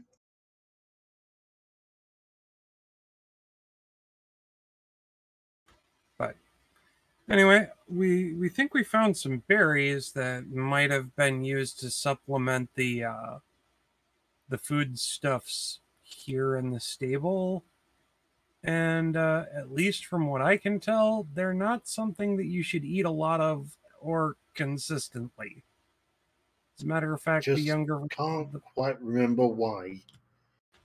Well, at least I know that the younger version of the plant is hallucinogenic, psychoactive, wild trip. Like,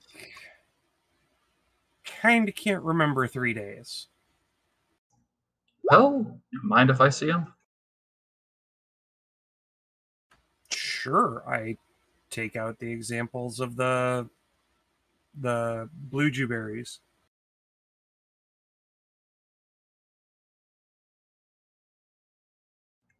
Call me crazy, but I figured out a really neat trick after the fight with Valor. As Nyota, as you pull out the berries and pass them over, Valor's normally calm, stoic demeanor is just gone in a moment. In a flash, there's a large griffin just putting just wrapping the talon around your hoof. Nyota, where did you get those? Just about half an hour into the forest. What was the vegetation like near it? Mostly normal, if I remember correctly. Moon, would you refresh my memory? Pretty much normal, just these were growing there? Normal, very healthy. It had a little bit of dead leafage around it, but yeah, there wasn't anything abnormal, and that's why it was and that, aside from the fact that you didn't have a good description, was the reason it was so difficult to find. Yeah, no, the foliage around it was healthy, well maintained by the spirits, and also made sure that the overall, underbrush and dead leaves around were properly mulching. So he cocks an eyebrow. Dead leaves. The area wasn't completely filled with life to the point that it appeared unnatural. No, it was pretty normal overall. There was still stuff on the ground that was decomposing to feed the local plants. Okay, you know something. Out with it. He lets go of the leg.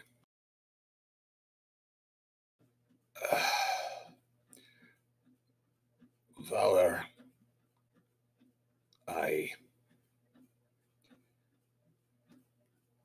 they were one of the first crops to spring back up after the fall, after everything had died, after everything was burned down around this place. In the deep tundras of snow, they were one of the first things to spring back up.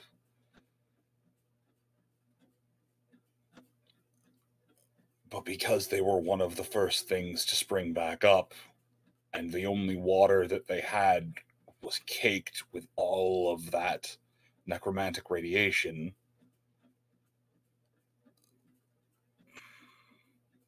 I didn't realize it at the time, but they had hauled in a crop of incredibly radioactive berries in.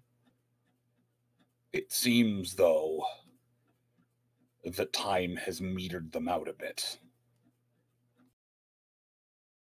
I mean, the younger plants make for a very, very interesting trip, but I don't know if you were around for that one. So these are radioactive in some regard? No. If there's dead by them, they're fine. That makes them sound scarier. The plants around here, I helped. I had a bit of a green claw and gave me something to do, but the plants around here, I didn't have to do much. The desiccated land, everything that died and burned, it helped refertilize it a bit. The plants, they drank in some of the radiation. It helped some of them grow back faster. Of course, we also got some of the trees that just bent at a 45-degree angle, but we don't talk about those trees. But no, they seem to have gotten better. This valley, this area, there are still hot spots of radiation here or there that have mostly leached into the ground. There are some bits of still sludge, but the air out here is not safe. And that's the main reason I don't let them out. I keep them in there. It's for their own good. They die out here.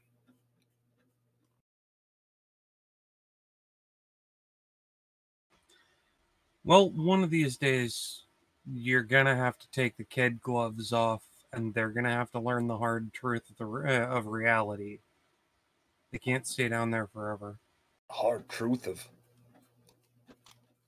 When the snows were still out, one of the expedition members got ghoulified. Mm-hmm. If you'll remember, I was there for that.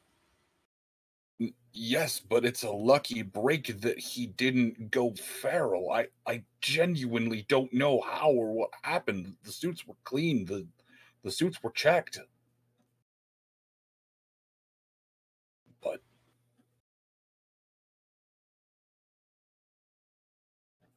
those must have been all right berries then, if things are actually dying around them, things are actually decomposing around them. Well, I mean, there's one way to find out, and I hold my pitbuck up to it. Silence.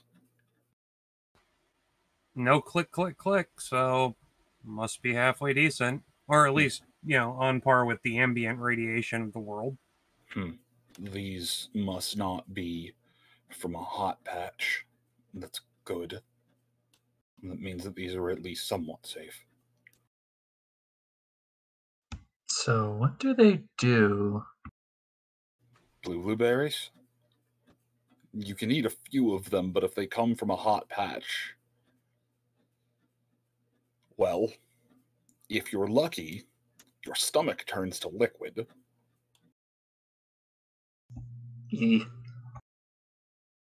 If you're not lucky, he just kind of shakes his head.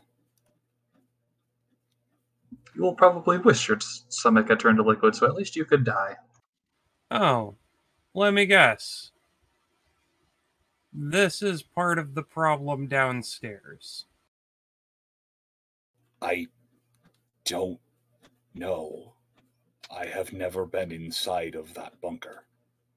But I would assume that if that is what they were referring to, then yes, that is more than likely what happened. I wonder if whatever these berries do to you just kind of mixes with the mutations from the radiated ghouls and thus makes whatever those blue ghouls are.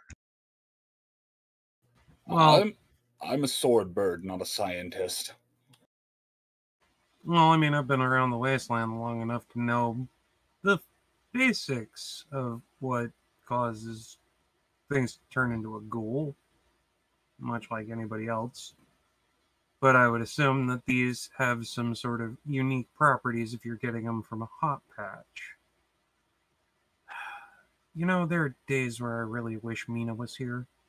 You're welcome to go and look for one of these, but Valor is not going to leave his post. Valor cannot leave his post. Yeah, well, you still have a medical checkup.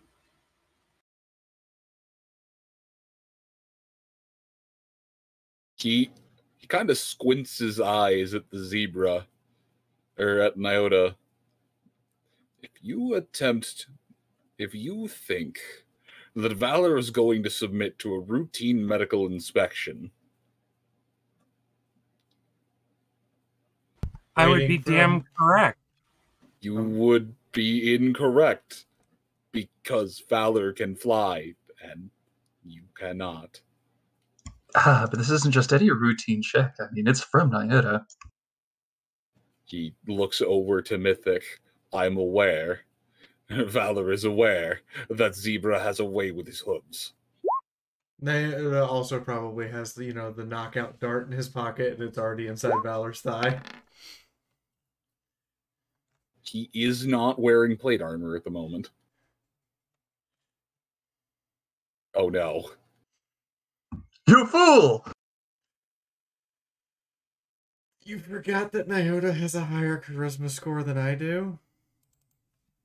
I mean, that's only one below mine. And that's mostly due to the fact that his natural charisma is a 6.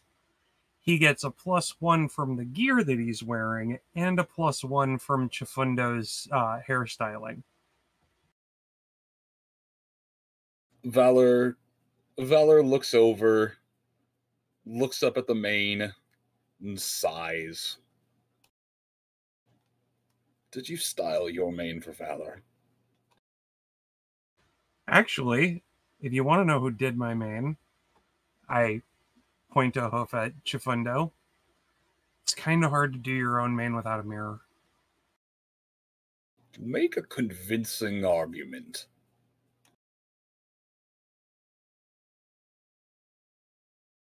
And he scoops up Nyota and walks back into the keep. Fine, let's just get this check over with. If you weren't such a hatchling about it, it would have been over hours ago. If you weren't such a doctor who uses needles. I haven't used needles on you since that one time you needed some psycho. Goddesses, I almost want to watch those too. Valerie just lets out a chuckle. That was a glorious day. Many raiders fell in worthy combat.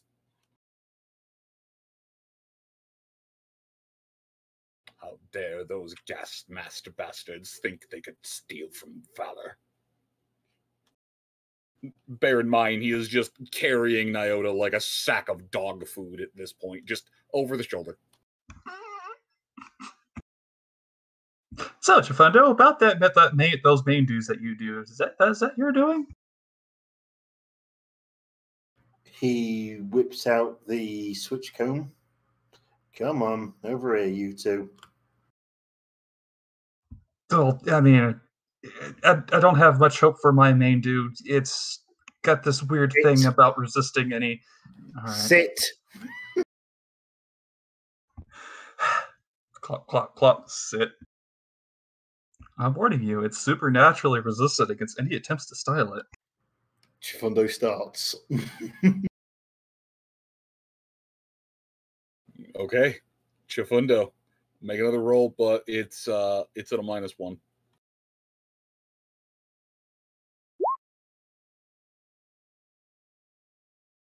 There is indeed a little bit of resistance from the comb as you work the few strokes through, but after a while, after about the 5th brush through, the teeth of the comb finally find a purchase.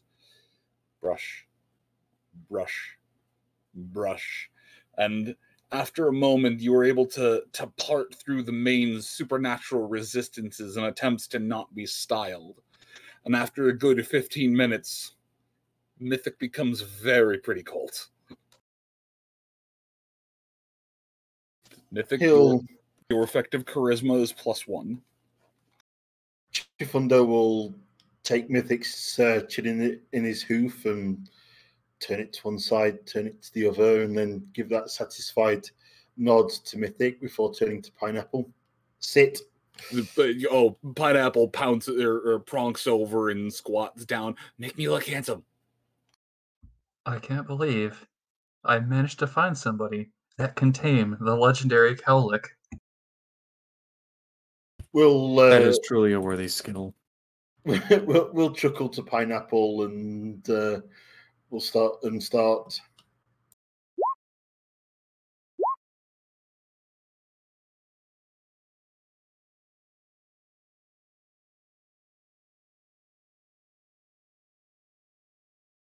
Okay, and you've made Pineapple handsome.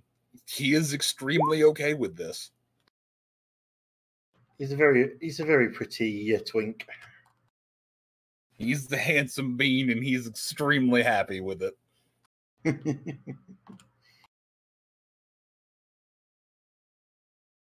Oh, all right.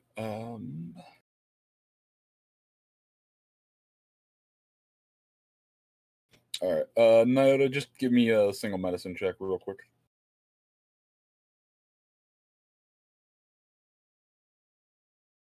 Give me just a moment. Mm-hmm.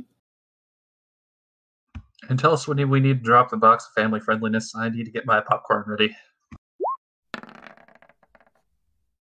You're the one getting boxed into the family friendliness. How do you get to eat popcorn at the same time? Are you two involving popcorn? No. It's only Nyota and Valor. Let Pineapple and Mythic continue to be wholesome because they're kind of being the wholesome ones out of this group.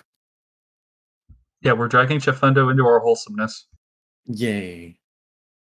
Our wholesomeness They're gonna be wholesome in like 10 seconds. Well, that was a crit success on playing Doctor. I'm just gonna... Nice. Legitimately, Valor is getting a proper medical check. And then a massage. Do you have the second rank of that perk?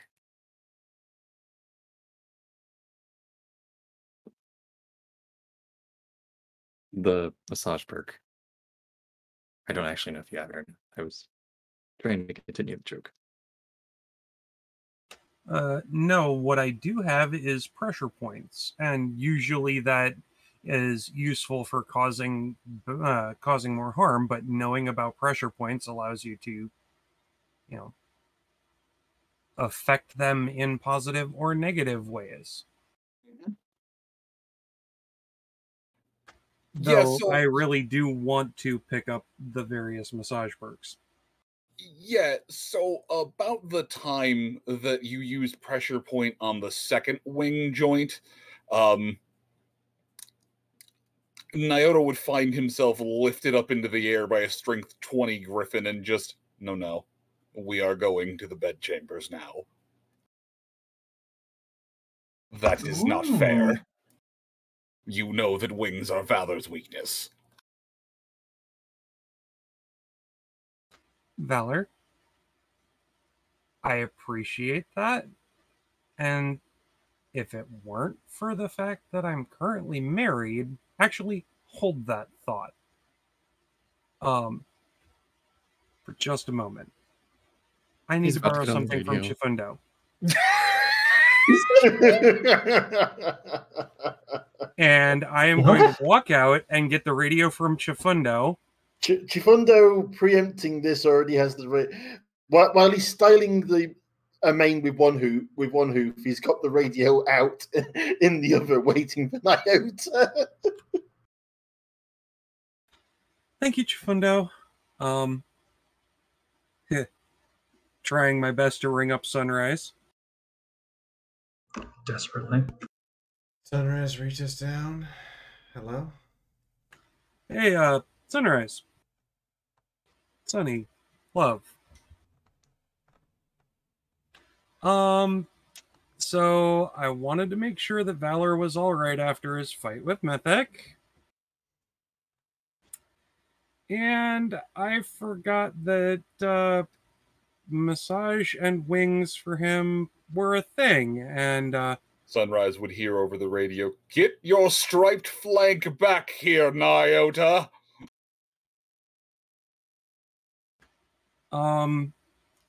Do you mind too terribly? I did tell you in private that... Can Chifundo hear this? I'm not exactly being subtle about this. Okay, fair.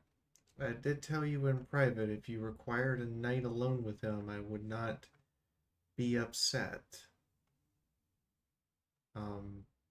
I will want details later. In the meantime, don't eat the blueberries. And if you have, vomit them, please. Well, the ones that I've found don't have any radiation, but... There's another toxin at work here. Oh, good to know. I'll have to figure out how to work that into something in the future. You don't want to do that.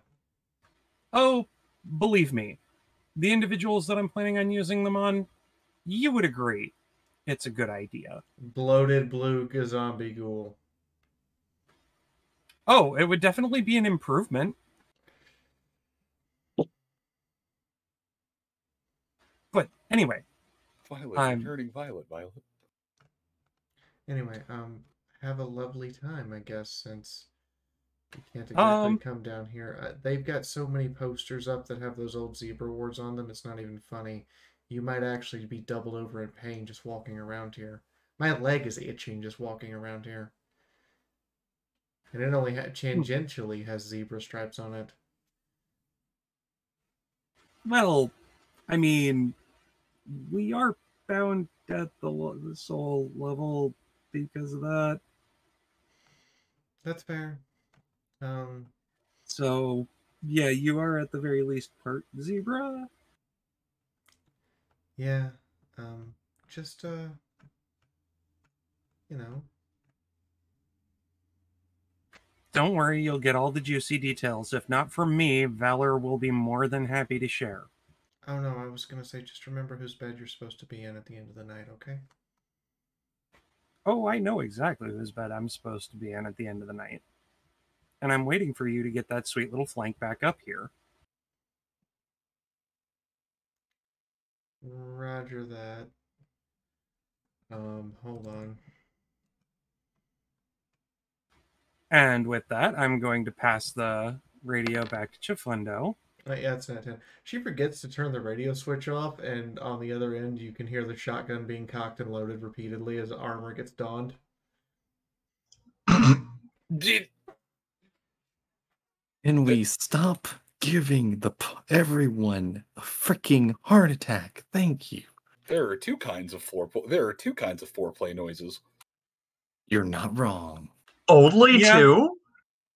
Well, there are more. It's just the ones that are most common amongst this party. Yes, and normal ones, and the sound of a shotgun being racked. And what about the unsheathing of a sword? That could also work depending on who you're talking to. To be completely fair, though. Or, come on, go ahead, Naoda. I was going to say, or a bolt, or a bolt being cycled. Yeah. That's fair. But with those sounds, Nyota smiles, nods to Chifundo. You might want to change it to a different channel for the next 5 minutes or so because she's completely forgotten to change the radio. Changes the changes the channel. Just give it 5 minutes, switch back, and if she still forgot to turn it off, let her know. Chifundo, you'd clearly, as she's near enough to the ghoul, you'd clearly hear the sound of gravelly ghoul noises mentioning something about zebras, and clearly not in a honeyed tone. But that notwithstanding, it doesn't sound like she's in any mortal danger at the moment. You were saying?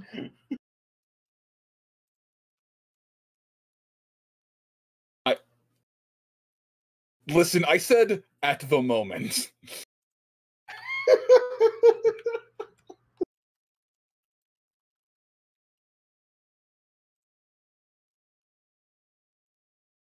Well, yeah.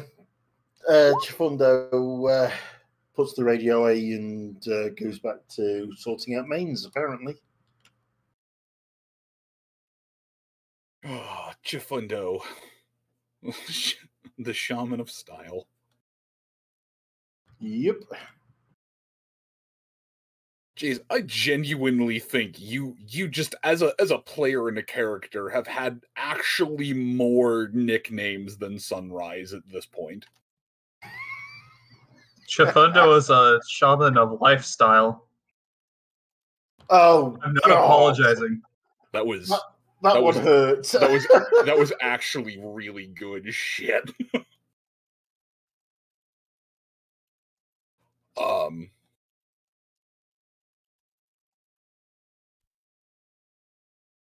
Anyway.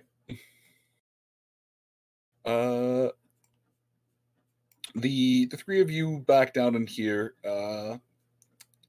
Arcane, by now one of the guards has zipped up and taken the duffel bag. They've just got it slung over a shoulder. Okay. If Sunrise and Haze are going to be going places, Arcane is going to go on his own little adventure, I guess. So they took back their guns, darn it. They did take back their guns. He is happy for that. Okay, considering that, he doesn't have any guns visibly drawn, and he's not going to be making trouble. He's going to go for a walk. Okay. He's going to go for a walk and explore the stable. And he will keep an eye for the zebra wards and, or look for the posters as he goes. There's a lot of them. And okay, as you go, trying to figure out which way to go. And as you're going past, one of them, well, you didn't even know that slur. There are, Can you take a Sharpie and mark out the slur? I mean, does he have a Sharpie or some other kind of writing implement? It's either that or Arcane Mark. Hold on. Let me check something. That could react violently. Simply pulls out and before he pulls out a sharp, he marks it across and it gets blown down the hallway.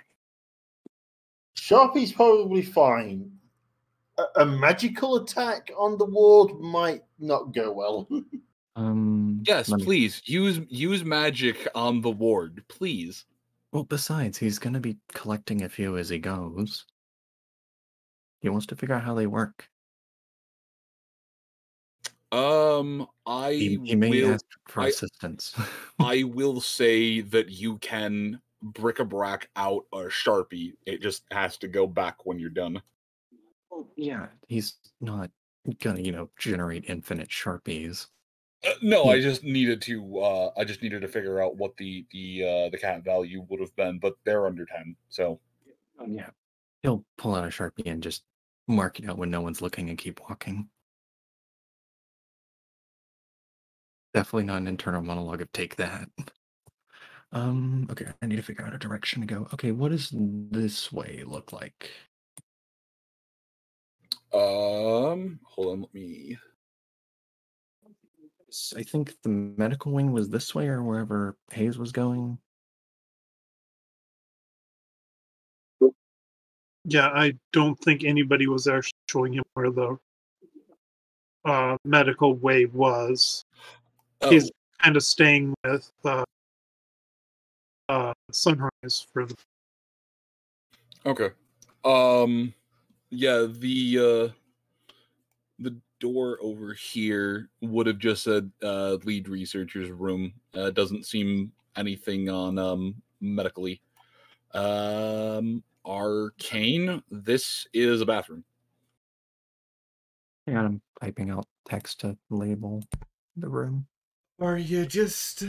Sunrise looks over at Arcane going over to the bathroom. Well, when you gotta go, you gotta go. Oh, I guess this is the only one I didn't have a label for.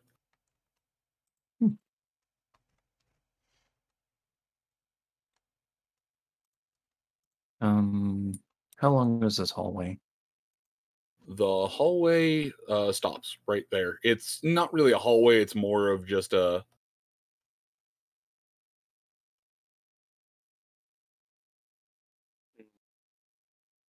Okay, was there anything... Oh, okay, thanks. Is there anything up here to the north? Yeah, that is a solid wall. Oh, I see these little inset things. Those look like doors. I mean, are you poking your head in the bathroom at all, or?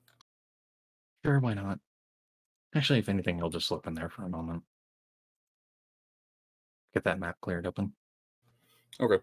Yeah, you poke your head in.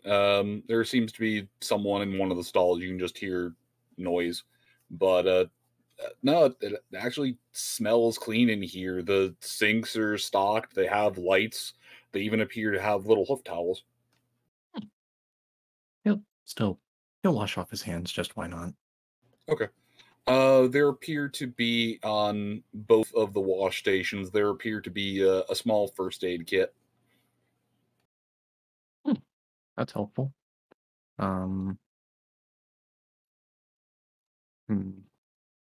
Is there a door down here? Hang on. Also, no, You one wanna... step at a time. I'm kind of doing the bouncy thing again. One thing at a time. Is there a poster tucked outside the bathroom? Yes. Does this one not have any slurs on it? It's one about zebra spies and equestrian sympathizers. Basically, just something along the lines of, "Do you know who your friends are talking to?" With some of the period style artwork. Arcane will take that one off the wall.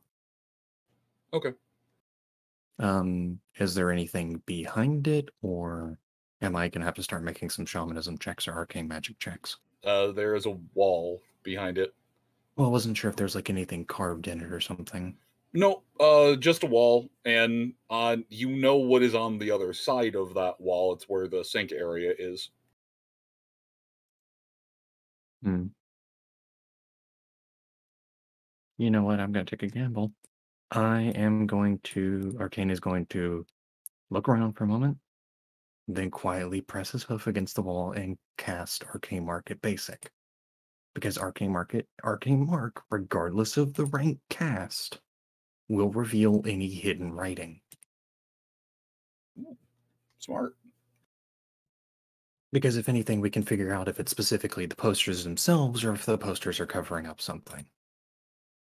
I need to check. Oh, dang. It's got a strain cost of 5.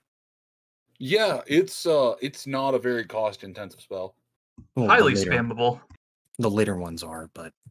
Well, yeah, but, I mean, you're effectively casting a little bit of strain to just stamp something. Mm-hmm. Not academic. No, I'm not rolling academics and lore. I'm rolling arcane magic. Okay, I'm rolling at a bonus of... Hang on, let me find my sanity tab. Rolling at a bonus of 35.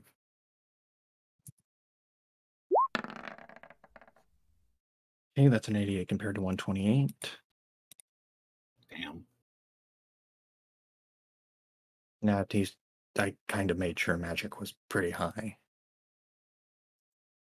And then just, having 35 from insanity is kind of helpful too. All right. You press your hoof against the wall, sending a small pulse of magic into just the nearby masonry work. You see just a small flare of magic spread out a little bit from your hoof just to check for anything nearby. But there does not appear to be any magically revealed writing that comes into view. He will give a nod at that. And he'll look at the poster. The poster looks back at you. Fear. For just a minute, all of the eyes of the poster seem to be staring directly at you.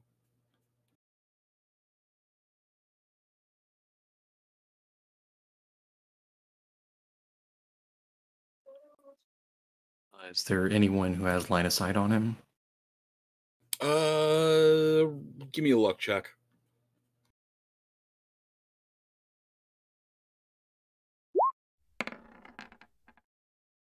No. Pony just passed by in the outside area, but they didn't bother to look over. This is going to be a bit of a gamble. He will mutter to himself and then cast Arcane Mark on the poster. Okay. As your magic fleers over the poster, there's a little bit of a wiggle. There appears to be a couple of rudimentary marks, rudimentary symbols.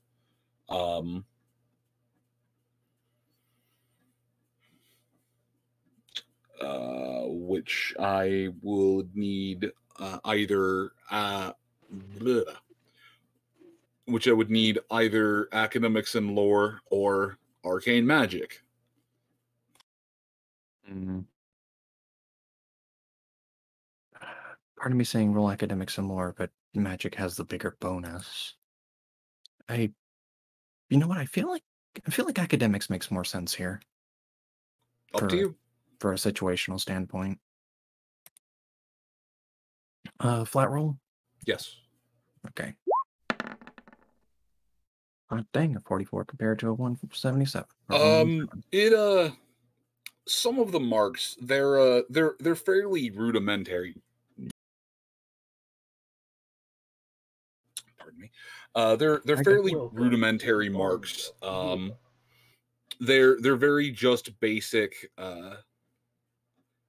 They're very basic symbols and sigils. They're something that any unicorn or any caster worth their salt would, maybe not these specifically, but this style of mark is something that just about any caster would be able to whip up. But this still doesn't seem like it would be, and clearly you only have one, but this doesn't seem like it would be enough, even if there were a bunch of these, to be as strong of a ward as Chifundo was saying. However, as you work your arcane mark off of it, and in between one of the moments where your eyes were open and you blinked, the eyes on the poster seem to have returned back to their normal positions, no longer attempting to stare you down.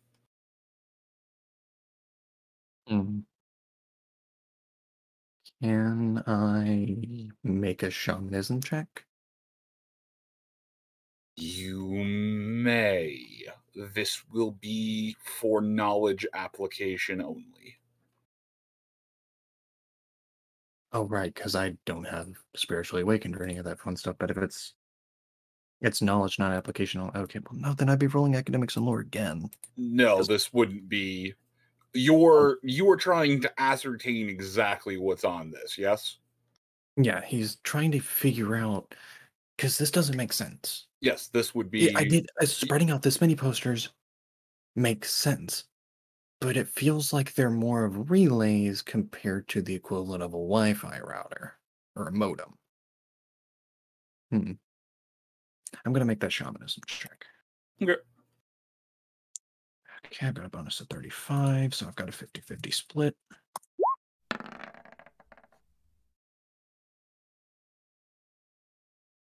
Yeah, it doesn't quite add up. There, you feel like you're missing. Even if they had a poster, even if the other levels were similar in poster coverage to this one, it still feels as if they need a just something else. There just feels like there's an extra step missing from this equation. But you do know that the removal of the posters will go a long way to make this place not actively explode zebras. Arcane I mean, what? Were there any posters in the Did you set a trap to lure the zebras in and kill them both with sudden exploding body syndrome? I am not your friend right now. I am your GM. You have seen there weren't any there might have been one or two in the warehouse area, but there are quite a few down here. Some are faded, some are definitely bleached from the lighting. Others have just kind of a corners slumped off and the things folded forward. But yeah, they seem not plastered everywhere, but definitely plastered, so it's hard to turn around and not realize that this place is not fond of zebras. Okay. Well, were there any in the bathroom? Any posters in there? Yeah. You didn't see any in the little stall area, or in the little wash area, but that's not to say that there couldn't be some in the stalls. There was only one that you saw in the snack the snack and beverage room.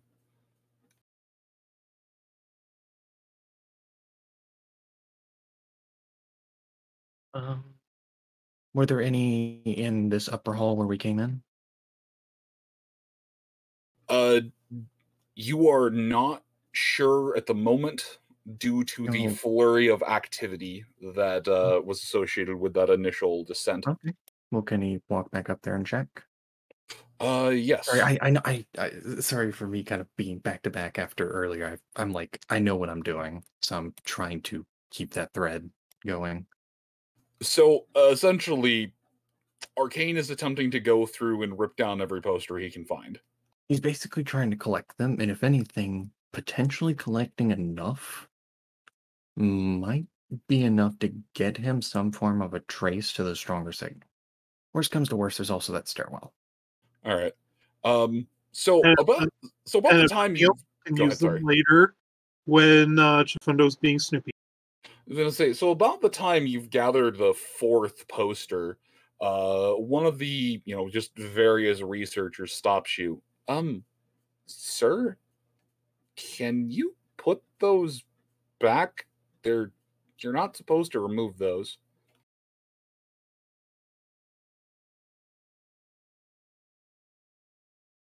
Arcane pauses and looks to the researcher. Looks a little awkward. Good thing he already stowed one of the posters in his bag to begin with. I was looking into how these are apparently set up for a Zeba ward. He pauses, looks around. There any chance there's a main power source for these? Haven't got a clue what you're talking about. Okay, you know what? I'm gonna roll 1d2. Or what he's about to pull out. Okay.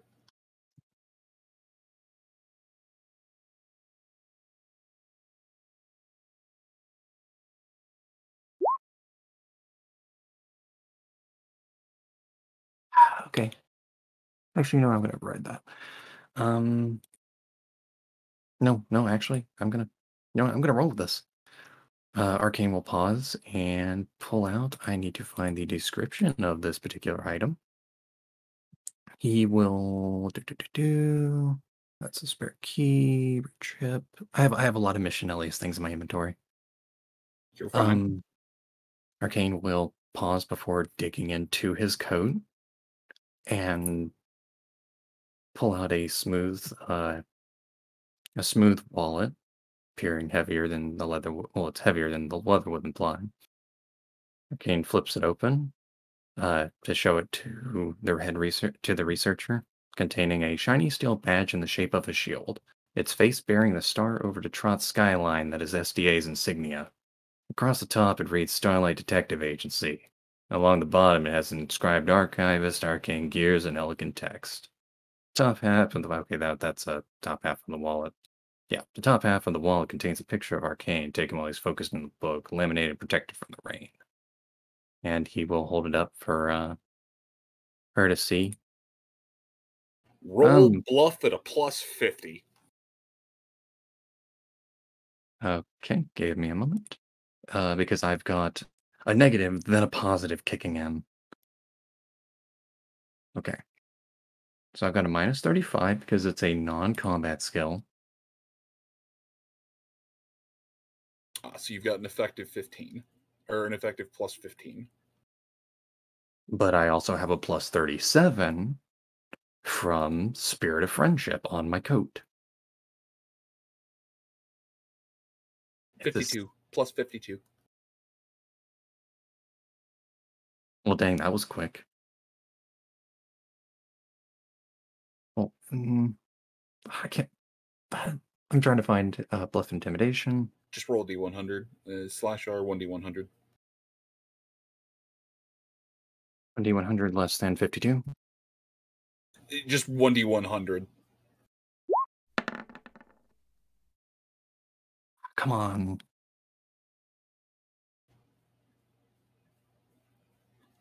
She just kind of gives you a look. Is that a pass? Yay! Okay, hang on. Actually, I'm gonna do the math.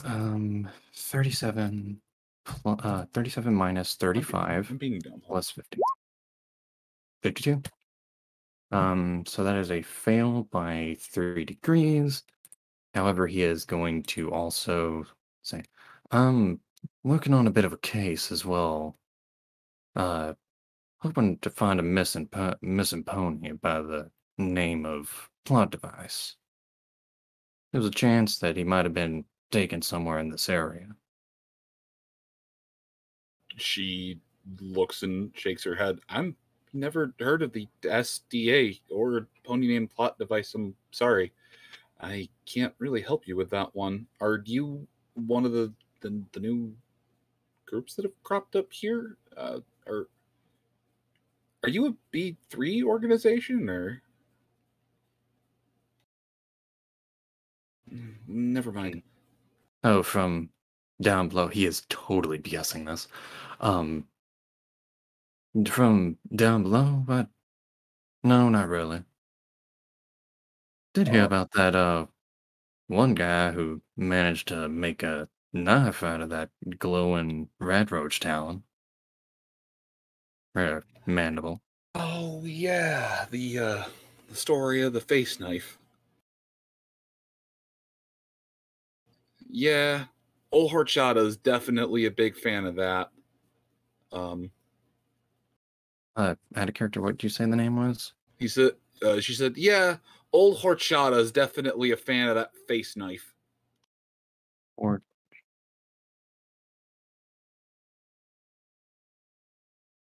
but I don't know. She just looks over the wall. Just slap him up right there. I don't want this to be a bigger thing than it has to be. I'm not trying to let it be a big thing. Sometimes it's a little easier to work in the background, not be noticed. She nods. Yeah, I definitely get that. A little bit of fake it till you make it. Sometimes it feels like that a lot. No, I understand. He will start to put the poster back on the wall, and when she isn't looking, tap it and cast Arcane Mark again. God damn it! It does the same thing as she waits until you put the two up and just heads back into this room. He does tip his hat with a hoof. 100% Appaloozian style. Oh god, did she just, you know what? Yes, he oh my gosh, dang it, he did milady her. Oh, you tip the yep, you okay, so as you arcane mark these ones, they have almost identical runes and symbols on them. He will scribble down the runes in his notes. Okay. Just that way he can keep track of it. And continue down the hallway. Okay. Because there was those stairs that Sunrise and Dawn are there. All right. So as we as you continue on Arcane Gear's magical adventure. Yeah, if anything, I can handle some of that in downtime on the 18th. I'll be able to make it. So I'm trying to set up something that'll be, hey, where did Arcane go? He went off screen. Okay. Trying to help out a little bit there. All right. The Ghoul leads you over to that is on. Oh, I'm sorry if I'm making you kick us to a new map. I'm not kicking you to a new map. I just needed to make sure that was actually on the correct label that I thought it was. Okay, you're gonna bat me, but did I get a chance to see what was inside the room that Mare came in from? You would have heard the give me perception real quick. Curse you got me. You felt my weakness. Yes, it did. It is. You could have swore you heard the sound of clacking, but beyond that, she was in and out quick, trying to get away from the strange horse who kept trying to milady her. He'll give her room to. Okay, you're allowed to bat me on this one too. Could I tap the? Oh my gosh, no, this is gonna really cement Weird Horse. Can I tap the wall and get a feel for and make a repair mechanics check to get a feel for what the DT might be of this wall? Absolutely. Why? Counts as old world tech. I will allow it. This counts as old world tech? Yep, I will allow this to count as old world tech. Okay, I need to add a minus 37 to the check to account for me not using my tools. Sonny, I don't know, but he's on a roll, and this is the most focused he's been in a while. Hang on. Oh, okay. Oh wait, hang on. Oh wait, no, that's not 37. That's a much lower check. That shouldn't have been that. Just, can I point out for a minute that he would be less suspicious if he had just tried to tap the filly?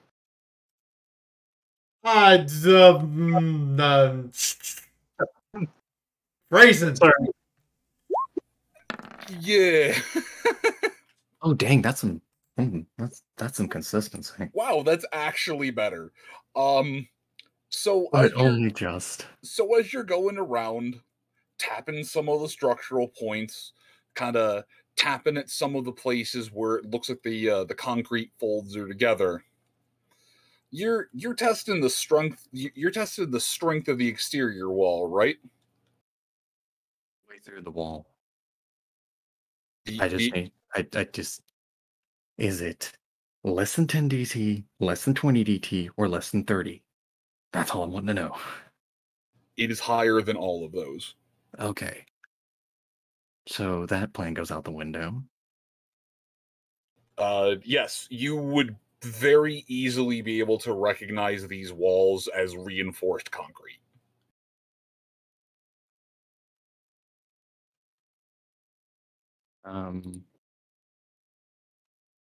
As much as he wants to go and investigate the clicky clacks, the mayor seemed really disturbed, so he's going to give her some room on that.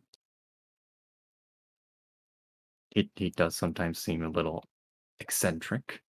And hang on, are there any? I forgot to ask an important question. Are there any cameras? Yes, there are some cameras floating around. Yeah, I was gonna try to see if I could grab a few more posters off this back wall. Well, it will take you some time to effectively run your horn through some of the weak points to try. Oh, nope, that was the wrong one. It will take you a little bit to run your horn through some of the weak points of the wall to. There we go. To have some idea of the tensile strength of the wall. But yeah, there are some sporadic cameras back here. My idea was to use phase and go through the wall, but I think that would scare the mayor even more, and he doesn't want to do that. I mean, if anything, I could open a very, very tiny hole and try to listen in. But that 30 DT. I mean, you could. No, what are you talking about, Nyota? Arcane's a unicorn. He's got a stubby little horn. He's got the bullpup horn. Why am I bleeding?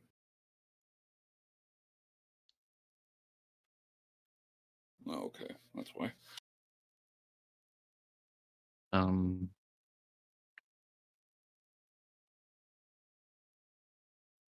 assuming I can't just coalesce all that power into penetrating the DT, can I? I'm not going to try to, like, fit my head through. Actually, no, that's a bad idea. I'm down to half strain. I'm sorry. You cannot focus all of your spiral power into your horn and Gurren Lagann through the wall. I could teleport, though. But I would figure out more. You could try. However, I'm going to switch to Sunrise and Haze for the moment because it will take you some time to make your way around there, wander around, look at things, and tap the walls. Yeah. If anything, I'll go down the stairs. The stairs require a keycard to open that door. You said it was unlocked earlier. No, the stairs area is locked. The stairs area has been locked since the lot of you came down. Last session, Sunrise. No, last session, Sunrise tried to open it, mistaking that that's where the pony went. Okay, my bad. I'll back off on that one. Maybe that one has less than 30 DT. Sunrise, it's your turn. Sunrise follows the ghoul into reception after she's got her helmet back on and made sure her weapon is properly loaded.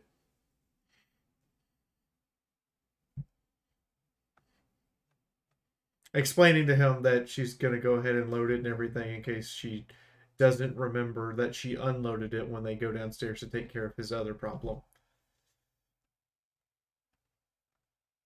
And then put it away. Like a sensible person would do. The ghoul's definitely a little bit thrown off by the fact that you're just chambering rounds in the middle of what he considers to be his house, but no. She looks up at him. I was a stable dweller. I understand this is your house. I understand how this must feel. But understand that you have mentioned that there are things in your lower level that can kill everyone. And I should probably go deal with that before they hurt you or your family. Listen, I'm not saying that you don't have to go. I'm just saying it's a little bit strange to see this random green mare just loading a shot into a shotgun.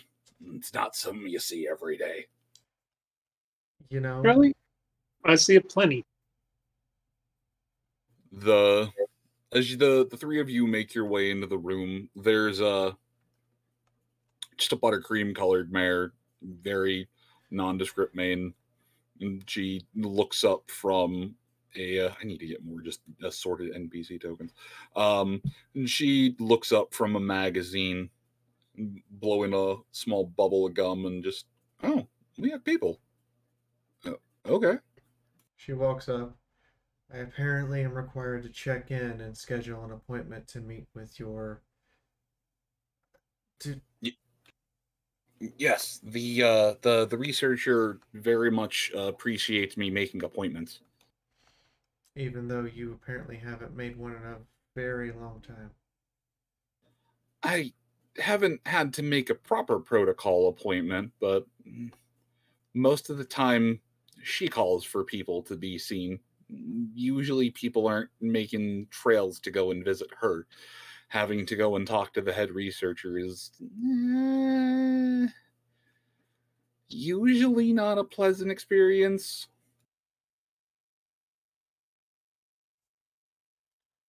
I understand. I don't. She's nice. She's nice. She's not abusive. She's just scary. I don't think I've ever actually met. I don't think I ever actually met my overmare. The receptionist. We've had like 3 or 4. It's just a job title. Anyway, she's pretty much free all day. I'll pencil you in for about 15 minutes from now. 10-15 minutes from now. Please feel free to have a seat. Refreshments are across the way, although considering you seem to have just eaten something, I would assume that you just came from there. I mean, I had a sunset sarsaparilla. I think Hayes and Arcane might have had something to eat, though. Oh, are you hungry? No. I ate before I came in. I didn't know how long it would be before I could eat again. Oh, okay, that makes sense.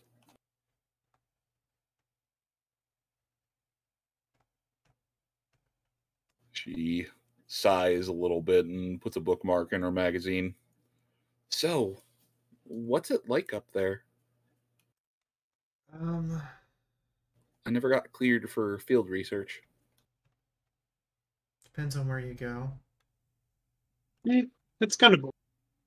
Some places, decent, trying to slowly reclaim what we once had, and generally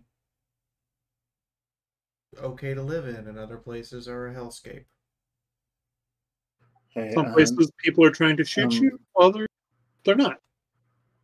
I need to drop. Good night, everyone. Okay. Oh, good night, Eddie. Good night, Eddie. We're well over our normal endpoint. Yeah, I just wanted to cycle back around to Sunrise and Hayes one last time. But yeah, I mean, there's a reason why we carry the heavy armor and all the weapons, is because we're generally expecting to fight monsters. No. Well, sometimes.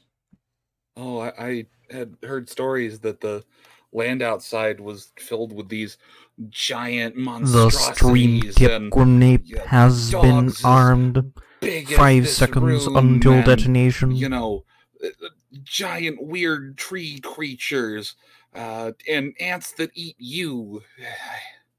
Well, it's not filled with any of those things.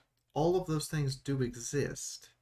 Though the trees are actually vegetarians and relatively friendly.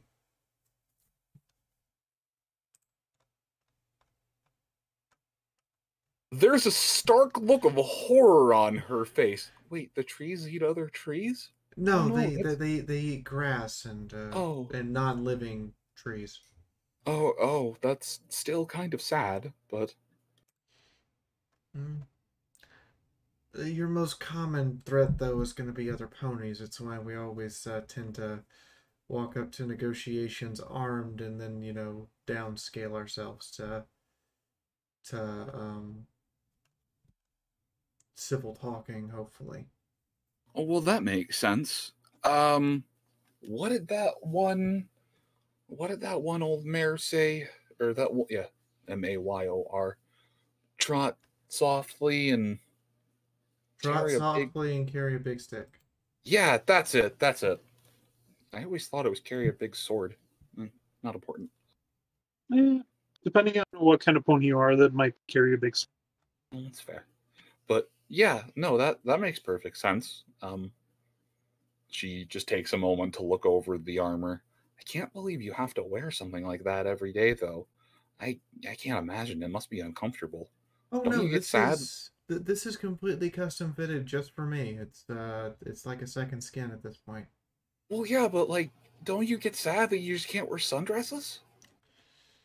There are places I've actually just worn. There are 2 places that I've actually just worn nothing but, or in one case, I was wearing a wedding dress.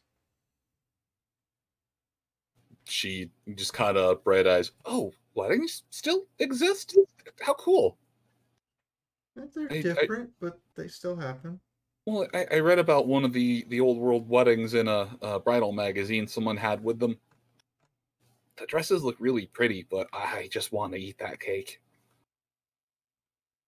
And just get all fat and just eat a cake to myself. It's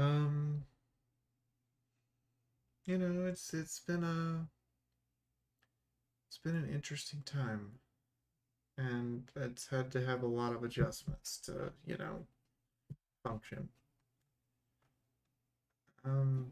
Hopefully by the time we're done, you guys can go up to the surface yourselves without any real worries.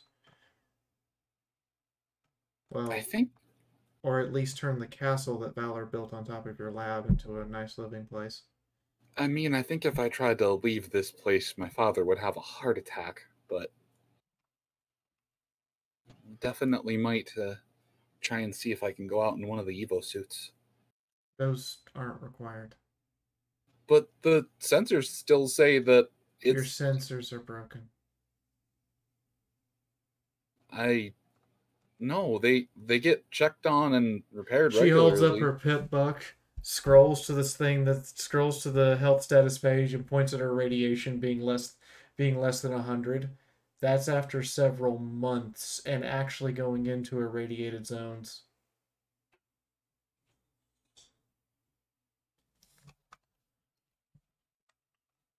I assure you, the scrubbers outside are probably have a radioactive piece of material in them. She just looks at it hard, squinting. I mean, that looks accurate, but I've never actually seen one of those up close. It's probably one of your scrubbers has a piece of radioactive material in it and it keeps registering the radiation, and as soon as it cleans out, it won't anymore. Or I need to do some talking with your overmare. I'm hoping it's the former. She looks to you. I really want to believe you, but I mean, I've seen the reports of the levels that the scanners indicate. Maybe you're right, though. Did I come in here covered in radioactive particles? Because I'm not. Well, no. We have the decon shower that, serves as an airlock. Well, it's scrubbing airlock, but... Yes, but an airlock wouldn't decontaminate my bags on the inside.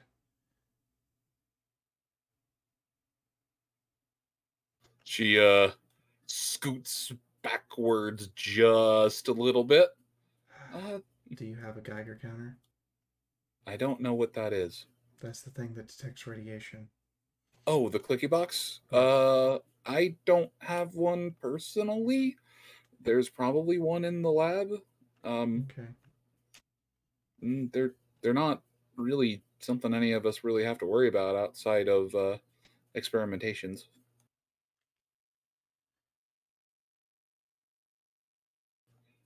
She's getting this idea now that maybe the Overmere's not being straight with the population. You very much get the sense that this mayor, well educated, very much only knows how to do a couple of tasks. She's not dumb, but she has an incredibly narrow lens.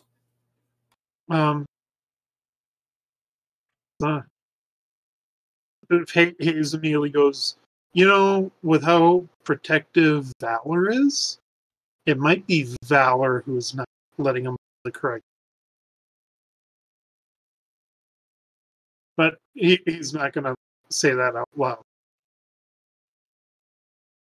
I mean, yeah. Might be.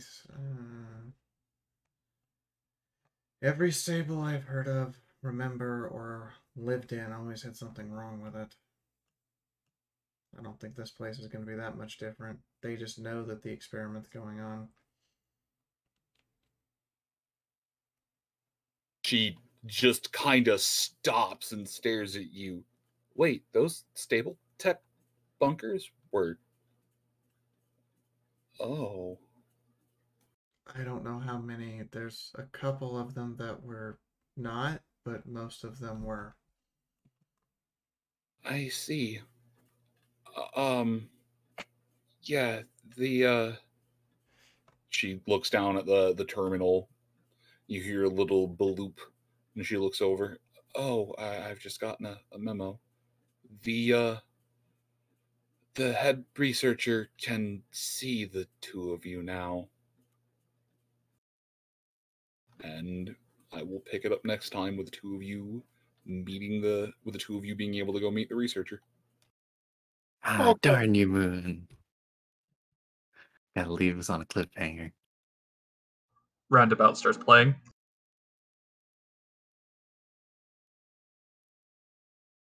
I mean, he's gotta have something to keep us coming back every week. It's also 2 a.m. That's true. That too. And I'm happy. Thank you to send out Sketchy and Linzapi. Thank you guys for the tips. That's most of what I expect to be the expenses for Everfree covered. I'll have a stream tomorrow, D&D on Friday. I'm debating if we're going to do Star Wars on Saturday simply because of prepping stuff to head out for. I will have a stream on Sunday and then Monday and Tuesday and then all next week. Bye!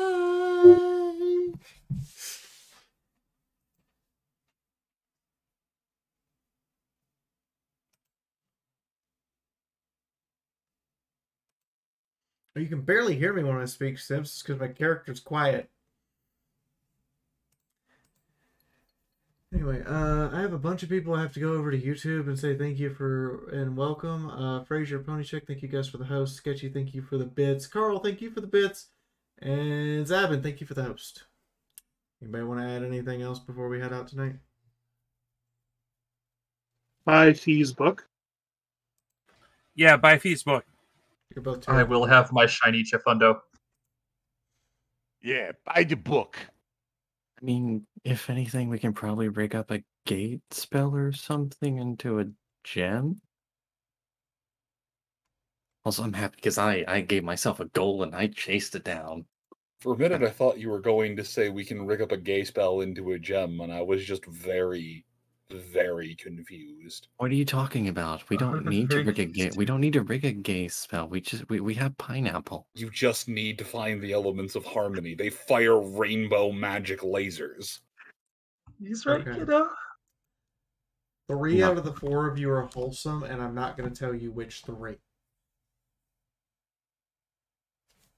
Probably not me. Or three But out of damn, the I one, can three try. out of the 6 if you were wholesome, and I'm not going to tell you which 3. KK. Okay. Meh. Anyway, I'm Movarna, and I play Mythic Haze. I'm That Pony, and I play Mythic Blade. I'm Adagio, and I play Nyota. I'm the MT, and I play Arcane Gears. I'm Lenzavi, and I play Twitty. I'm Moodhoof, and I talk too much.